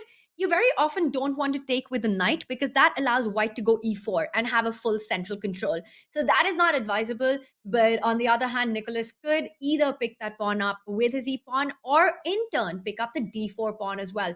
C takes d4. James, which one do you like more? Do you want him to go for e d5 and keep these thematic positions of Nimzo Indian, or do you want to see some craziness with c takes d4? I definitely want to see some C takes D4 here. C takes D4 is crazy. I'm always with that. I love crazy, of course. E takes D5 happened, A3. And it's not going to be too crazy here, but I would like one of those bishops. I appreciate that. I am a fan of bishops over knights myself. I am very nice. I mean, I just like Joe Baba Londons and bishop openings where you do lots of things with the bishop. They are very strong pieces. Obviously, the knights are very tricky, but I am a big fan of the bishop there. So if I can get that A3, bishop takes C3 here, maybe take back with the knight. I mean, I even like taking with the pawn here just to imbalance it even further. And then Castle would have the options of playing e4 and c4 pawn breaks. Whoever controls pawn breaks controls the game, and I can eventually play e4 or c4 whenever I want to. A4, put the bishop on a3, even bishop to b2, and use this as well. Lots of things to do. So he goes with c d4. I'm going to take the bishop because I like taking the bishops. But let's see what he plays. What would you do, Tanya? You want them bishop, then Nicholas will go on to take that knight, which can be recaptured. The pawn then will be picked up with the b pawn as well after d takes c3.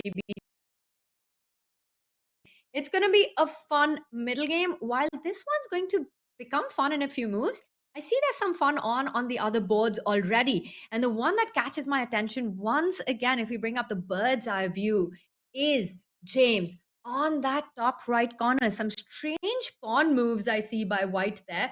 G3, F3, E3, and a knight on H4. Now, that's not something that you see every day, and white is still behind in development. Meanwhile, on the bottom left, Fabiano Caruana, it looks like a Sicilian and everything under control, but it looks like it's the top right board, which is a little out of hand. And I think we should deep dive into that. Let's get into it. That is the Alice Lee game here. Perfect. All right. PowerPoint. Yes, Alice Lee. Okay, so how did we get here? Let's first see how did we even get to this position. C4. Okay, C6. 4. So just natural development. Good stuff. Okay, knight H4. Easy. F3. Okay, G3. Bishop E2. He just puts all these pawns up right here. I like he has the flexibility, but definitely strange. It's definitely something that could turn out to be a bit of a weakness in the middle game. Meanwhile, Alice there just thinking how to currently respond in this position. You want these ideas of taking in the center, d takes c4, advancing your pawn, your e pawn up the board after dc4, bishop c4, e5. But of course, first you want to get your king into safety.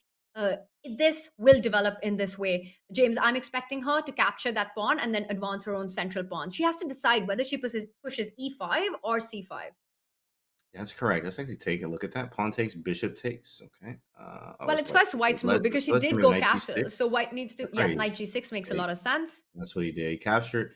Now we have to figure out what to do now. Do we go cd5? Maybe I'll go e4, Catalan style here. E4 is strong. Yes, e5 though. E5 doesn't she? Take, but I could go d5. E4, cd, bishop c4, e5, d5. Yeah, that's fine. That's fine. E4, sorry, take here. And then e5, and then after bishop c4. E5 and then D5 here. So this pawn is very strong. I mean, this bishop, not the greatest. James. Of course, you have to put it on the dark squares here, but I go king H1. James, but unfortunately for her, your idea of e4 would be great because it also threatens e5. And she would not have time to take on c4 because maybe white can push with e5 in that position. Let's look at that but f4, this is a different way to play. And I like that. Yeah, let's just show that this would have e5 coming in. So things would get very tricky for black in this one. But instead, Arik decides another way to go. He does the chess boxing bit. He goes f4. So he keeps all the pawns on the dark squares. Blocking that bishop on d6. Definitely blocks the bishop on d6. You would like to get the knight to e5, but the knight is on the other side of the board, my guy. You have to get it over here to f3. Go to e5. It's also controlling. Okay, e4 here. I mean, playing for an advantage here is going to be very slow. Very slow for black. I mean, for white here, the white piece, this bishop is pretty gross. You want to get it outside the pawn chain. A lot of times you can do it this way. Bishop e1, bishop d2 to e1. Playing h3, g4, and going all the way to h4. This is a long way. And I love this move by Alice here with bishop b4, highlighting the fact that this square is extremely weak. You played f4, pawns don't go backwards, and this square is very, very weak. I can really bully the square, put the knight on e4, reinforce it with f5 and knight f6. I can kind of, play whatever I want here. I even have G5 as a break at some point. This bishop on C1 is absolutely terrible. Wow, so it looks like out of the opening with the black pieces, Alice is again holding her own against GM Eric Brown. And that is pretty impressive, but I have to say, it doesn't even matter how the rest of the day goes. Alice has done her bit for the St. Louis Archbishop. But looking at the opening outcome of this one, it looks like there is going to be no stopping her. Let's get the bird's eye view up and take a look at some of the other boards, because the Berlin Bears really need to find their chances. I look at the top left, and it does look like Matthias Bluebaum has things under control in this one. Look at those two double pawns on the B file. Means that the A file is open. There's a strong weakness in the center on the D file, and that gives white a lot of edge.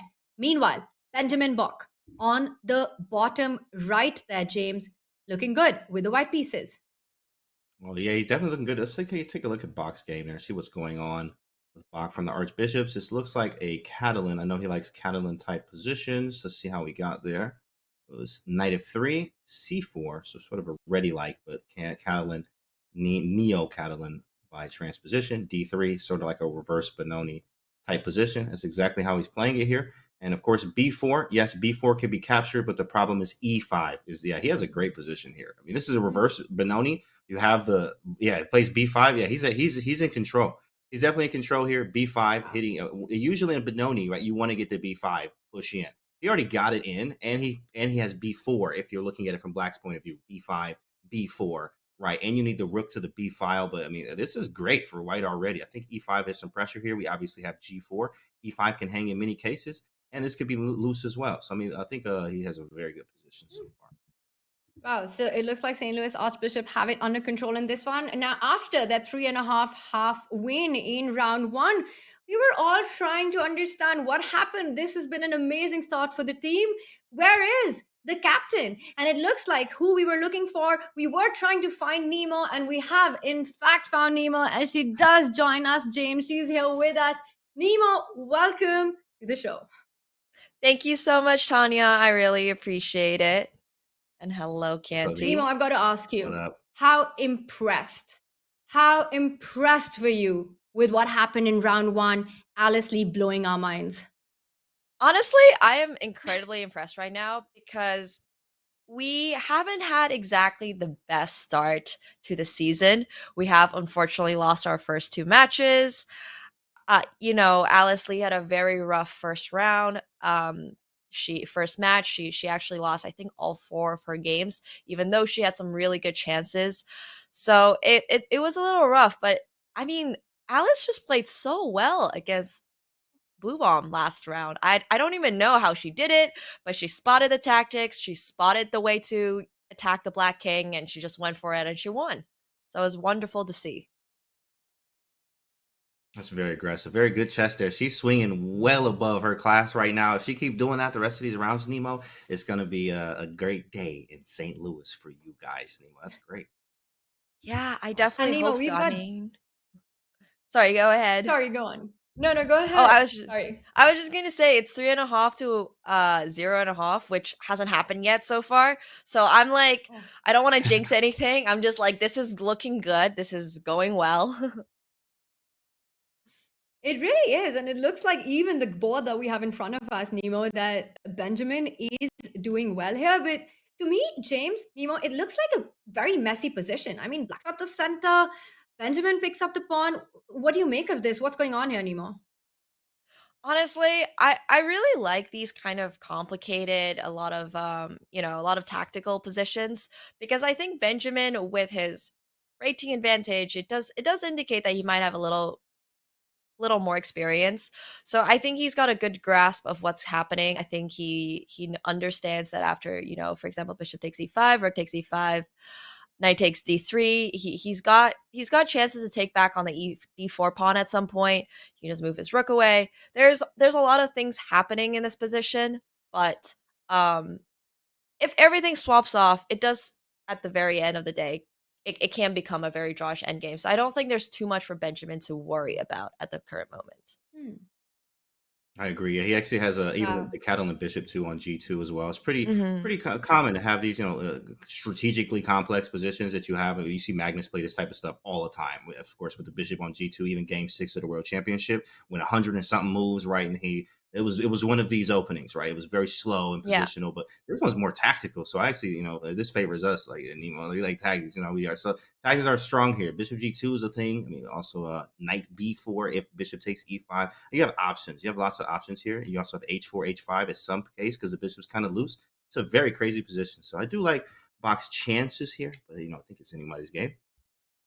Still, definitely, Absolutely. I like white. Yeah, I would agree with that. This is a messy, messy middle game. And Nemo, I have to ask you this because we've been talking so much. Now, you're the captain of a team that has won the Pro Chess League 3 times. But so far, well, until the last round, it hasn't been smooth sailing for you guys. You are on 0-2 right now. You haven't had a match win. What happened? What has not been working for the team so far? And did you do the pep talk today before this very important match? Honestly, I think what hasn't been working doesn't necessarily have to do with the archbishops. I think it has more to do with the fact that, Magnus Carlsen is playing. We've got Ju and Jin on the female team. We've got, I believe it was Harika Jonavali, the previous week that we played against. I mean, these are some just really, really strong chess players. And I wanted to pay special attention to the female players actually, because, Alice Lee is a very, very strong female player. She is also only 13. And as a 13-year-old, she doesn't quite have the same experience as, for example, Ju and Jun or Harika, who are both 2,500 grandmasters who have been playing, for basically as long as she's been alive.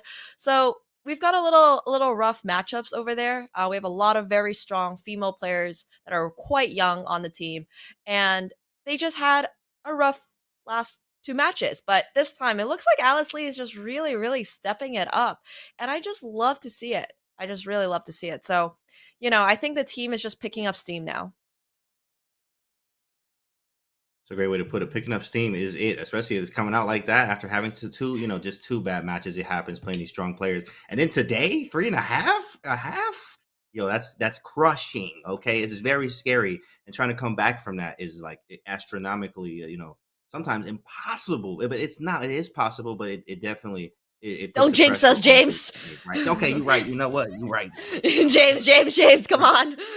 Stop. Just quiet. Okay, you're right. You're right. Watch Because it. the commentator's curse is a thing. So No, good chess, everybody. Good chess. good chess. You're I'm just absolutely hoping for right, good Nemo. chess. It's so true that it's just been 2 matches, but definitely it looks like a new, fresh team here today by the St. Louis Archbishops. And let's bring up a bird's eye view. And I want to get your thoughts on Alice's board. We've been talking about her. Chat's been going crazy about her. And I see her position. She's with the black pieces right now. It does look like Eric Braun has taken control of the center. What do you make of this endgame? Honestly, I think Alice's endgame position is just a little worse. Her opponent does have the pair of bishops. Every chess player knows you love your pair of bishops. You would rather have them Come on over now. pair knights as long as the position is, a little bit open. So Right. it's definitely better for white. And of course, black's pawn structure is also weakened. Just a very, very difficult endgame to hold. I mean, the principle of 2 weaknesses tells us that white has, pair bishops as their advantage, and then also potentially the C pawn, the C4 pawn as a pawn to attack. So it's going to be a little difficult for her to defend. So we'll see if she's able to just potentially hold this together. Yeah, it's kind of tough when being a strong player. Lots of things actually is you have to learn how to defend very tough positions. In fact, that's what this is. It is just worse stuff. If we had a bishop, it'd really be like, okay, it's not that bad, but here it is pretty rough with the knights. Here we just got to make some maneuvers here. It's just worse. Like, you just hate playing these positions because you know you're worse, and it's like every Yeah. move is like, I don't know if this is right. Maybe you make a move like F5 here, try to carve the square for D5, but I mean, how do you even save this pawn? I don't think we Right. are. I think playing for a draw when you know that your best result is a draw is very painful. That has to be some of my least favorite types of chess to Same. play. Right. Wow, but Alice Lee there just moving forward with her knights puts it to b5. I like that move. It attacks c3, but it also means that you're potentially allowing a take on c4. White could take the knight on b6, a takes b6, bishop c4. It is a possibility. I think she's going rook a3 there, and let's actually take Oh, a look at that. nice. Takes, and then just say, hey, this end game is like, try to win this end game, right? After bishop takes, and then bishop takes b5 and takes. Like this is like, I would go for Or this, right? If I'm even, playing black here. What you got? Oh, yeah. Or even knight to d6 after bishop to c5. Sorry, not bishop c5. Bishop takes d5. c4. Knight to Knight d6. d5. Bishop Because Oh, you're that's a d6. threatening nice the move, e4 Nemo. pawn and then a2 pawns hanging. Oh, here That's really takes. nice. Oh, yeah, Bishop. this is beautiful. Knight d6, even better. And then bishop d3, yeah. And then we hit an a2 here. This is nasty. Yeah, so this is sweet. She's finding some tactics in there. That girl, COE, boy. She be Yeah. calculating. I Wow, love it. that's so That girl be tricky. calculating, Alice. Hoo-wee! Yeah, She hot she's right now. she's on She point hot. today. She's got her She tactics hot right down. now. Yeah. Hoo-wee! You You- get tactics. Y'all better be doing tactics right now. We love it. Calculation over everything. And it looks like Beautiful. Alice really has been watching Candy and Oh, yeah. following that advice. Nemo, thank you so much for joining us. And we wish you all the best. What a start by the St. Louis Archbishop. And enjoy the rest of the games. See ya, Thank Nemo. you. You guys too. Take care. She's Wow. All swinging at right. him. So there we saw Alice putting up some tactics, but take a look at what is happening on that bottom right Oh, board. Bach Logan? Hold Oh, on. What happened? Is Bach that another blundered? huge upset incoming? I mean, let's just quickly jump over to that. What is going on? Sarah Pap demolishing Benjamin. Bach, according to our eval bar. James, take it What away. happened? Okay, we got to go back to where it was just equal, right? Was this all? He sacked a piece somewhere in here. Wow, all the way back here still. So right here is where it happened. This is kind of where we left off after Queen F3. And then Rook E8, and he took on B7 and just sacked a piece here. He loses a piece, but he's saying my B pawn is strong. That's way too far though, because the B8 square is covered by the queen and the bishop. So he loses by, and then not loses. Obviously, the engine says you're losing here. Practically, he's saying I have the passed pawn, but he just grabbed the piece. Says Pap here, Sarah. Push knight E2 check. I bring the knight out. I get rid of your bishop probably too as well. And so he didn't allow it. And this is the live position after a few more moves here. And here we are. I mean, B8's covered. I guess you do have some compensation, but black is up a piece here, Tanya. Yeah, and that's a very, very healthy extra piece on f4. I mean, you are creating your own threats. Watch out, that bishop on e4 can never move out because queen d7 is coming, queen e2 is coming in all the way from e7. Right. The d7 knight right now is protected, as you're pointing out. b7 pawn looks like the big danger, but it's completely in control by these two pieces. Bishop e4, that last move, but black still needs to find a way to either get to the white king, and Sarah Pap does it. As Nemo said it, she's been impressed by the women players. This time it is the one on the Berlin Bears team.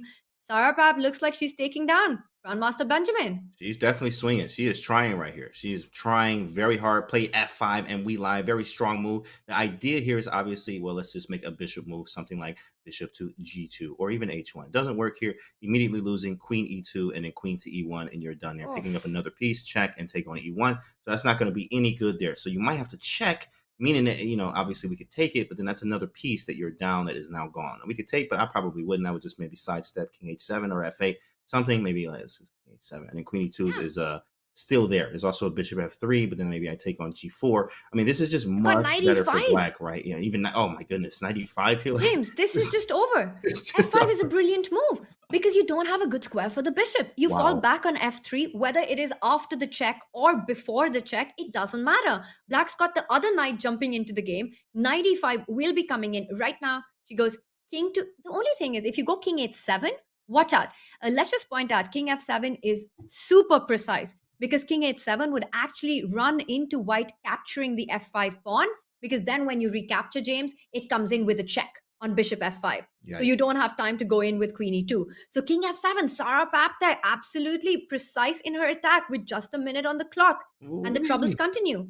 Trouble is definitely continuing here. B8 is on lock. You can't do anything with the B8 square. I got both pieces covering it, and the knight on E1 is not doing it's a great job of doing really anything. It's just kind of an annoying knight that's sitting on the back rank, and it's not helping in our attack, or I mean, it's just helping our defense here. And we down a piece here, and time is getting closer. Doc has a small time edge, but that is diminishing as he's sitting here thinking, figuring out what to do in this position right now. Dang, you have to take and play bishop f3 or just bishop f3. Like there's no option here, Tanya. Yeah, you don't have a good square for the bishop. You have to guard the e2 square. But that's the whole problem, James. Even on the f3 square, your bishop is not safe. The other knight jumps into the game to e5, creating a lot of trouble. Benjamin here taking time, but I don't think that's going to help him. Sarah needs to keep her cool because it might look easy, but in chess, that's one of the hardest things to do. When you're in a winning position, you're playing against a grandmaster, you're playing for a team, there's so much at stake to just keep control over your nerves. She knows she's winning, but as they say in chess, a winning position is one of the most difficult things to do. Yeah, for sure. Yeah, absolutely. Let's go back to our bird's eye view there and see what we have. There's a check there. Let's see anything else going on there. Sarah Pat. Wow, look at the eval bar. Fabi with the win. There's stuff going on everywhere. Oh, everywhere. Where do we go? Right? Whoa. Take a look at that. On the top left board, white is completely winning. Matthias is back. He's getting over that big upset in round 1 against Alice Lee, and it looks like he's 2 pawns up. He will be taking this endgame. Meanwhile, on that bottom left board, it looked like Fabi was the one who was winning, but this is the game we jump to. And I see that Nicolas is playing on seconds. This could be Matthias's game. He's got the clock under control and the board situation. He's got to check. I was first going to go rook h5, and then I realized that I'm the one who's in check. Hold on, let me try to. I don't know why I can't. Maybe OTB. Maybe you could try OTB. You can, but here, unfortunately, they won't let you do it. King e2, okay, f6, and now we have to. Yeah, probably just walk the king over. Wait, this is hanging though. Interesting. This is winning, but these are hard. And actually, the eval bar went down too as well. Wow, but these are some of the hardest in games, obviously, right? Make sure you and your Devoreskis or your Jeremy Silma in games, and then go to Devoreski. But this stuff's difficult here. And we do have our first result of round 2. Fabiano Caruana does win his game against Michael Bizol. So Fabi on 2 out of 2 today. He is looking to get into the Hall of Fame of being 100% scorer for his team, starting strong here. The problem with this position, James, is that there is no good way to defend the b3 pawn. And Blue Bomb is going to end up losing it. He trades on e5. I'm slightly surprised with that. I thought I was expecting him to go b6 and keep the bishop alive. Yeah, I was thinking the same thing because this one is very close to a draw now. Especially the best defense or offense behind is with a passed pawn is behind it. So rook b3 being behind the pawn here is the best defense that you can have for any rook in game. Right, I just go king c7 here. Right, we take, and then even though I'm, even if I go down the pawn, yeah, this is a Philidor position, classic draw. Make sure you guys are in your Devoretsky. This is Rook in Games Chapter 2 in Devoretsky. Right, so this is a Philidor position. You need to know how to do this, chat. So you need to know how to do it. When the pawn advances, we go to the back rank. That's it. Cover the rank. Nicely done, James. You know your endgame manual. As you're pointing out, Black has got the king in front of the pawn. This will end in a draw. Meanwhile, Alice, it looks like, is also heading towards a draw. Take a look at that. Alice? There's no way that Black can win. She holds Eric Braun. She ain't losing today. Unbelievable stuff. She said That's she's it, not king losing g6, today. rook h7. Pick it up. That is a draw. Whoa, that game just ends. Come on, Alice. Man, I would stand up and play. Alice is doing it. She is, James. Alice like is truly in Wonderland today. Look at her on the screen. She is killing it today. What a girl. What a player. And so calm and composed. Amazing stuff there. Meanwhile, we've got some more crazy action on, because take a look at that bottom right board. It's not only Alice who's shining, but Sarah as well with the black pieces. Let's jump to that. That is the Berlin Bears. Big hope in this one after Blue Bomb failed to convert his winning position. Wow. Yeah, that was tough there. Of course, he wasn't able to convert here, but someone that is looking like Sarah Papper. Now, wait a second. One thing that I do notice is the time for both. So the time is drastically low, and when you get to these bullet type positions, almost anything happens. Yes, there is a 2-second increment, but lots of crazy things happen in time trouble. So hopefully she's able to convert this. I think she will. I mean, she can go knight e3 was a move there, or even knight a4 to go bishop c3, and then knight b2 and d2 check. He wants to give it, yeah. And the best part is that White's b7 pawn, we've been talking about it from the start, is heading nowhere. White's king is stuck to defend the d3 pawn, and now she wants to get that bishop to a7, target that king on e3, but she has to start making progress somewhere. She first pushes the king forward, then she'll advance with her own king. So once White king falls backwards, not forward, comes back to d2, Black wants to go king d4, give that check on b3 that you were talking about eventually, right now. Knight b7. Wait, knight b7 check? Knight b7 check? Oh yeah, just take. She wants to give the Boom, d3 there pawn. it She's going to is. take the d3 pawn. I'll take the D pawn. So I get one, you get one. Yeah, he's trying to make this as close to a draw as possible, and that's a very nice from Bach. I mean, very nice defensive thing. I mean, this could still go wrong. This could still go. Maybe you Knight dug out there. e5. Oh yeah, that was. And now you're going to end up losing the c pawn because it was a zugzwang. Yeah, You didn't have a way to keep both pawns defended, James. Wait, how do Then you how win did this? she win? Right? How do you win this? Here we my go. God. This ain't in She there. has to give a check. Yeah, She this has one to not give a in check there. on d4 with the knight. She has to imagine once this knight gets to d4, Oh, you you're drive right. the And king then- away. And you take on F3. If it goes to F2. okay, she goes h4. She wants to get knight f5 and then give a check on either d4 or g3. It's headed there. It's coming in, James. Yeah, here it comes. Here it comes. This one is okay.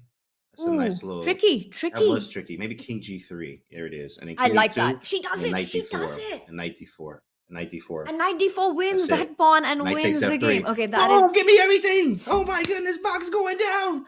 No, Bach is going down. Bach's my guy too. I actually root for Bach, but here this is it. Sarah Pat played an excellent game, and now she's looking at queen. God. Wait, we might have a bishop What knight. Hold on, it's gonna be a amazing bishop play. knight. It's gonna be a bishop knight. Can she do it in time? You know, yeah, W method. that is always a nightmare to play, by the way, because you know there's so much pressure. It's all eyes on you. You have to convert it, but it looks she has to know the way, and with just seconds on the clock, Right. you know, there's a 50 move rule. It can get really tricky, and she's gonna do everything to avoid that. She wants to push that pawn without giving it away, without giving it but away. I don't think there's a way, James. You have to give that pawn. You're gonna have to go bishop and knight. Oh You're gonna my have God. to go bishop and knight in front of everybody. This is a and show us nightmare. if you know it.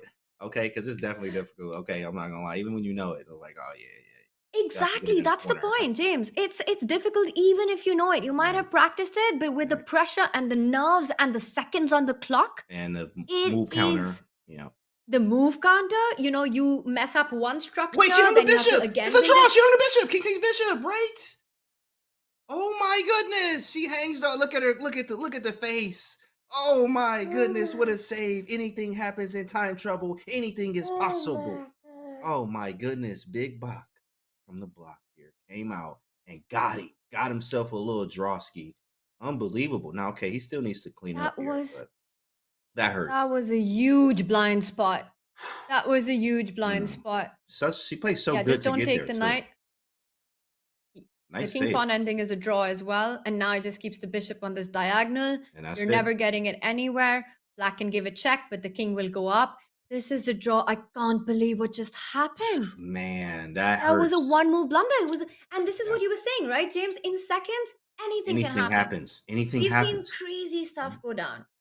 Yep. It's anything happens in the time pressure. And that's what happened. Time pressure. She played King H4 and Bach was looking. What the heck is that? And then he takes the bishop and it's a clean draw here. Clean draw. Just Everybody got to knows make this. sure you move the king to the right spot, That's and right. that's a And stalemate. Stalemate. Wow.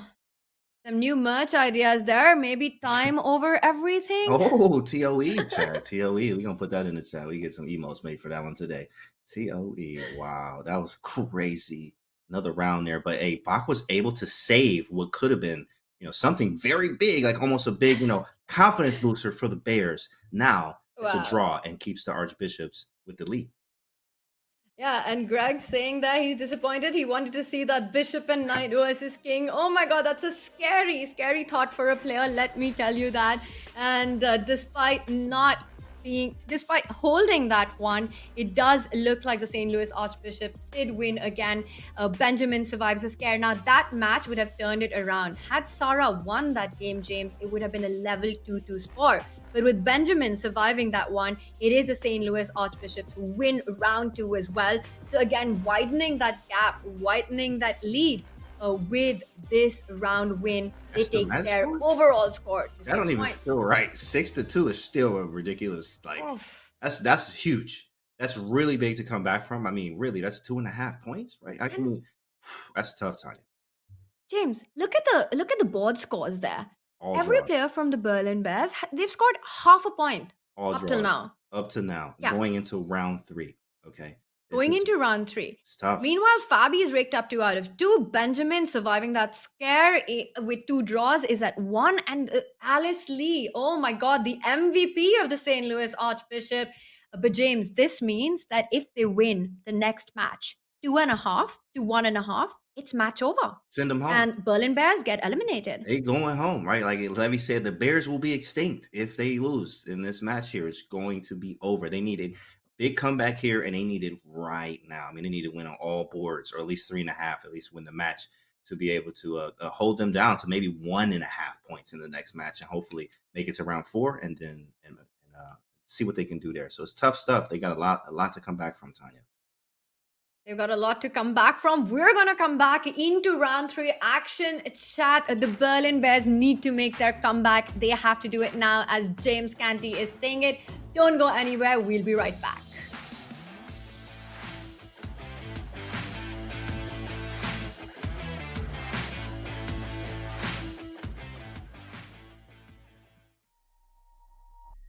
I do like positional styled games. I may try to keep it positional, but I can also change gears.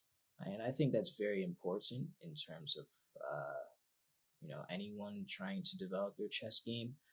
If you do find, style of play that you enjoy, that's good, but you could also try to sharpen it by implementing, another form of, into your bag, as we would call it, right?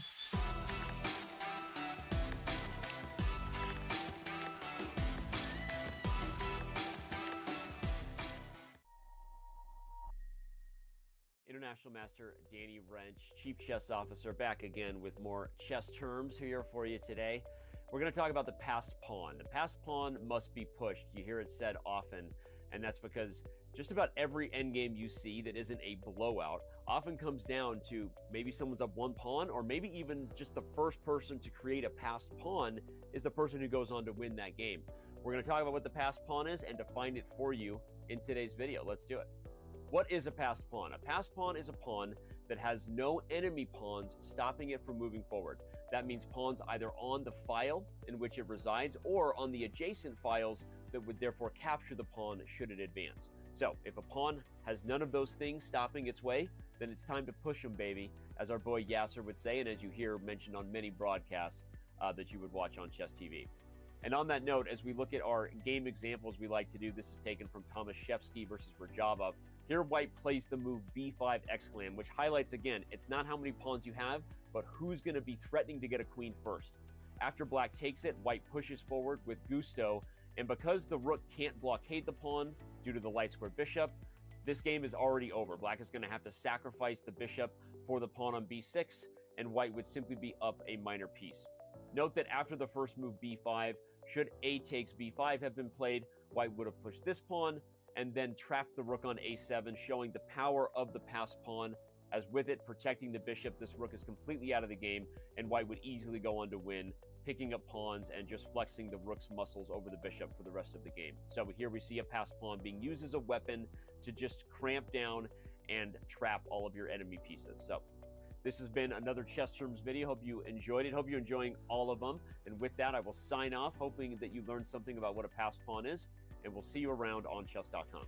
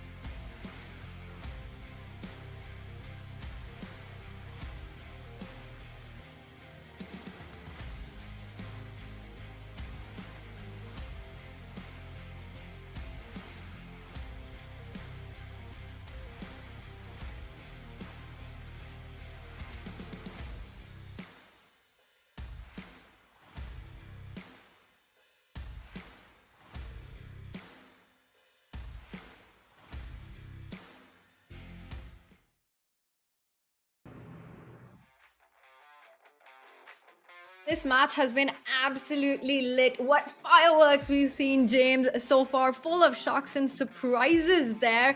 And of course, the St. Louis Archbishops are in the lead. They have had a disappointing run, but today is a different day. We see a different team. They're inspired, and leading from the front is none other than world number 8, former world championship challenger Fabiano Caruana, with huge responsibility on his shoulders to make sure that this legendary team of the Pro Chess League is not eliminated. And he's doing a great job. He's on 3.5 out of 4 so far. He has been part of the 2-time winning team of the St. Louis Archbishop. We see him there. And James, it looks like he's playing perhaps maybe from a hotel room or something. Or I'm not Oh sure. yeah, you know he always Maybe. traveling. I can actually DM. I actually got his number too. So shout out to Fabi. Hey, I'm in his Instagram. We're like, hey, Humble brag bro? there. Hey, real quick. Hey, bro, where you at? You know, I'm doing this. Good luck, bro. Here goes COE Cat, right? Send him some COE gear. Shout out to him. Fabi is a monster here. He's definitely doing something somewhere. Playing chess. That's where he is because he's definitely in the hotel. He is the reigning US champion. He's doing his bit for the team, but not just him who is bringing on the fireworks, because look at that margin, that impressive scoreline, 6-2. And of course, Fabi's been on fire with 2 out of 2, but really, James, it's been the last 2 boards that have been so impressive. And I think it's been Alice Lee's day, who in round 1 took down Blue Bomb, in round 2 drew against Eric Braun. What a performance by the 13-year-old women international master. Alice is taking everybody to Wonderland. This is her Wonderland right now. She is going off. I mean, literally, as a board 4, you want everything out of your board 4 there. I mean, sometimes you're just like, hey, just go in there and get some draws. She got a win and a draw. And now she's going to face board 3 and 4. I mean, hey, not to say that board 3 and 4 are anywhere weak. They're not. They're just not weak, but it is probably slightly easier than the boards 1 and 2 because they are board 3 and 4. So it obviously matches up with styles too as well, and certain other things that can go into the game. But Alice Lee is very fearless, and she's playing out of her mind right now. So St. Louis Archbishops definitely have huge lead, especially because of Alice Lee and Nicholas Theodoro there. Those bottom boards can really beef up that score. That is the X factor. And on the left side of our screen, we can see with just half-point scoring there by the Berlin Bears, they've got to step it up. They've got to step it up big time, James, because look at our round 3, and now potentially this could be match over. If the St. Louis Archbishop win this round with a 2.5, 1.5, the minimum margin, they take it home. It's wrap up. Bye-bye, Berlin Bears. Berlin Bears, on the other hand, have to make sure they not only win, but win with a big margin. Now, we see these lineups. Where do you see them scoring? How are they going to do this? Are they even going to do it? Do you think we're going to have a round 4? So many questions, James. So many questions, right? Not enough answers here. Michael Bezos here is, I mean, no, bro, I can't say that. Alice Lee playing out her mind, man. That's going to be a fight, okay? Michael Bezos is going to play. I like his style, and like, he's unorthodox, and he makes things very strange on the board. So Alice Lee is going to have, I think, that's going to be tough. She needs to navigate her way through the complications Michael Bezos puts on her. I think there, and even the final board there's Sarah Papp, actually. If they can get those bottom boards working, maybe have a draw or 2 at the top and 1 win, then, you know, Bears will be in good shape. But of course, you're playing against these Archbishops who are really strong and only 2.5 away from clinching the match. So it's very difficult. Bears are in an uphill battle. Yeah, that is an up mountain battle, really. This is going to be super hard. Right. I mean, it very well could be over in this round, but of course, Matthias Bluebomb on the top board has to try to do his best, even though he's playing with the black pieces, to create his chances against Benjamin, who survived a scare against Sarah Papp. And we see, well, it could be a Ragozin, but the knights are still not developed, so it makes it a little more unconventional. We have these positions with the knight on G1, on F3 already, where the players are playing so fast. And now it comes to white. You place it on F3, but because you've delayed the development, you have the option to develop your bishop and put it on E2 instead. And in fact, we have actually a quick trade, something Nimzo like, where we're playing against isolated pawns here, C3 and D5.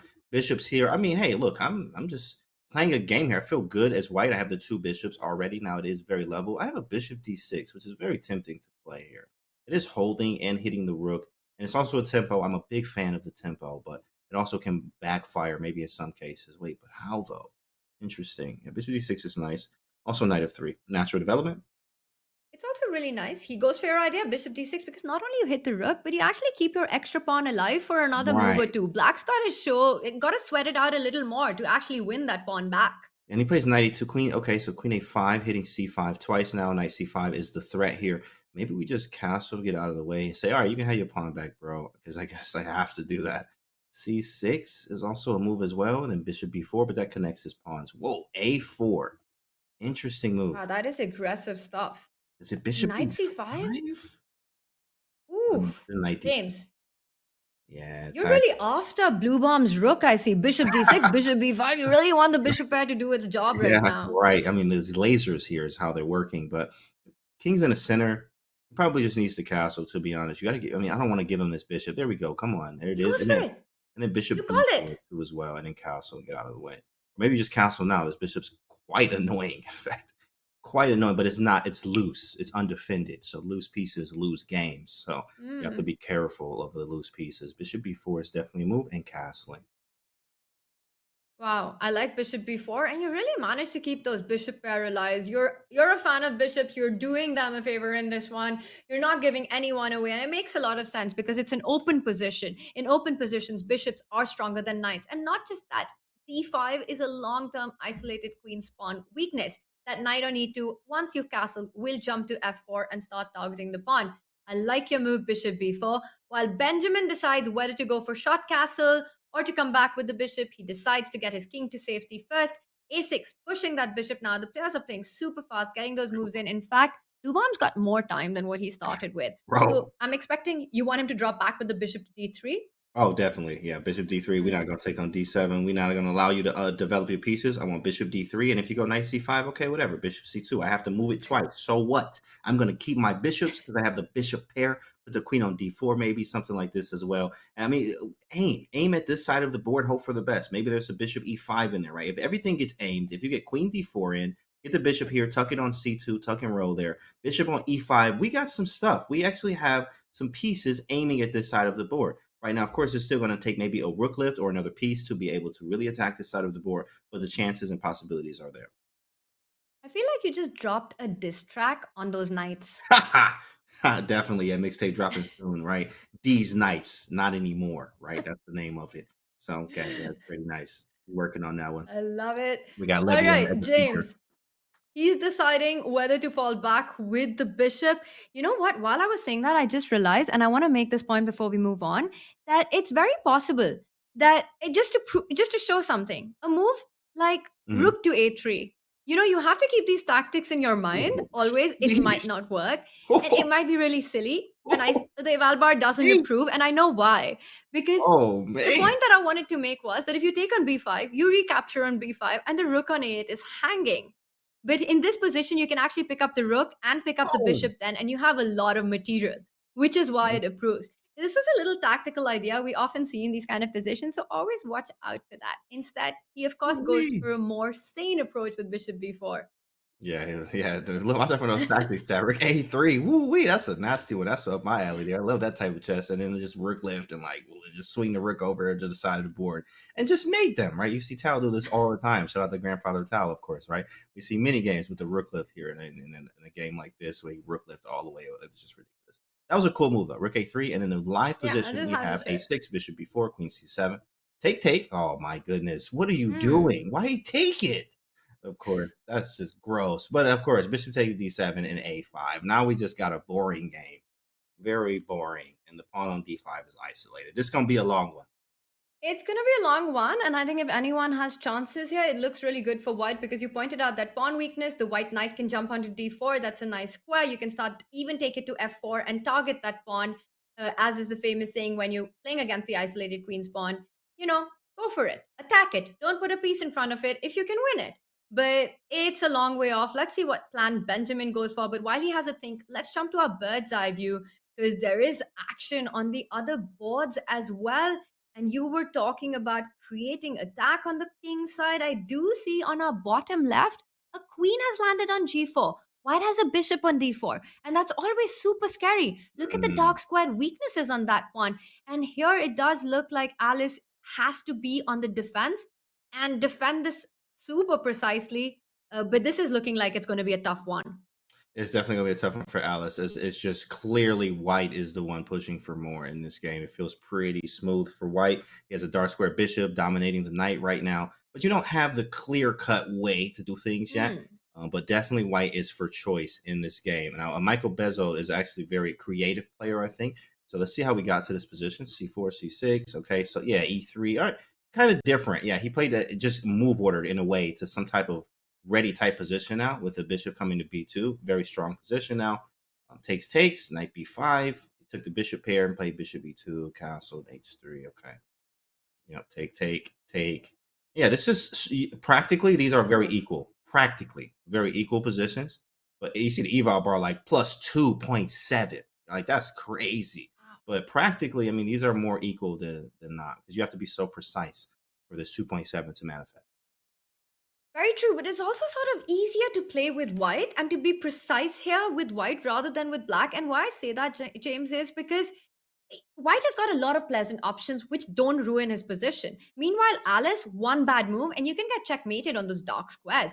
Right. White has a clear idea. What Michael wants to do is bring the other rook to c1 and get into that 7th rank or the 6th rank, hit the queen or hit the knight. Queen h6, threatening the g7 mate. There are a lot of weaknesses in black's king side.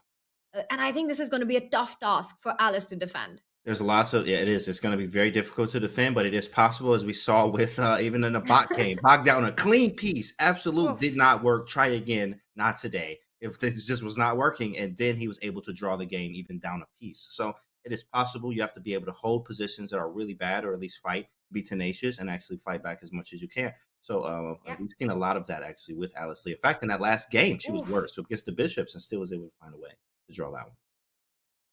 Very important. And the move that she's made is also very important here because rook c8, it was really the only chance to try and trade off one of the rooks before white doubled up and got control. Black had to make this move. And now what you can do is trade on c3 once and defend, block the c file with your knight. She does it. She's on fire. She's not only attacking like a monster, but defending like one too. Like a monster. That's scary. A two-headed monster. Sometimes like you just don't know what to do. Like cut off one and then the other one grows back even stronger. It's insane, right? You have to defend like a beast too as well. Knight c5 definitely is a move. I was considering b4, but then knight e6, I was trying to figure out what to do. Maybe there it is. Knight c5. You might go b4 and bishop. You just have to think, go for it. b4. Bishop e5 and rook c7 and hope for your opponent making some type of mistake because there's like mates everywhere. There's all kind of squares. You know, we can draw more arrows here, Hikaru style, but this is like really, really difficult, I think, from a practical standpoint now after this b4 bishop e5 idea, right? There's lots of things that we can do. So let's see what he comes up with. I'm loving it. I'm loving it. The fact that you're pointing out this knight falls to e6, it's such a key defender because it guards the g7 square. It also guards the c7 square. It's really the superstar in Alice's position, keeping everything together. Now, b4 is very committal. It invites knight e6, and Michael has to be sure that he's okay giving up the b4 pawn because he's definitely not going to give up that bishop on d4. Rook c6 you're pointing out, and this might be really strong because take a look at this. Rook e8 might even run into rook takes e6 or queen f6. Queen f6 or queen f6. Yeah, so queen f6. I was looking at knight d8, and what do we do on knight d8? Maybe I was looking at rook g6. Does that work? No, rook g6 doesn't work. Queen h8, king f7, queen is so close to working, but so close. You could also just go rook c8. Maybe this looks very strong. Rook c8 or rook c7 too. Rook c7 is like everything. Yeah, I mean this is really bad to say the least. Really bad. Let's refresh and see what happens. Let's see if we have any live moves. And we have bishop e5 played first. And that makes a lot of sense because you don't want to create a weakness. b4 is always in the air. He could do it on the next move. So while Alice is really trying to defend queen d7, now b4, knight e6 still has everything under control. Yeah, it does. It does. Wow. There's nothing after that. Wow. That is some good defense. Yeah, I think he had to go with that b4 route because the queen was not, well, actually, she could have played queen d7 anyway. b4, knight e6, bishop e5. You don't have to take on b4. You could go queen d7 and it'd be transposition into what we have now if he goes b4 and knight to e6. I mean, I guess you just press it and you're just better. So you play king h2. Yeah, I guess I understand. That loses the entire advantage there. I'm curious to see what the engine thought. Let me actually turn it on, and it says, oh, get out of here. That's just engine.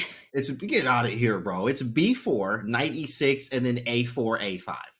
It's just It's just better. You You know, play b4 once and you a. say it, it makes so much sense because it provokes a second weakness in the position. You're Correct. trying to break, it is the concept of two weaknesses. You know, you've got Right. this king side attack, the dark square weakness, and you want to create one more on the queen side. It's going to be hard to defend. But the thing is, it's just such an unpleasant position for black. Yeah. And even what was played by Michael, the move king h2, it just keeps all these threats on the board.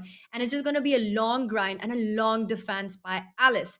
Now, let's pull up a bird's eye view because there are some of the other players who are on some high defense situations where they really need to bring out their resources. The games have been so thrilling that we barely had a look at Fabiano's positions in either of the rounds because everyone else has been on fire, James. Right. And take a look at the top right board. Now, it looks like Fabi's the one with the space advantage. We see that king side pawns have advanced, the queen side pawn on a5. Knight on h4 can look scary, but it's a lone warrior. It's got no support around it. And I think Fabi's doing well in that one. Meanwhile, on the bottom right board, St. Louis Archbishops are the ones who are clearly better there, with Nicholas calling the advantage against Sarah. And this looks like huge advantage. Should we jump to that and see Absolutely. why is White's position so bad? Absolutely. What was this opening? Let's see what this game was. It was a Sicilian, and which one? It is the Nicholas Teodoro versus Sarah Pap, and I see that a knight is under attack, and black is doing great here. But I'm struggling to see why is this position so good for black? Because Wow, it's bishop b4 right now. I see it now. This is just I mean, here. Ooh, that makes a lot of sense. That would explain a Bishop lot. b4, right? Wait, okay. Thanks It's for the on the board. exchange. GG. Like bishop b4. Win the exchange. And that is And why everything's black has fine. a clear advantage. Sarah Pap in big trouble. The h5 knight is hanging, but I don't think you have time. You can go queen f3 with the d4 knight, the e5 bishop, everything is hanging. You Everything can't go. hanging. Everything is How hanging. is this only -3? I mean, it feels like everything's hanging. Knight e5 is here. Knight d4. Yeah, you can get a knight, but like, I mean, I'm hitting this too. Like, what is this actually? There's a very big chance that white could go wrong. Let me actually see what it is. Yeah, it's crazy. It's not even a queen move. It's you have to play knight e6 is the best move. Knight e6, pawn c5, or take the knight on c6. It's not even moving the queen because it felt like that too. Like if you move the queen, like everything's hanging. Everything's hanging. But I'm pretty sure she's gonna move the queen because that's what a human would do. Like we would just move the queen somewhere. Here, that's the most logical. Right, correct. Queen to b3, and it builds up completely. Knight to d4, maybe first, or maybe we just take on e1. Oh, but the queen's hanging, right? So that's cute. So maybe knight a5. I mean, you can take on e5, right? That looks really simple. You go knight e5. White, Bishop the h5 d4 and knight is h3. hanging. You can't go bishop h5 because I pick up the. What do I pick up? Right, because they pick up b4. This is tricky still. There's some tricks. There is some That's tricks. quite crazy. Queen b3. Maybe go rook d4. Rook d4. Bishop Ooh, h5. rook d4 is nice. It's the same thing. Dang. What is this? That's Knight? sick. Knight d4. Hmm. Bishop d4, rook d4, bishop h5. Wow, that's actually really good. This is not as clear as it looks because I really wanted to pick up that bishop on e5 and say that if you pick up the bishop on e6, knight e5, knight e6, then eventually I can. It's still so complicated. I could take with the queen, but then the bishop on b4 hangs. Correct. Like there are tactics. they're everywhere. Everything is hanging everywhere. Oh my god. Everything is hanging everywhere. Okay, now I got to check the line. Let me see what the line Yeah, says. the bar says that black is just winning here. It's rook d4. It's rook d4. But the follow-up, it doesn't even say bishop h5, which is a very logical human follow-up. So I don't understand why. It says knight c2 after rook d4. But rook d4, I was concerned about bishop h5, not anything else. So bishop h5 is the only thing I was concerned of. So after, rook d4, bishop h5 happens. Let's actually see that here. Rook d4, and then bishop takes h5. After bishop h5, there's maybe you can just go rook d2 here and start putting pressure on f2, and it just looks like a position that's super dangerous for white. You could fall back with the bishop to g3, but the knight is jumping to d4, the knight is jumping to a5. There are so many threats in the position, and whites just really lose everywhere. This is a crazy move, crazy game so far. Queen to b3, and he's He stuck with takes the knight knight. d4. It's understandable. All right, that's a very natural move. You hit the queen, and now white has to recapture. You can take on h5 because, very important, notice how the queen on b6 is pinned. So bishop e1 is not possible. So after bishop h5, Black will perhaps go ahead with the rook to the second rank. I still like the move rook d2 a lot. I like this too. Yeah, Bishop h5, rook d2 still seems very strong. Hits f2 as well. I don't like that for some reason. Maybe knight c. No, this is hanging. So Rook this is e2, a good or move. knight? Rook d2 is really good. Rook d2 is good practically. It's a good human move, I think. Let me refresh. Bishop h5 is on the board, and we're gonna see it for you. It's -4. What is the move here? Engine definitely baffled us today with the moves they're making. Look at this, rook h4. Nobody's playing that. Nobody is gonna put the What? rook over here to h4. Wait, what about... Okay, one second. Rook h4 makes no sense to me, but I have a question for you. Why can't black just go queen a5 here? I'm hitting that bishop on h5. Ooh, I'm stepping out of the pin. Oh, right. I'm hitting your rook on You e1. hit the rook on e1. That's a very simple one, actually. Very simple. Well, what if I move the rook, though, and then you take I take on a3, then h5. Then I take on a3, and then I take on h5. Yeah. I mean, I don't understand rook h4 because... Any sense. And c5. Same Okay, idea. queen c5. Same Also idea. nice. Same idea. Same idea. Yeah, very nice. Very nice. Same idea. But that actually, wow, Eval Bar hated that. But I mean, this is a nice idea. It's the same idea, different square. But also, James, from a5, I think maybe the e1 rook would have been attacked twice. So it could have been, but I have no idea. I mean, queen c5 also makes so much Look at sense. this. I think Rook it's e6 e6 anyway. and knight c2. I think this is the idea here. Rook takes e6. Let me see. Does the eval bar go crazy? It does. It's just -5 after that takes. I was going to play knight c2, and then 4 can get the piece back, but I guess you have to take something else first. So rook d2 comes in, and f2 is hanging, so it just would fall apart. I mean, that's a nice fork, but rook d2 is always in the air. Man, this is what a tactical game this one was. I mean, It's your brain super fried crazy, there. right? Brain's just like wacky. You know, there's so many things to look out for. Obviously, all in black's favor, we would say here, but now white has a chance to bounce back here. So let's see what happens. And I like queen c5 also because it always eyes that f2 pawn, you know, that you've been talking about. By the way, knight c2 in the air, Knight c2 on the board, and Sarah Pap is in big trouble. It is a huge blunder. You could take on e1. You could play rook d2 perhaps. D2. Bishop e1, bishop e1. Yeah, Knight I'm a fan d4 is of what this they one. want. And after knight d4, bishop f2 first, and then you Oh, take bishop f2. That's nice. That's super very nice. nasty, very nasty. Bishop f2 first, take here, c4 is hanging. This one's going to be a wrap. And where do you go with your king? If you go king f1, let's just show that. Bishop f2, king f2.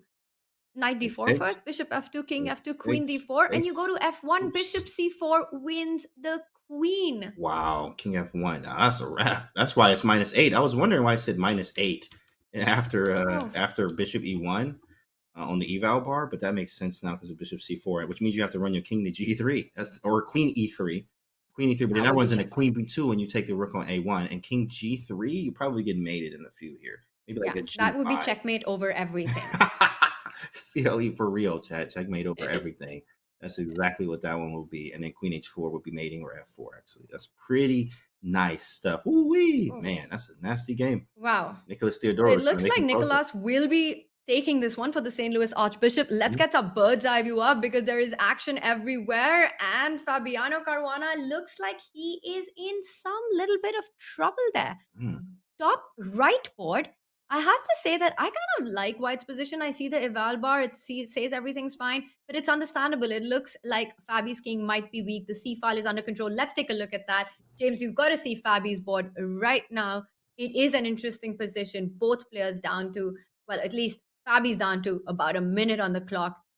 And it's tricky because he has to be quick. And black, meanwhile, Eric has control of the C file. Right. He's attacking h4. h4 could be a potential weakness. The black knight could reroute itself from g6, from f8 all the way to g6. And Fabi, sensing the dangers, plays queen c3, offering a queen trade. He just says, you know what, hey, bro, we can take a draw here. I mean, obviously, that's not a draw offer here because there's still lots to play here. But I mean, really, black probably is for choice here. As I think the bishop is a little bit better, and white does have a bunch of pawn weaknesses. It feels like more than black does, in fact. So, I mean, white definitely has some issues to handle. If I had better king placement, okay, my king feels good, right? You want that in the in game anyway.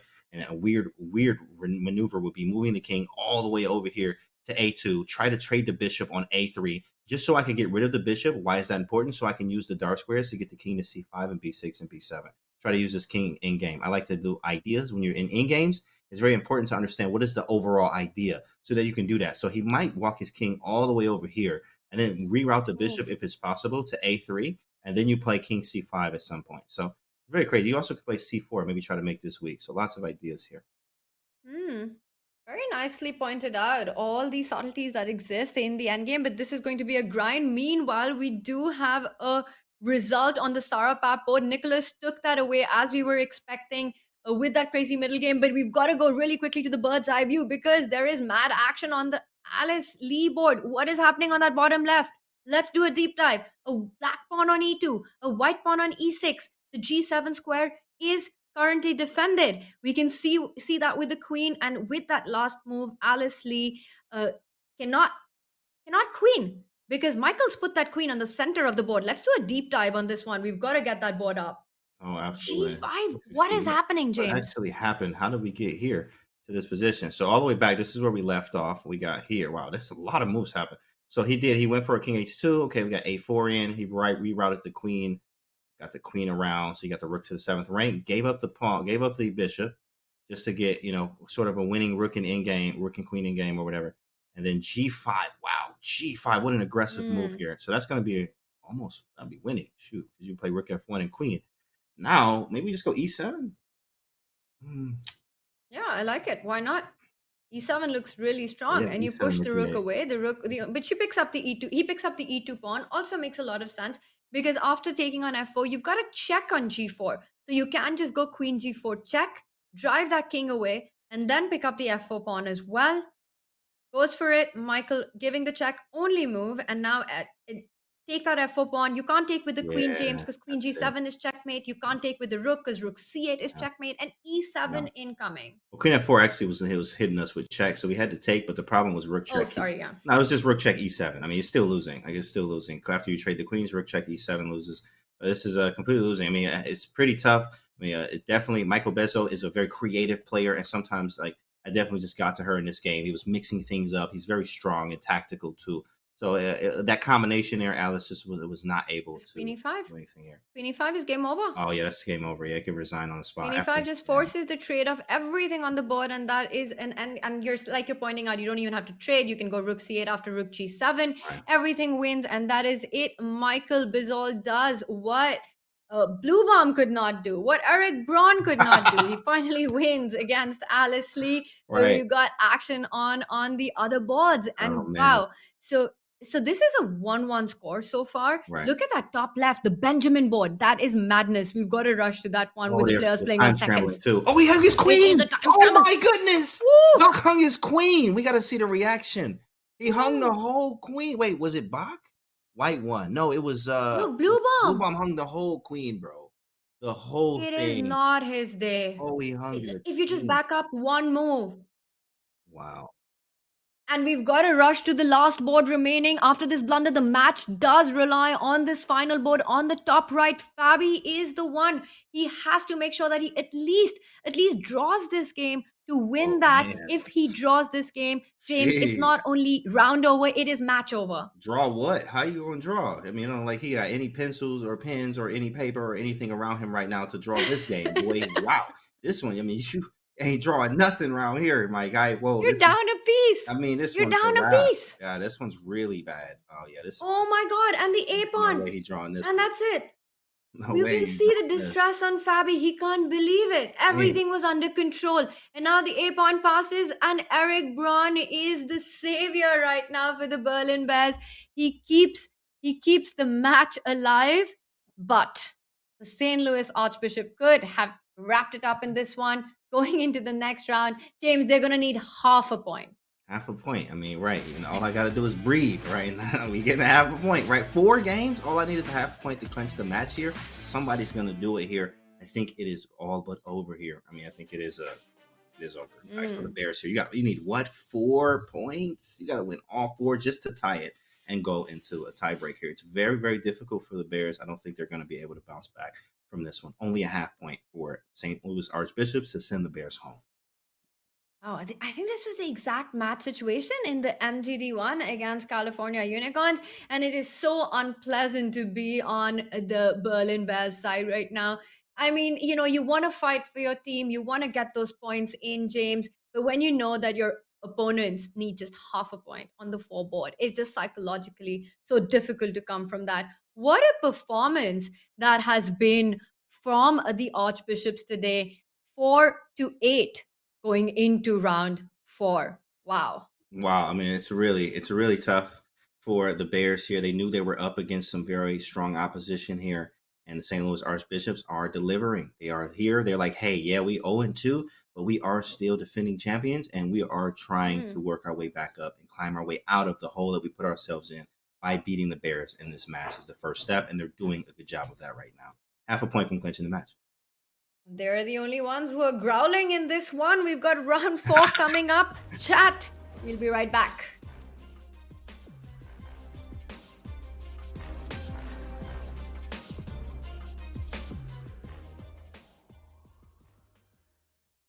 Chess Kid is fun. Chess is great for the brain, but it's also fun to play.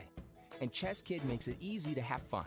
Whether your child is a total beginner or a prodigy, they can hop on and find a well-matched opponent from around the world at any time. Chess Kid is the safe, parent-approved way for your child to play chess online. Chess Kid is educational. To kids, it feels just like playing, but chess is a great way to learn patience, strategy, and critical thinking. Chess Kid features a comprehensive training program that guides kids to level up on their way to mastery. There are more than 50,000 chess puzzles and a whole library of entertaining videos that teach strategies, tactics, openings, and endgames specifically for kids. Chess Kid is easy. Whether you're a parent helping your child, a coach managing dozens of kids, or a school of hundreds. Signing up is free and easy, so what are you waiting for?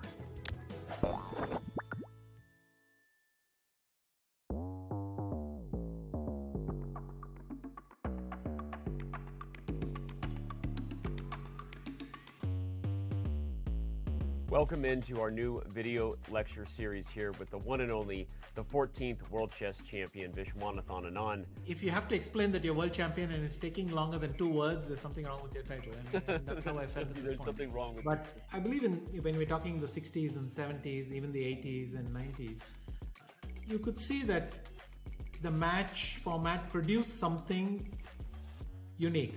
And I remember there was a funny moment at the press conference where I was trying to tone it down, not get very excited, and also I had not had time to collect myself. In fact, I already wanted to calm down and think of the next game because I knew this is a wounded animal there. I knew that I had to play a game against a man who was desperate for the match to be over so that he could clinch his title. He wanted a draw at any price. I mean, you can make a joke that he had spent a week out of the swimming pool already, so he must have been exhausted and waiting to finish the match. So for all of us, there was this feeling of we got to grab this chance with both hands because it's not going to come by way.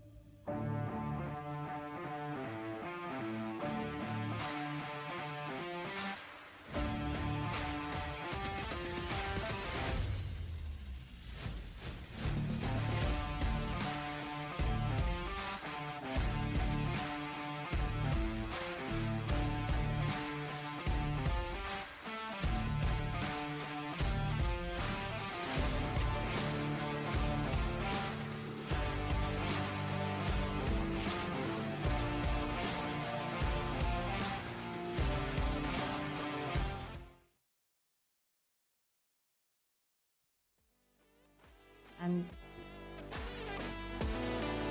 here is the man who has been leading the St. Louis Archbishop. What a performance he's had today so far for his team. He's the highest scorer with 2.5 points out of a possible 3 there. Nicolas Theodorou looking absolutely focused before this round 4. Now look at that scoreline. I don't even know how focused he needs to be for this. We've got a 4-8 margin with that draw in the previous round. A level score of 2-2. Berlin Bears survive to take it to round 4. But that is barely a round. That is barely surviving. I can't bear it, Canty. What's going on? Yeah, barely. I think this is what we talked about in the beginning, where hey, right now is probably a time where the energy is not as high for the Bears. I mean, it's settling in. They know, look, all they need is a half a point. Try not to give it to them. Some of them, as positive as you can try to be, and like, oh, we can do this 4-0, right? It's a very difficult practically doing that. You still have to do it and not allow one draw on 4 boards. And sometimes, I mean, that's out of your power. In other boards, you can only focus on your board, which it could go wrong. You never know what happens in those games sometimes, or you make a mistake. So it's very difficult. You can't slip up here. But St. Louis Archbishops are cruising. They're feeling good, but don't get too comfortable because it can happen. There's a possibility, but it's unlikely that the Bears will be able to 4-0. Fabiano, Benjamin, Nicholas, Alice Lee, any one of them scores half a point. The match is over, which means Berlin Bears need to win on each and every board. No draws allowed. And there, the board 1 of the Berlin Bears, Blue Bomb. What a disastrous day it has been for him, starting with round 1, losing to Alice, and then dropping the queen with a 1-move blunder against Benjamin Bach. And the reward he gets for that is playing the last round against Fabiano Caruana. Reward, right? And your reward is you get to play Fabi. Oh my god, I'm going home. Like I don't want to do this no more, right? If that's your reward, you get to play Fabi. Okay, I get the white pieces. Okay, I'll stay then. So D4, C4, C6, right? Knight F3, and we play this boy out as much as we can. This could be the last and final game of the Bears here. This is be the last of what you see of the Bears in this round right now. This is what's this, Vienna or something? Semi-Slav, but I know Fabi likes the semi-Slav too. I talked to him at the CGC. We had some conversations and some drinks hanging out with Fabi. And I was like, yeah, he said semi-Slav was a thing that he liked, and also Rogozin. So if you guys like semi-Slav or Rogozin, know that Fabi actually likes these openings. So see a semi-Slav from Fabi here. But James, when you're playing with white against Fabi in a team situation where you need to win each and every board, and you're the one on the top board, this is exactly the kind of opening that you want. It's an absolutely ridiculous opening. Take a look at what has happened. Black already has a pawn on c3. White is trying to get the bishop pair. Right. Knight is coming on to c5. If you take that knight on c5, bishop c5, d takes c5, it opens up not only the d line, but the c1 bishop will jump to f4, will jump to d6. White doesn't care about pawns in this position. White is looking for the attack. Where's the attack? e5, knight g5, mate on h7. There are all these ideas, and Fabi is perhaps feeling a bit of the heat. He's slowed down a little bit after knight c5. The bishop on b7 is hanging. When you play such an opening, you've got to know what you're doing. You're right. You got to move. And it seems like this one caught him off guard because you are definitely right. I love this aggressive-like position here. And it says something about, I think Black's up a pawn here, right? 3, 6, 3, 6, 7, 3, 6. Yeah, he's up that pawn, right? So he stole the pawn.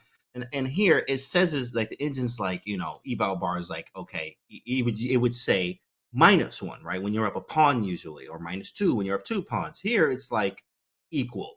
And that says a lot about White's position. It's the compensation and the activity of the pieces. Even Kasparov says this as material with a piece activity trumps material most times. So if your pieces are active, you may, it's better most times. It can be, depending upon the position, obviously. But, piece activity is more important than that pawn, right? So we have some piece activity. The bishop can go to f4, bishop d3. You pointed out e5, knight g5 stuff. Like, that's some sick stuff there. You can also sack, even knight g5, bishop c4, and sack on f7 with bishop e6 intentions. There is a lot here, and Black just needs to be very, very careful, even though he's up this pawn. He's up a pawn, and we know the engine is a material girl. It loves the pawns, and that's why it gives an advantage. But these positions are super, super dangerous as well. Very double-edged. Fabi on the screen looks very comfortable going on to it because, of course, Black has his own trumps as well. That that c3 pawn is not just any pawn. If white cannot build an attack, cannot build an initiative, it's just dead lost. There's no going into end games anymore. You've got to finish the game as white in the middle game. You have to go for the king. All the ideas that you were pointing at, e5, knight g5, take out the bishop, the rook comes to d1. You can go slow, but the queens have to stay on the board, and you have to go for black's king. That is white's task. Meanwhile, we see after bishop e3, Fabi again taking a bit of thing. He's thinking about whether he should go knight to d7, trying to trade off the knights, or does he go short castle? Once you go short castle, once you castle on the king side, you're inviting white to come ahead with that attack, with that move e5, or a potential knight jump to e5, James, and then f4, f5. Man, it's just like, yeah, I honestly like white in every position of these for some reason. It's just like, it's attacking. I love to attack. And when you're aggressive and you would like to attack here, this is the type of the positions that you would like. Of course, c3 is annoying, but our goal is to never get to an end game. Never get to an end game. Just do anything else in your power to not get to the end game. But in the meantime, they have to win on all boards. So let's take a look at our bird's eye view. We have to win on all boards here for the Bears. So is there anything that jumps out to you, Tanya? Wow, and we know that round 4 is the most evenly matched round of the Pro Chess League, where board 1 plays board 1 and board 4 plays against board 4. And I want to look at the bottom right board. I see that it started as a Queen's Indian defense, and Sarah's already gone ahead on the board with her pawns on h6, g5. Meanwhile, white still hasn't castled. It looks like a really exciting middle game. Let's get an up-to-date. Well, it's not even the middle game. It's just the very opening phase, but we're headed for a really fun middle game with the H file open and black's pawns on h6, g5. Let's see what happened here. And we have ourselves the Queen's Gambit decline. Okay, e3, and very nice. Bishop h4, just develop the pieces. Okay, got the bishop pair. Castle queenside. There we go. That's what I'm talking about, Alice. That's what I was looking for. Come on. I'd castle queenside every game if I could. But this is very nice. You know, and e4 just immediately striking in the center as well. This is fearless play by Alice, but that's... Yo, E-girl, aggressive. Get it. E4, Alice. This is amazing stuff. And I have to say, James, I think black has to find a way to castle queen side as well. If you go short castle, if you go with your own king to the king side, with that open H file, with the bishop and the queen lined up, it's going to be super dangerous on the king side. Exactly. So I don't know. Do you take on e4? Do you first move your queen and just rush to the queen side with your king? That's actually probably the best idea. I think maybe queen d7, but you will allow, I mean, e5 is an option. Not that they should play it, but it is an option. And of course, you have just space, which might be annoying. If I'm white, I don't really like e5. I do want to just open up things, but d5, you have a very nice grip on the d5 square. And of course, a lot of times they say keep the tension, right? So when queen d7, it just keeps the tension. I don't touch anything, and I want you to break tension, obviously, so I can take on d5, isolate the pawn this way. So I think queen d7 is probably a move, or like queen something. And then castle queenside, like you mentioned here, is probably a good route to go, because castle kingside is literally out of the question. It shouldn't be a move that you even could consider here. And watch her just castle too. Like, I don't castle. Sarah probably just castles. But queen d7 seems like a logical move, and maybe castling queenside, castles to the same side. See what happens, especially with these concessions, h6 and g5. Yeah, exactly. That's a huge concession on the king side, right? And that stays there, which means it's super committal to take your king to that side of the board. And as you're pointing out, you know, white really wants to take on d5, open up that e line, and it's forcing Sarah to really think here, using that clock. And this is not even the most critical moment or the critical decision that she has to take. So Alice, once again, with the white pieces, putting the pressure. And I see our eval bar is slowly inching and saying that black is doing well here, but I would be terrified with black, with that king in the center. Yeah. She decides to trade on e4, and now she's going to probably move that queen and get her king to safety. After bishop e4, what comes in my mind is maybe queen d7? Queen d7. I am trying to get d5 to work there, but maybe it just doesn't work ever. D5 takes... Oh, 95. You're right. That's even stronger. I like that. And put something on d6 afterwards too. Ooh-wee. We need 7, maybe steal 95 though. 95 is a very strong move. It's a very annoying knight. I'm also threatening stuff like maybe sacrificing on c6 if you castle. It just depends on what's going on here, but I am definitely liking what white looks like. Maybe even rook e4. We rook e1 first and then a d5. Rook e1. It is, white's definitely for choice. The king and queen are lined up. It's inviting the white rook from h1 to e1, begging to be played. Then knight e5. Kanti, I love how you're always looking for the sacrifices. I have one more idea for you. What you What got? about sacrifice over everything? Ooh, sacrifice over. Hey, chat, y'all listening? Okay, make sure when we stream tonight, I'm gonna need y'all to come up with these. We need to talk about these ideas Tanya bringing. We got to bring her on board.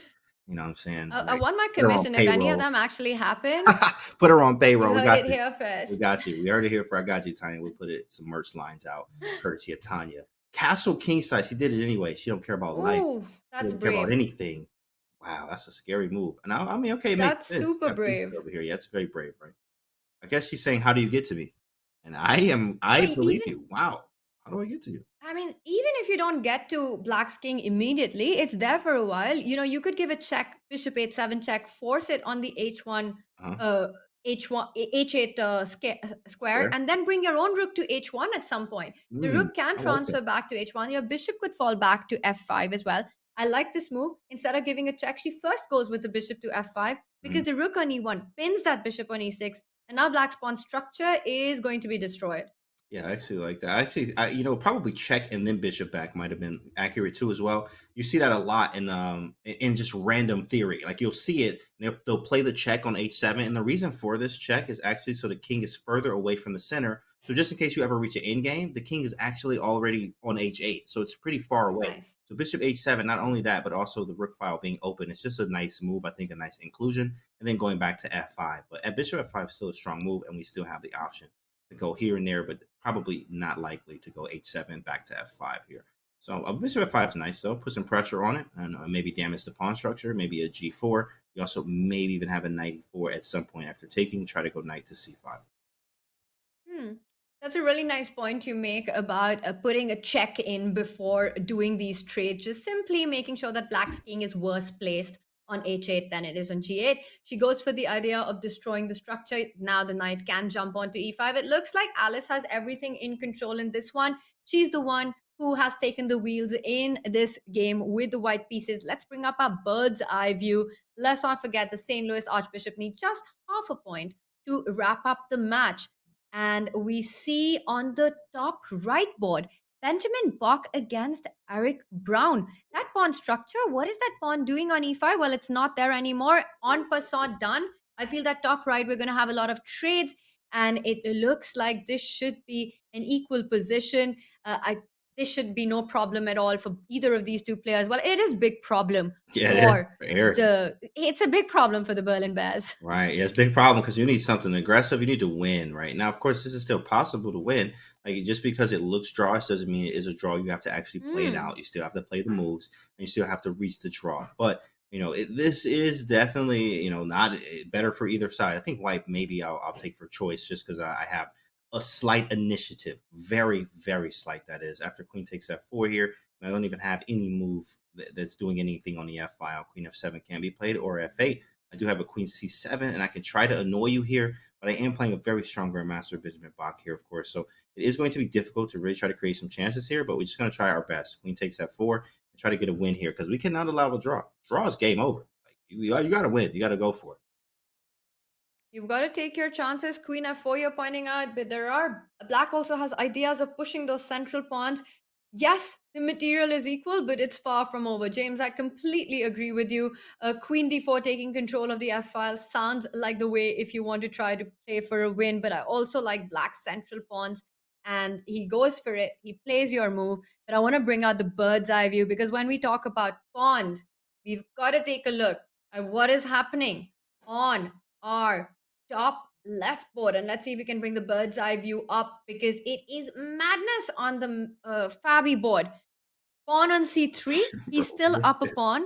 I don't see the attack that's been created yet by white, but the knight comes to d3. I think we've got to do a deep dive on this one. Fabiano Caruana with the black pieces up a pawn, but a crazy position. b4's attack. Candy, what do you like? Do you like the initiative or do you like black's extra pawn on c3? I'm always a fan of initiative here because that pawn can definitely liquidate or I can get it back, and I am playing a human. One pawn doesn't say the game's over unless it's an end game, and it's not. So having that one pawn, okay, cool, you got the pawn. Sometimes you don't even feel that, especially after knight to d3. I don't feel the pawn that Fabi is up right now. Okay, b4 is definitely threatened here. In many cases, we even have a rook a4, and if you end up trading, or if you trade on a1, we take, and then we go rook a4, and we're hitting b4 once again. When b4 falls, c3 becomes weak. So then we go from being down a pawn to now up a pawn after reevaluating or regaining the material. So knight d3 I thought was excellent here. It is completely equal due to the engine or the eval bar saying zeros, but I think, actually white has a slight edge here, believe it or not. Bishop is pretty gross on b7. Knight on d7 is kind of restricted. We got two loose pieces, meaning undefended, right? So there could be tactics on this later on, but at the same time, c5 is hanging, is what Fabi says. So if you try to take my b4, I'll take your c5. Everything liquidates out. We take on c3 too as well. So we're level, which I understand the evaluation. If we get the b pawn, you get the c pawn, and I get the c pawn. Okay, everything's about equal. Even then, I'll still take white because you have a weakness on c6 and a bad bishop. But we'll see what happens. That's a very nicely pointed out vision that once everything gets traded off, black will be left with a bad bishop on b7. Meanwhile, white's bishop on c4 will be more active, and you couldn't feel that extra pawn because it's not going to be alive for too long. b4 will fall, c3 will fall, c5 will be picked up in return. And that's why we see Fabi taking a really long think. I'm getting a bit worried about his clock. He's down to about 2.5 minutes. Yeah. He's lost that last game, and that could still be something that's playing in his mind right now. But we know Fabi. I mean, he is one of the best players in the world. So he's experienced enough to handle these kind of situations where you need to leave that loss behind. And he's taken his chances. He goes rook d8. Right now, I think knight b4 would perhaps run into grabbing the c5 pawn, and bishop c5 comes to mind after knight b4. Knight b4, bishop c5 looks really nice, and then after bishop c5, knight c5, and then we have queen c3 and a liquidation of really everything there, and then we just kind of have a dead position where white is probably better due to the bad bishop on b7 that Fabi has. Also, as you mentioned, the time control or the time here for Fabi is getting lower, and Fabi is known to not be the greatest bliss player, of course, when it comes to obviously playing players of like 26, 2700, 2800. Obviously, Carl points this out too as well. You just don't see Fabi all the time playing, in the blitz, right? So it's his time control right now, or his time is very low. Blue Bomb's being close to and some breaking news, James. We've got our first result, but it's the only one that matters. It is indeed Alice Lee who takes the St. Louis Archbishop to the match victory with her solid draw against Sarah Papp. And with that draw, she wraps up the match. It doesn't matter what happens on the other boards. Alice Lee has so many reasons to be proud of her play today. Alice Lee is an absolute beast, and I would bring her back every week now on my board 4 because this is what you did. You took out Blue Bomb, and then you drew, and you only lost to 1 GM, and then Rick E7 here. I guess I don't know if this was by repetition, yeah. So she kind of had to go for it. But I mean, with that being said, like Alice Lee is the star today, clinching a match, beating Blue Bomb in the first round. Come on, man, Alice Lee, somebody get that girl a medal right now and cut the check to her. Cut the check to her right now. I appreciate it. Thank you. I love it. And we see her on our screen. She knows that she's done her job. Let's bring up and see how the other boards are doing. What a performance by Alice. What a performance by St. Louis Archbishop. The match is over, but the games continue. And take a look at that bottom left board. It looks like Nicholas's attack is continuing against the Black King. He is the one in driving seat. Meanwhile, we look at top left. Fabi against Matthias Blubom. This is a dynamic equality that we've got in front of us. The b4, c3 pawns are weak. We will see a trade-off. Meanwhile, top right screen is headed towards a draw. That rook pawn ending, there's nothing to play for. Benjamin against Eric will end in a draw. James, I think we have to go to the Michael Nicholas game because it's the most fun one. Let's see where that is. Okay. Oh, yeah, Nicholas. Whoa, what in the world happened here? This was a perk. Oh, yeah. I have a YouTube video called Canty Works the Perk. I mean, I've never had a problem with the perk defense. Or, in fact, it's called Pierce, right? For the people that are like sticklers. Oh, it's pronounced Pierce. But in fact, it definitely looks as a perk, right? Many grandmasters say it too as well. But, I never had problems with it. And it can be aggressive, but I mean, you can attack it so much. Like, you just get attacked all the time with the black pieces. And as you see, there's a vicious attack going on from Nicholas Theodorou after Rook H6 is looking. Couldn't even say it. Couldn't even finish my sentence. Right, Rook H. Oh man, bro, don't do this to me, man. Oh my goodness. Oh my God. What was that? Rook Queen H8. f5, and he of course doesn't trade. He gives a check, and Queen f7, and this position is busted. Look at Black's pieces, James. They are in so much trouble. F8 is hanging. If you move your knight, there's going to. And where do you even move your knight? Oh, you can't move it. Yeah, you can't move that. You can't move that at all. Knight d6, take, and queen f8 check. And then we pick up the rook there. We also have a nice knight g5 look here. In many cases, knight g5, because if you take, we have queen g7. This is after you move the bishop, obviously, maybe the d6. But even then, takes, queen f8. What do you even do, actually? You don't do anything. You resign. You can't even defend You just it. resign right now. That might be There's hit just the no button. way to defend that bishop. There's You don't even knight have a move. f6 in the air. My knight. I mean, we forgot about this. That's if you move the knight. I mean, I might even without moving the knight. Like, you could just play knight f6. You have rook e3, rook h3 on tap. This is Resign time. This is Yeah, just it's just a hit the over. button. It just says 7.5. That's like a rook and a pawn. I'm not even up anything, really. That's crazy. Wow, maybe a pawn, but that's it. Oof. Yeah, I don't see it. Knight d6. I think queen e6 just giving Queen up that e6? bishop. And then Hold knight it up. g5 check, winning that queen on e6. Knight My f6 goodness. we've been pointing out. He's going to go queen He hit the g8, but button. that's it. It He hit is the resign button. time. I It understand. is done. And that is it. Nicolas takes that Wow. win. We were talking about the Benjamin rook pawn ending. That has ended in a draw indeed. And the only game remaining is Fabiano Caruana. There's no pressure on him. The team has done the job, but there's personal ambition here. He wants to try to get the maximum in his game here. But looking at the board, I think Blue Bomb has got everything under control. You can also see Fabio, I think, a quick body language there before he looks how he looks now. He was definitely, you could just tell, he was like, I'm not happy with this position. And we understand, like, that activity that White had in the beginning there was so much activity. Activity is very important. Active pieces. You mean activity over everything? Is that what you Activity. mean? Oh my goodness. Right. Tanya just come on. Yeah, we gotta put her on the payroll. MD Knight. Y'all hear that? MD Knight. Yep. MD Knight, Tanya on payroll. We got her for sure. Definitely. Put her on the team. Yep. AOE. Absolutely. We got some new merch coming out this week. Definitely great stuff there. So yeah, looking good. James, Nice. you called it. You called that bishop on b7 as the sore point in Black's position a while back, and that is the biggest problem here. There's just no activity. The rook coming on to a7, the control of the center. If there's anyone who's trying to get anything, it is White.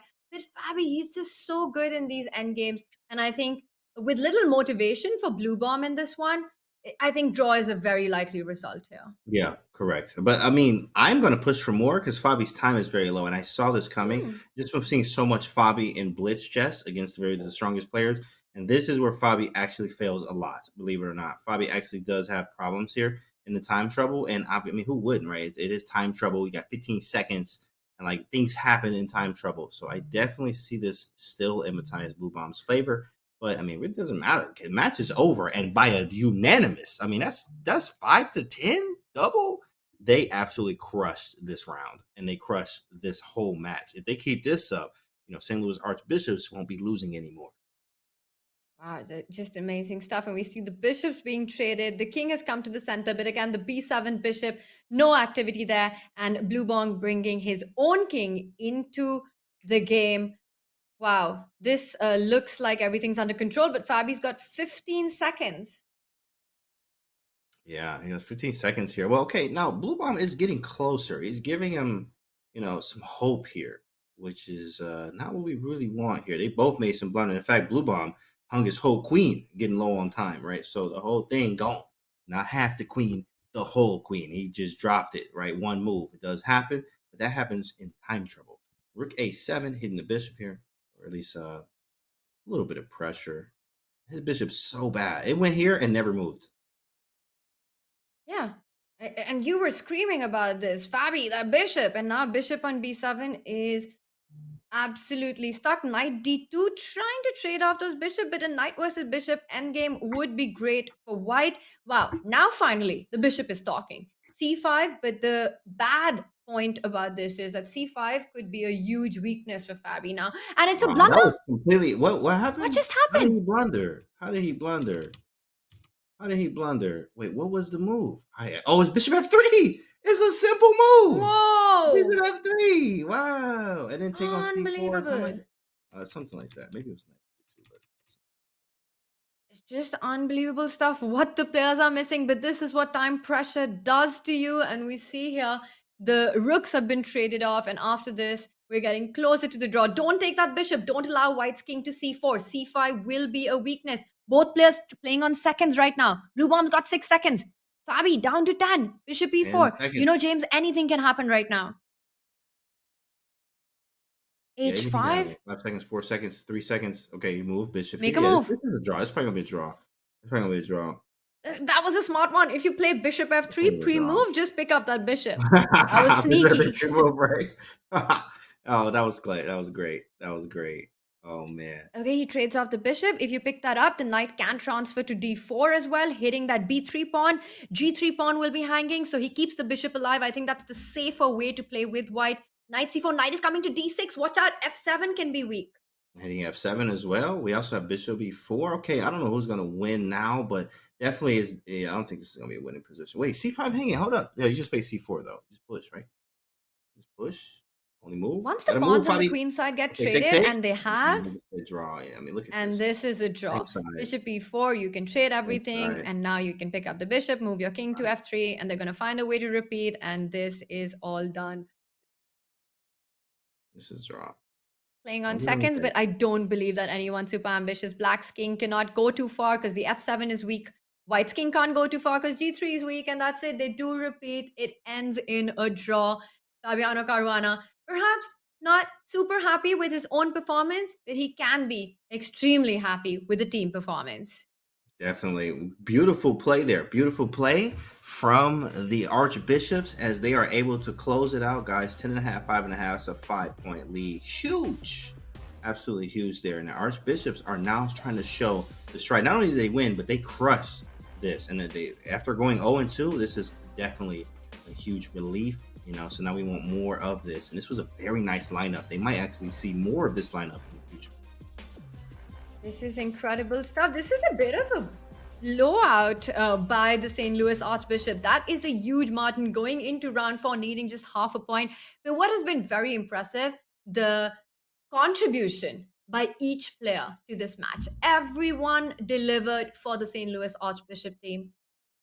But on the other hand, for the Berlin Bears, it wasn't the case with the top board scoring just 1 out of 4. And when your top board is not having the best day or even a good day, you know it's going to be tough at the Pro Chess League. And that was I think that was something that really went against Berlin Bears, that first round loss to Alice Lee. Yeah, I mean, look at Alice like with a 2-piece here. I mean, 2 points, right? I mean, right behind Bach and Caruana by half a point. I mean, that's huge as the board 4. She didn't even feel like a board 4 at all. Like, what is that? She felt like one of the board 2s or 3s easily, right? She played great chess here, and the St. Louis Archbishop should be nothing but proud of this unanimous, pretty dominating performance that they had today against the Bears, sending the Bears home, eliminated out of the PCL. Going to have to qualify again next year, and the St. Louis Archbishops are here to fight and live another day. One more team eliminated, while St. Louis Archbishop finally starts scoring on the scoreboard and making their way towards those 3-match wins, but they still have a long way to go. It is their first match win, and it's been a positive day, a very positive day, exactly what Nemo's team needed. And we've got a big interview coming up with the leader of the team, the first board of the team, who has reasons to be very proud of what they achieved today. We're going to have, after the short break, Fabiano Caruana joining us to talk about all the action that we saw. Chat, send us the questions that you have for Fabi with the action that we saw today. We'll be right back with Fabiano.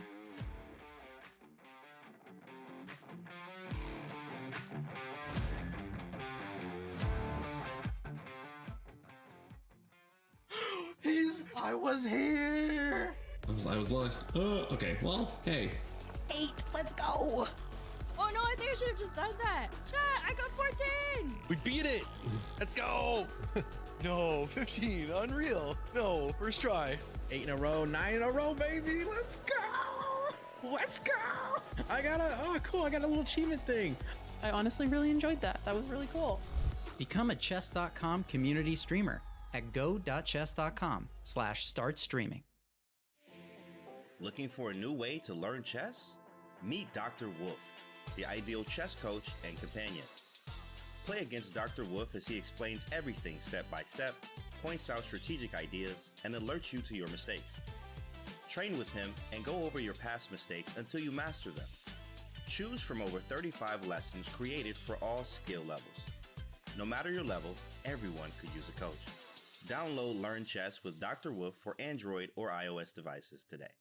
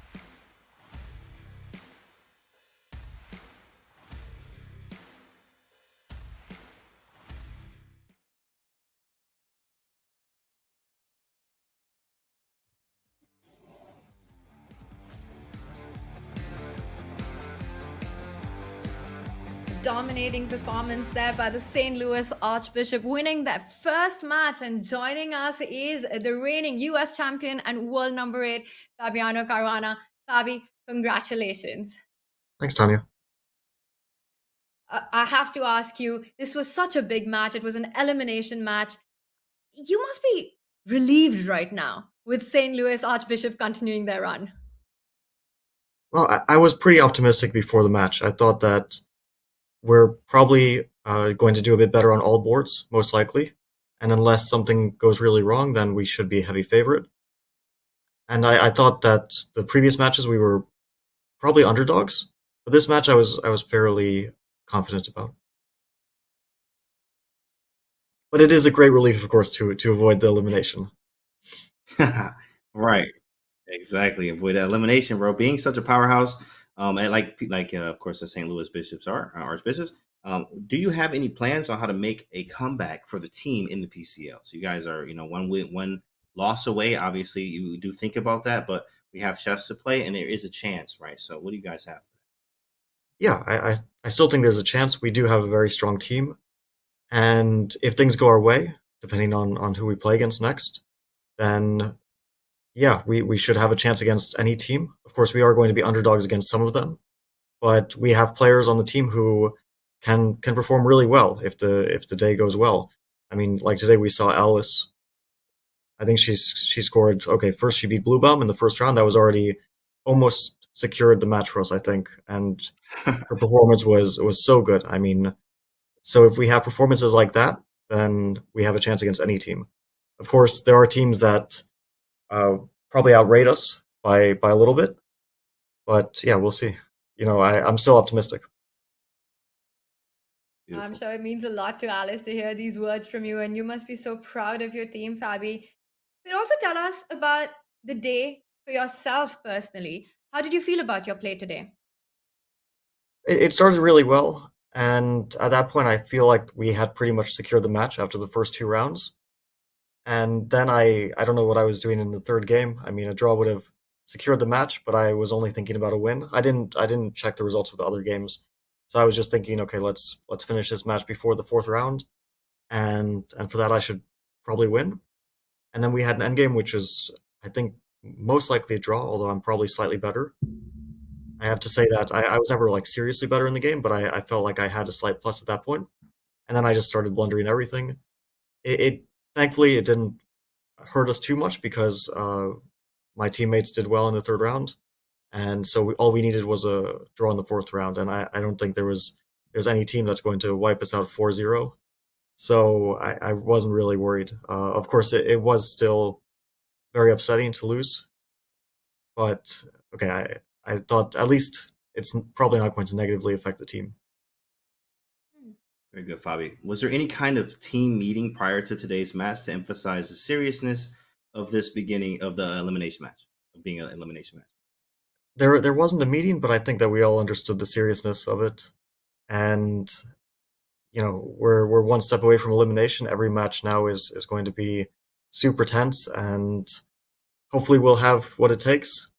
I mean, for myself, didn't really have time to meet with or talk with the other guys because I'm traveling at the moment. I'm playing from a hotel, and like right after this, I'm going to run somewhere for a conference. So I'm a little bit running from one place to the other. But I was glad that I was able, even just like the schedule allowed me to play this match, because when I heard the date that it was going to be on the third, then I really wasn't sure I would even be able to play. And I checked, and I was like, even if we go to a playoff, if it's 8-8, then I'll still probably make my conference. Well, luckily for you, that wasn't the case, and you guys had a crushing performance today. Now, Fabi, the team needed you today. It's going to continue needing you actually, because it's only going to get more tough and more serious. And I'm going to bring up our week 3 standings that we've got. Now, Fabi, we see these teams that are on 1 and 2, and St. Louis Archbishop with that win are also on 1 and 2. Now, looking at this, what we have in front of us, is there any particular team that you would want to fight in this field? Well, it's very difficult because they have a lot of different sort of strategies. Like the Blitz have like really top-heavy 2 boards, and some of the other teams are more balanced between the 4 boards. Blitz is like Maxime and Grishuk, so that's really top-heavy, which is one strategy for sure. And like if I had to pick one team that I would think we have the best chances against, it might be like with no disrespect meant, of course, it might be the Spanish Maniac Shrimps. I feel like we might be slight favorites there. I think it would be interesting to play. Like I was watching the California Unicorns like right before my match started, watching them play. So they're a very interesting team. Maybe from like the interest point of view, it would be fun to play against them. But I don't know. I mean, also it would be fun to play against Blitz because then I'm playing against some of the guys who I regularly play against, which is also an interesting challenge. You just literally named every single team. Only half of them, Tanya. Not all of them. But yeah, I think they're all quite interesting teams. Yeah, so we got feature chat questions. These are questions from Chestons. Wow, we do too much chess. These are questions from the chat, and that we have a question from JTF Doodle. He says, "Do you think the PCL format encourages exciting chess?" Oh yeah, absolutely. I mean, all the matches are fighting. Like for me, the most interesting sort of match is the one that goes 8-8, and we've seen a few of those. We have seen a few blowouts as well because some teams are really stacked. But overall, the interest has been very high. I don't think you can complain when you have, two matches. First, you watch one, it's exciting, and then you watch another, and it's also exciting. So you have like 4 or 5 hours of chess to watch. Right. And you also have a lot of players who aren't maybe the most familiar to fans. Like, okay, for example, on our team, I don't think too many players know about Alice, know how strong she is. But I saw her in the American Cup last year. I saw her in the U.S. Championship, and so I knew how strong she is. But it's interesting, and it's good for her to get some outside exposure as well. So I like that it has a mix of like the known guys and the lesser known players. Very nice. Fabi, now the St. Louis Archbishops today were the favorites going into this match, as you yourself pointed that out. But I think the one thing that very few expected was Alice's run today. And we've got a featured chat by MD Night Zero, and I'd want to get your thoughts as well on this. What do you think about the power pack performance that Alice put out today?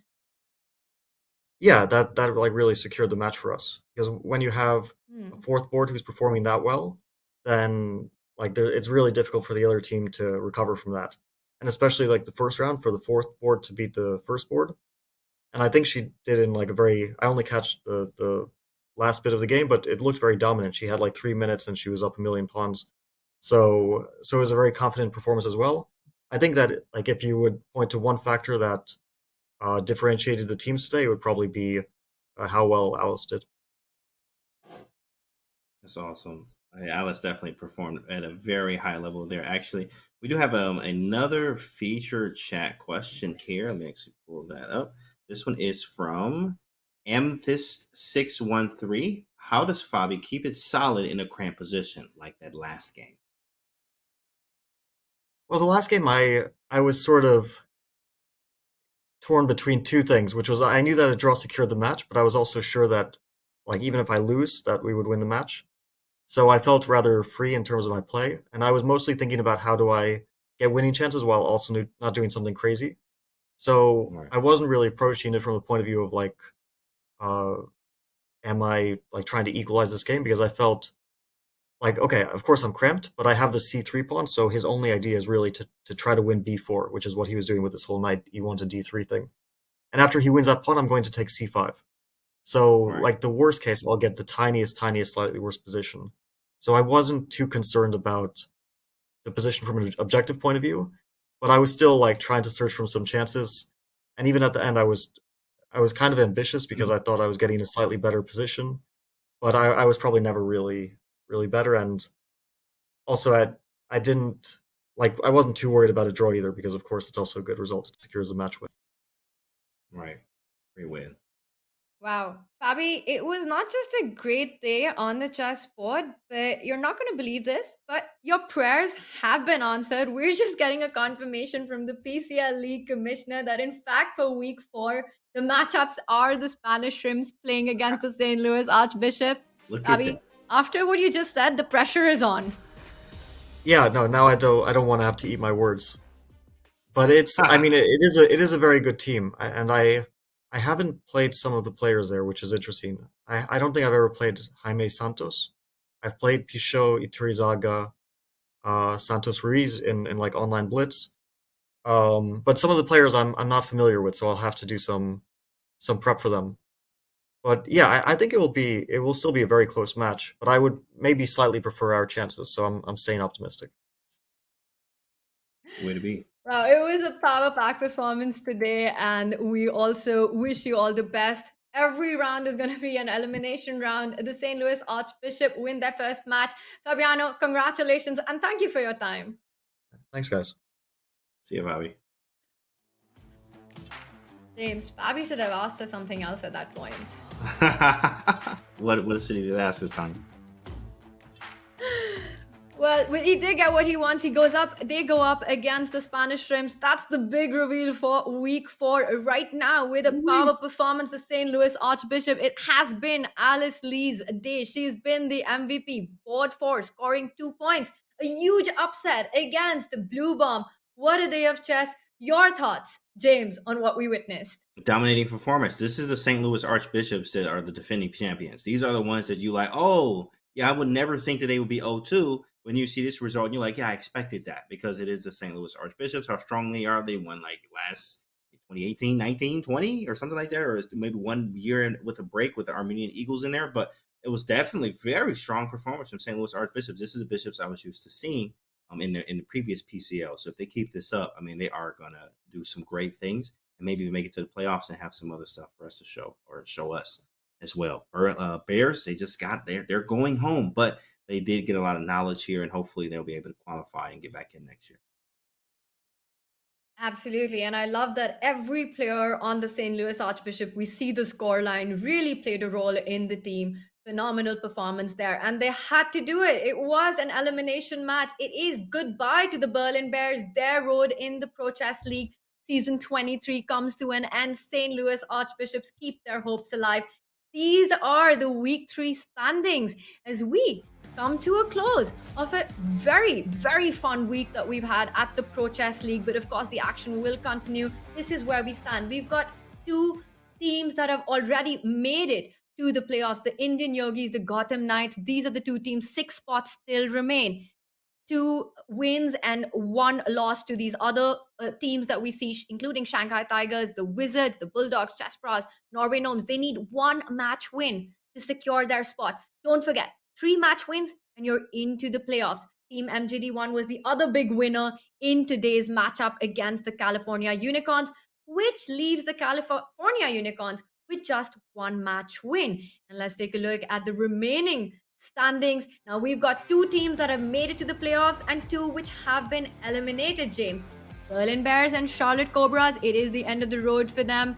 And going into week 4, we're going to have more teams come in. And I want to ask you, who are you expecting out of these teams who are fighting for life and death on the brink of elimination to really show their grit and determination this coming week? Well, first off, I got to go with my Garden State Passers. I am the captain over there. So pass us the ball and we going to do what we have to do. So definitely Garden State Passers. I definitely have to say St. Louis Archbishops, especially after seeing a dominating performance like today. I mean, a lot of times you see 10 points. When you see double digits, that's strong when you see double digits in the match score. So double digits, 10.5 here. They was able to do that. It was pretty nice there. And I would say actually California Unicorns is one more team there. California Unicorns are really strong. I like to see them. I actually do have some fan favorites that I like on that team. Some American talent, a lot of American talent, some 2700s too as well. So I think those are some good teams that make it through, or at least have some good potential to make it through. They all do, but these are my favorites. Very interesting. The Garden State Passes. That is James Canty's team. Now, I have to ask you, we asked Fabi this question, right? Who they would like to face. And while he got his prayers answered, James, I have to ask you, is there a particular team that you'd like to play against in this? Yeah, actually, I think we want to take a look at those Brazil capybaras, right? Even Danny is like, what is that? What is that? Even this thing, I guess what it says in the intro video or the promo video, like, what is that thing, right? So of course we do want to go fight that thing, which is the capybaras, and I think we have some nice lineups against their lineups too. We all do, but definitely if we're looking to face somebody, it definitely be Brazil. It's a bit heartbreaking to see 2 teams end their journey on the Pro Chess League, with the Berlin Bears and the Charlotte Cobras. And you come in with hope and dreams for the team. but it's been tough, and the Pro Chess League is so competitive, and every game is so hard. That's right. Every game is hard, and then every match is hard, especially when you're down and like so many emotions and this and that and back and forth and surprises and upsets. But this is the Pro Chess League. Of course, this is the best of the best fighting against each other, getting this training in. It's all good training because when you go play somewhere else, you should be playing good as well. You get this experience, etc. You get to see these players and teams go at each other. So I think it's very good, not only for the players, but also for the people watching. So you can learn something and also get the entertainment that we're looking for. So it's been awesome. Too much fun. And I have to ask you before we wrap up, James, what's been the highlight for you in this last match that we saw?